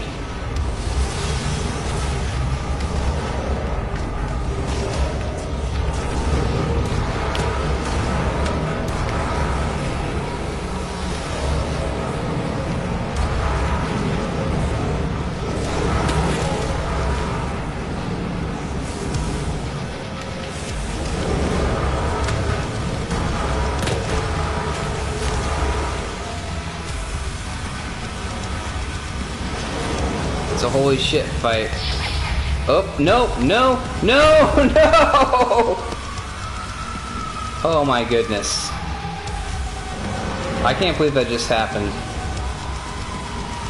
I accidentally fell into the abyss and died. My goodness. What a noob moment. You know what? I just realized I have this chainsaw and I haven't bothered to use it this entire time. Let's chainsaw some demons, shall we?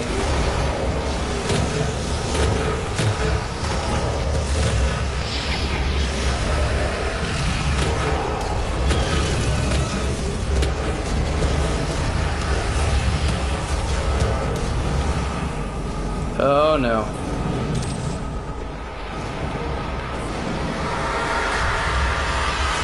Oh boy.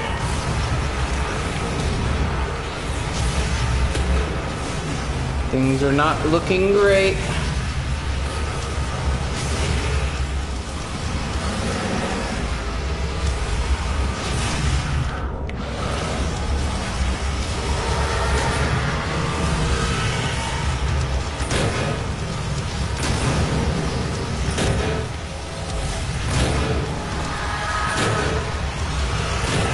Well, you weren't kidding. This is a pretty gruesome fight.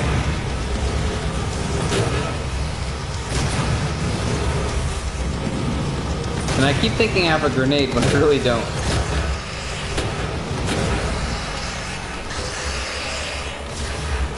Boom, blood punch. Blood punch time. Gauss, where'd you Gauss King? Wait until you see my Urdak map. Oh boy. Well, I won't be seeing it tonight. I think I'm gonna call it quits after this. Just because I do have to get up early tomorrow.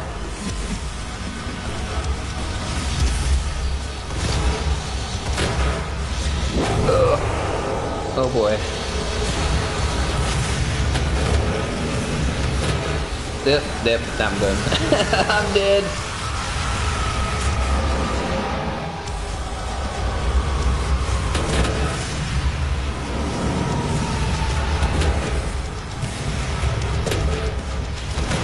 Oh boy.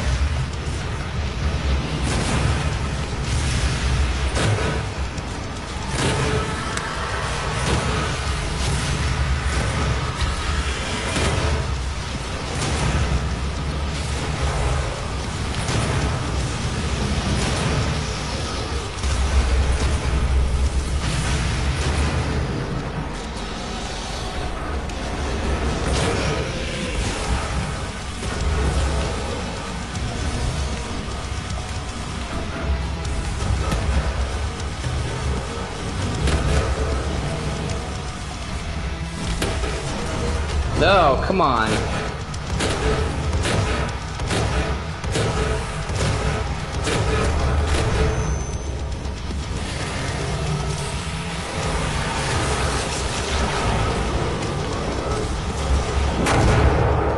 Oh, that did barely nothing. That barely did anything.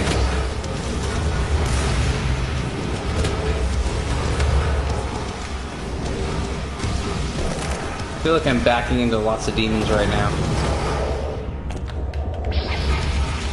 Whoa, no! Okay, my dash has been nothing but trouble.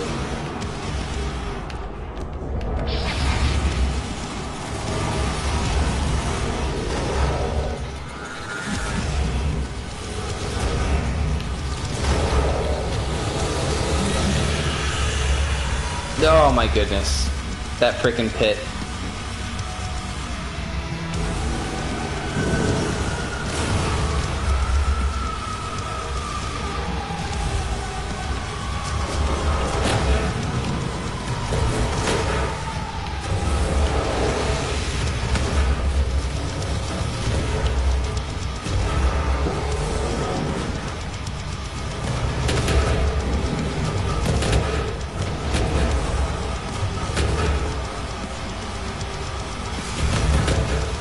Baron. I'll be honest, this combat experience is overstayed its welcome at this point.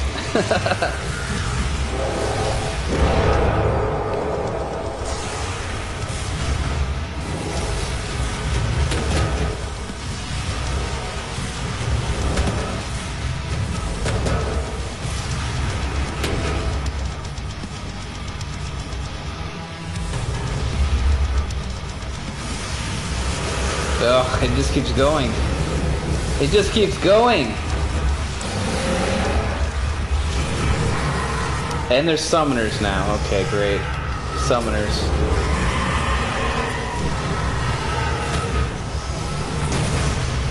Oh boy.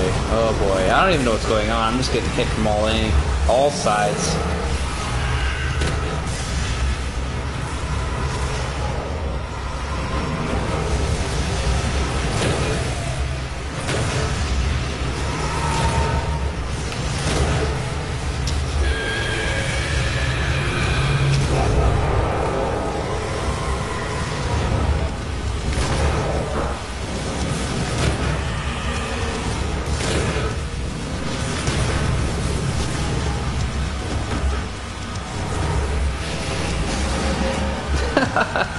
Not to make fun of you, but I'm better than you and can finish this fight a lot faster.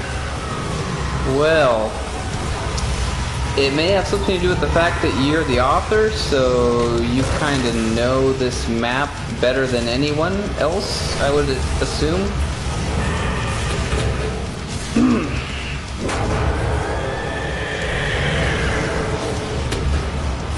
So you have the advantage of actually knowing where all the items are, what demons are going to spawn in, where the pickups are, and you've probably played this map a bunch of times during testing, so yeah, that too. That's not it's not insignificant. Keep in mind, I'm playing this for the first time.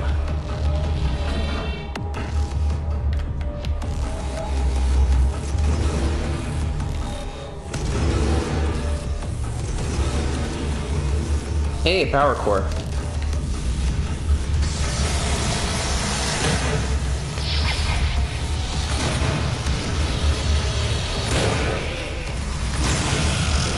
Oh boy.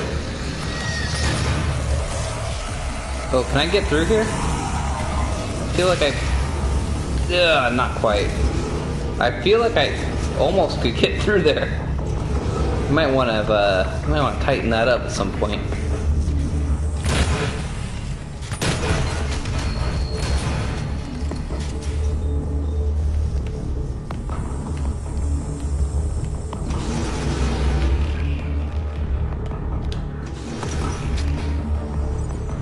Yeah, but you also haven't played the original. And this map is a master level, and the original should be played first, but this is better than the original. Well then. Well, if that's the case.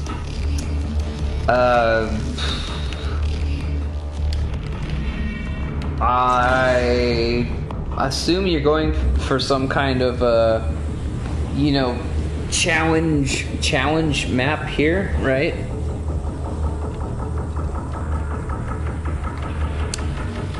But the fundamentals of gameplay still apply, challenge or no. And there is a point where a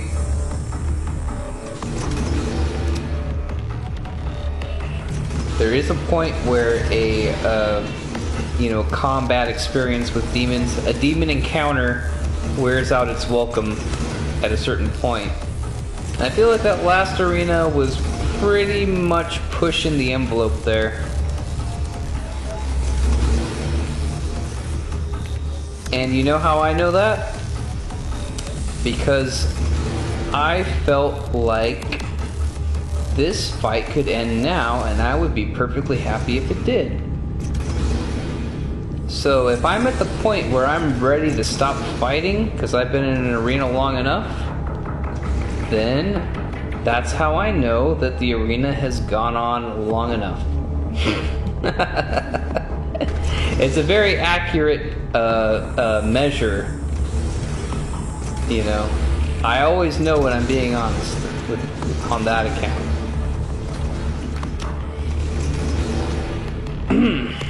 You need to exit the underground tunnel. Okay. Underground tunnel. Gotcha.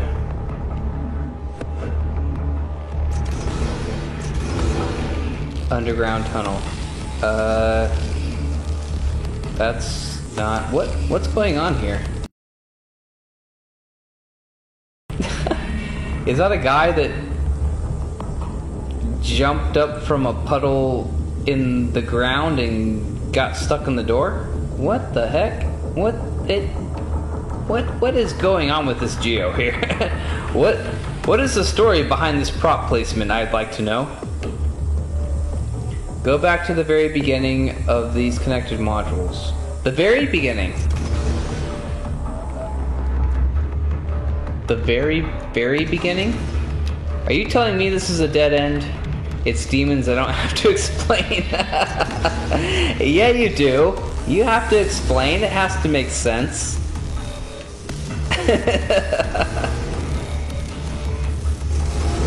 Okay, I'm gonna backtrack. I better not get locked out of any modules, though. Your door logic better not be broken, okay? Let me tell you that.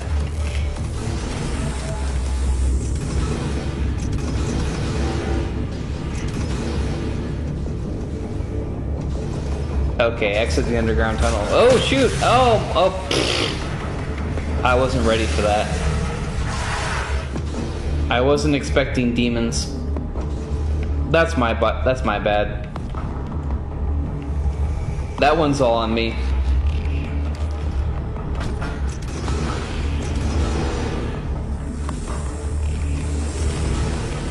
Wait, nope, other way. Other way. You restarted the power, so you can now go to that area that was locked off. You restarted the power, okay. I have the power!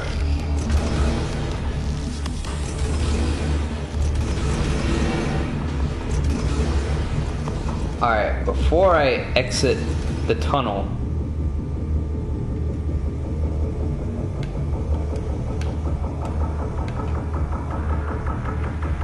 I like how you did the tunnel, though. I like how you just went with the flat black instead of putting a, because you could have gone with the skybox, right? You could have gone with the Mars skybox to match the above ground area. But I actually like how you just went with the flat black.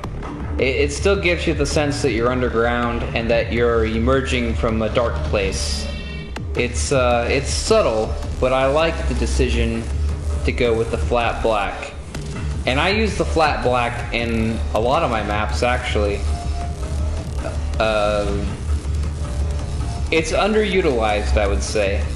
The flat black. There's my pitch for the flat black. People need to use it more often.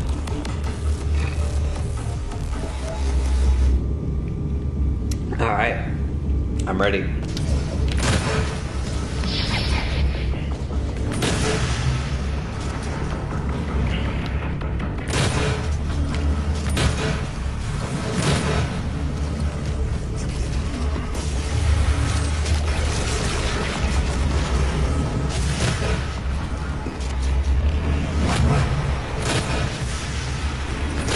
Hey, Unreal Sight, welcome to the Snap Map live stream, buddy.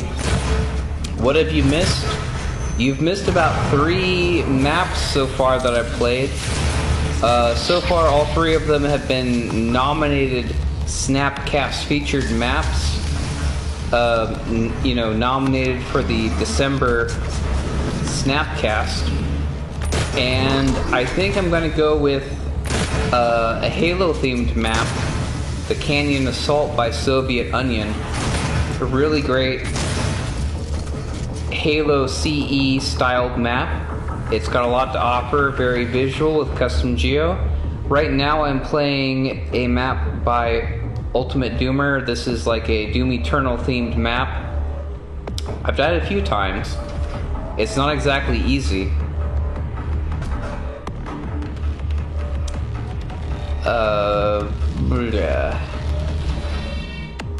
Open airlock.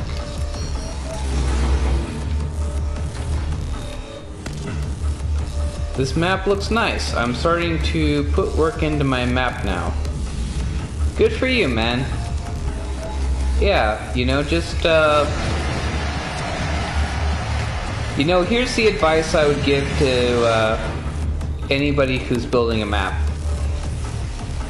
Little things add up to big things over time.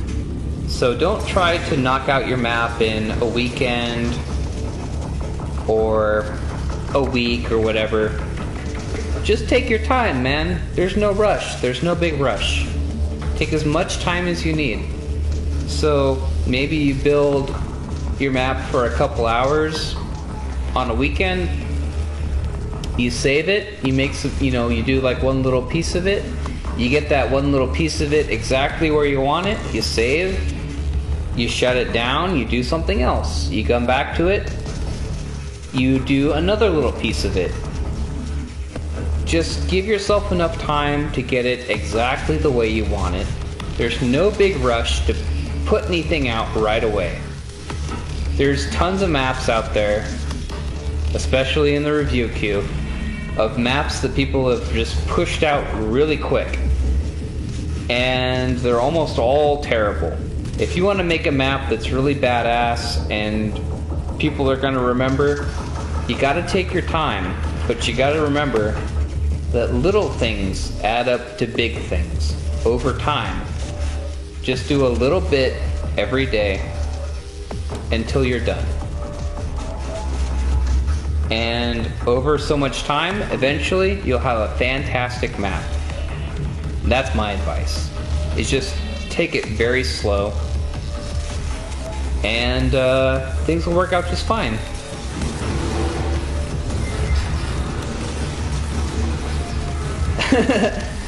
Back to the Ultimate Doomer says, back to the airlock, Unreal Scythe. I have put 15 hours straight into a map in one day. LOL. Okay, Unreal Scythe, 15 hours, that's really extreme. You shouldn't be doing that much time in a day. That's basically like you go to bed, you wake up, you do nothing but snap map, and you go back to bed.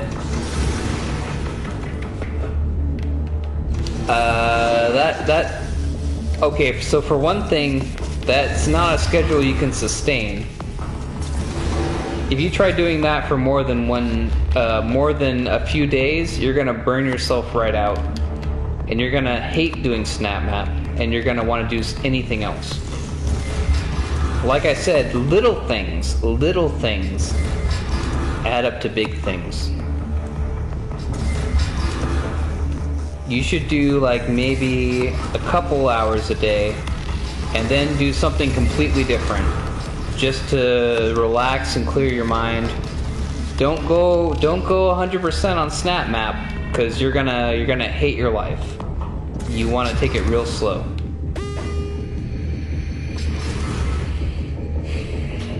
Ultimate Doomer says PFFFFFFY.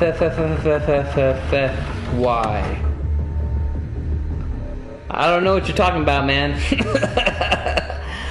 What are you talking about? Unreal Scythe says, my maps take months to make anyways. Okay, well, yeah, okay, good. So you get what I'm saying.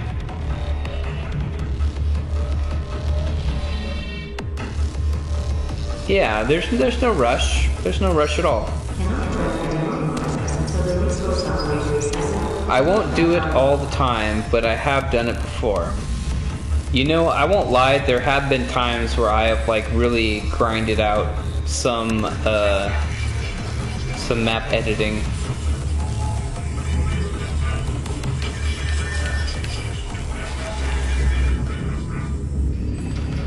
And if you're in a position where you can take the time, I will unlock the door to the Hell Portal. Okay. Oh, here comes some shit. Yeah, if you're in a position where you can actually... See, that's the thing, is that most people aren't in a situation where they can spend 15 hours in a day doing like a video game, because they have either a job, or they have a family, or they have responsibility.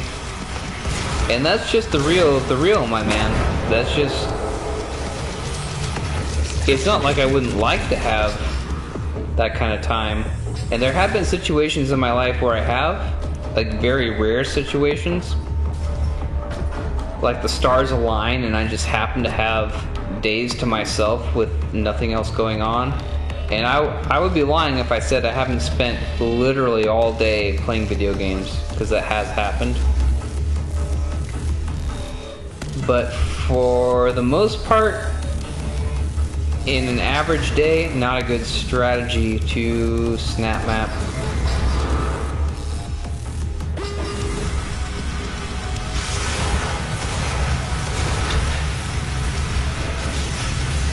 Again, I done it once or twice, but not all the time. I did book a week off work to make that happen. Yeah. No, I get it, dude. Like, I'm not saying like you just you do nothing but play Snap Map. Don't get it wrong, man. I wasn't assuming that.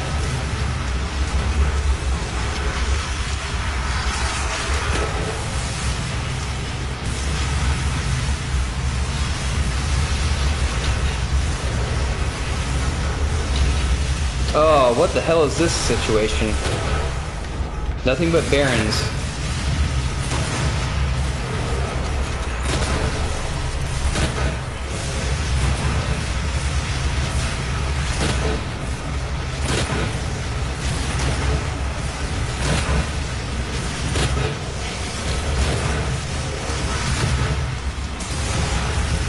Oh my goodness.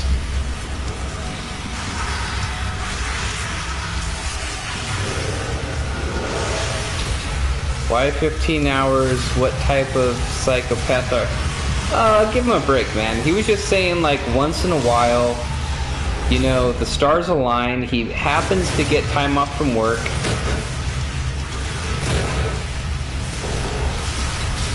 It's no big deal, dude. Like, there's...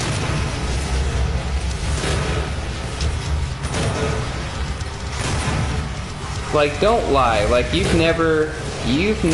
telling me that you've never no-lifed it for a day or two on a video game or a movie, like a Netflix series, or there's never been anything in your life where you've had, like, you know, a couple of days off, nothing, literally nothing to do, and you've never just spent all day like playing a video game. Come on, man. Everybody has done that.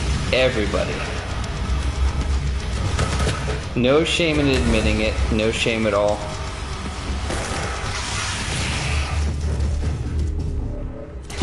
You know, I forgot I even had a blood punch. It doesn't seem like that blood punch really lands all that often. Like when I use that blood punch, sometimes it seems like it doesn't land. I don't know why. That could just be the way I see it. I do have a life outside of Doom Snap Map, but LOL. But yeah, Snap Map has become a hobby of mine. No, dude, I totally understand.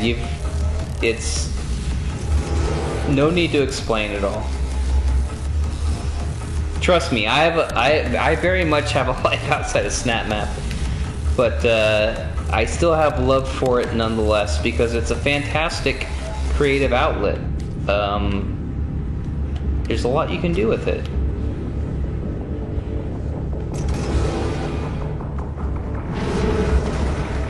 To be continued, you win.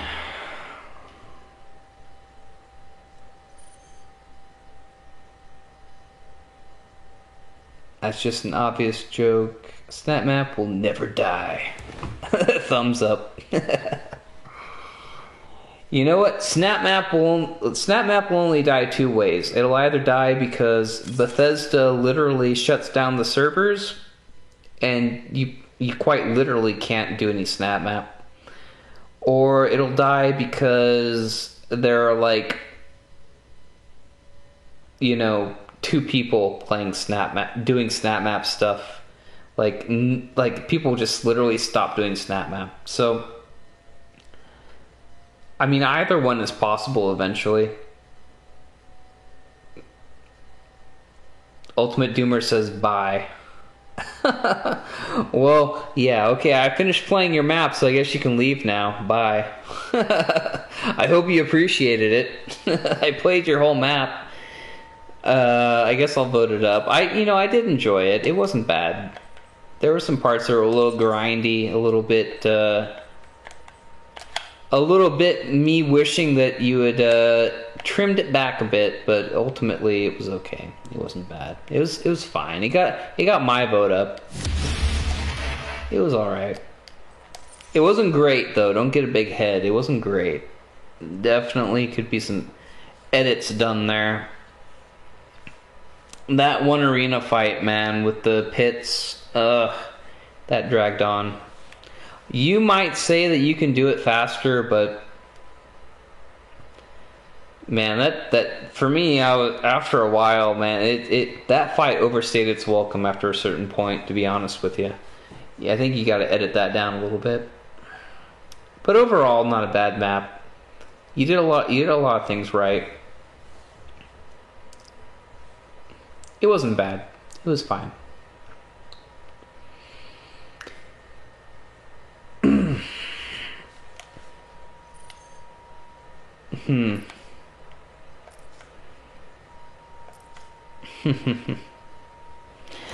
Well, what time is it? 9:40. Okay, I think I'm gonna have to call it quits, fellas. Thanks for joining me. If anybody's interested in being on the next Snapcast video, be sure to join the Discord. We're going to be covering the Halo Assault on the Canyon map by Soviet Onion. The one I played earlier in the stream, if you were here for that. And anybody is welcome to join the Snapcast. We don't have a date yet for recording, but it'll probably be sometime... No, it'll for sure be sometime this month. And it'll be fun. It'll be fun. So come hang out with us if you want to. Just it's basically just literally you just watch a YouTube video of me playing a map and you comment on the map. And then we all just kind of hang out and BS. And that's it. It's a good time. And I take care of all the editing. You don't even have to worry about it. Easy peasy. If you want to be involved, you don't have to. Unreal Size says, need to sign up to the Discord. Well, go back to my last Snapcast video. There should be a link in the Discord. If you look in the video description, just follow that link. It'll take you to the Discord and you can just sign right up. It takes 2 seconds, super easy.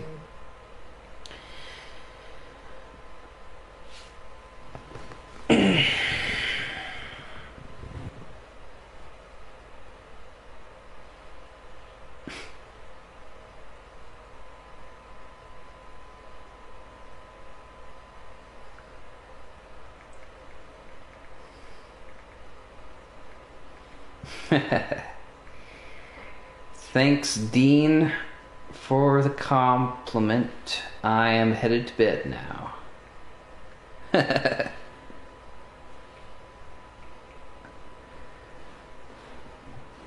Alright, guys, I'm gonna call it good.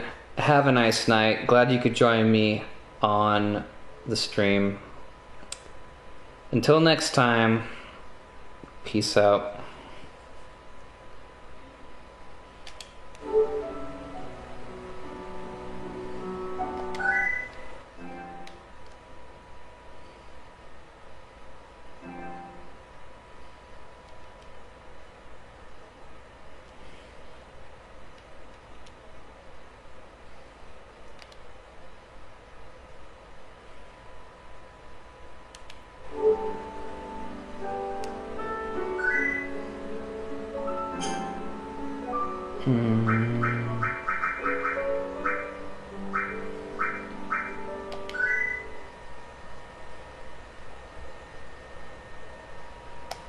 Oh boy, I don't even remember how to end this stupid thing.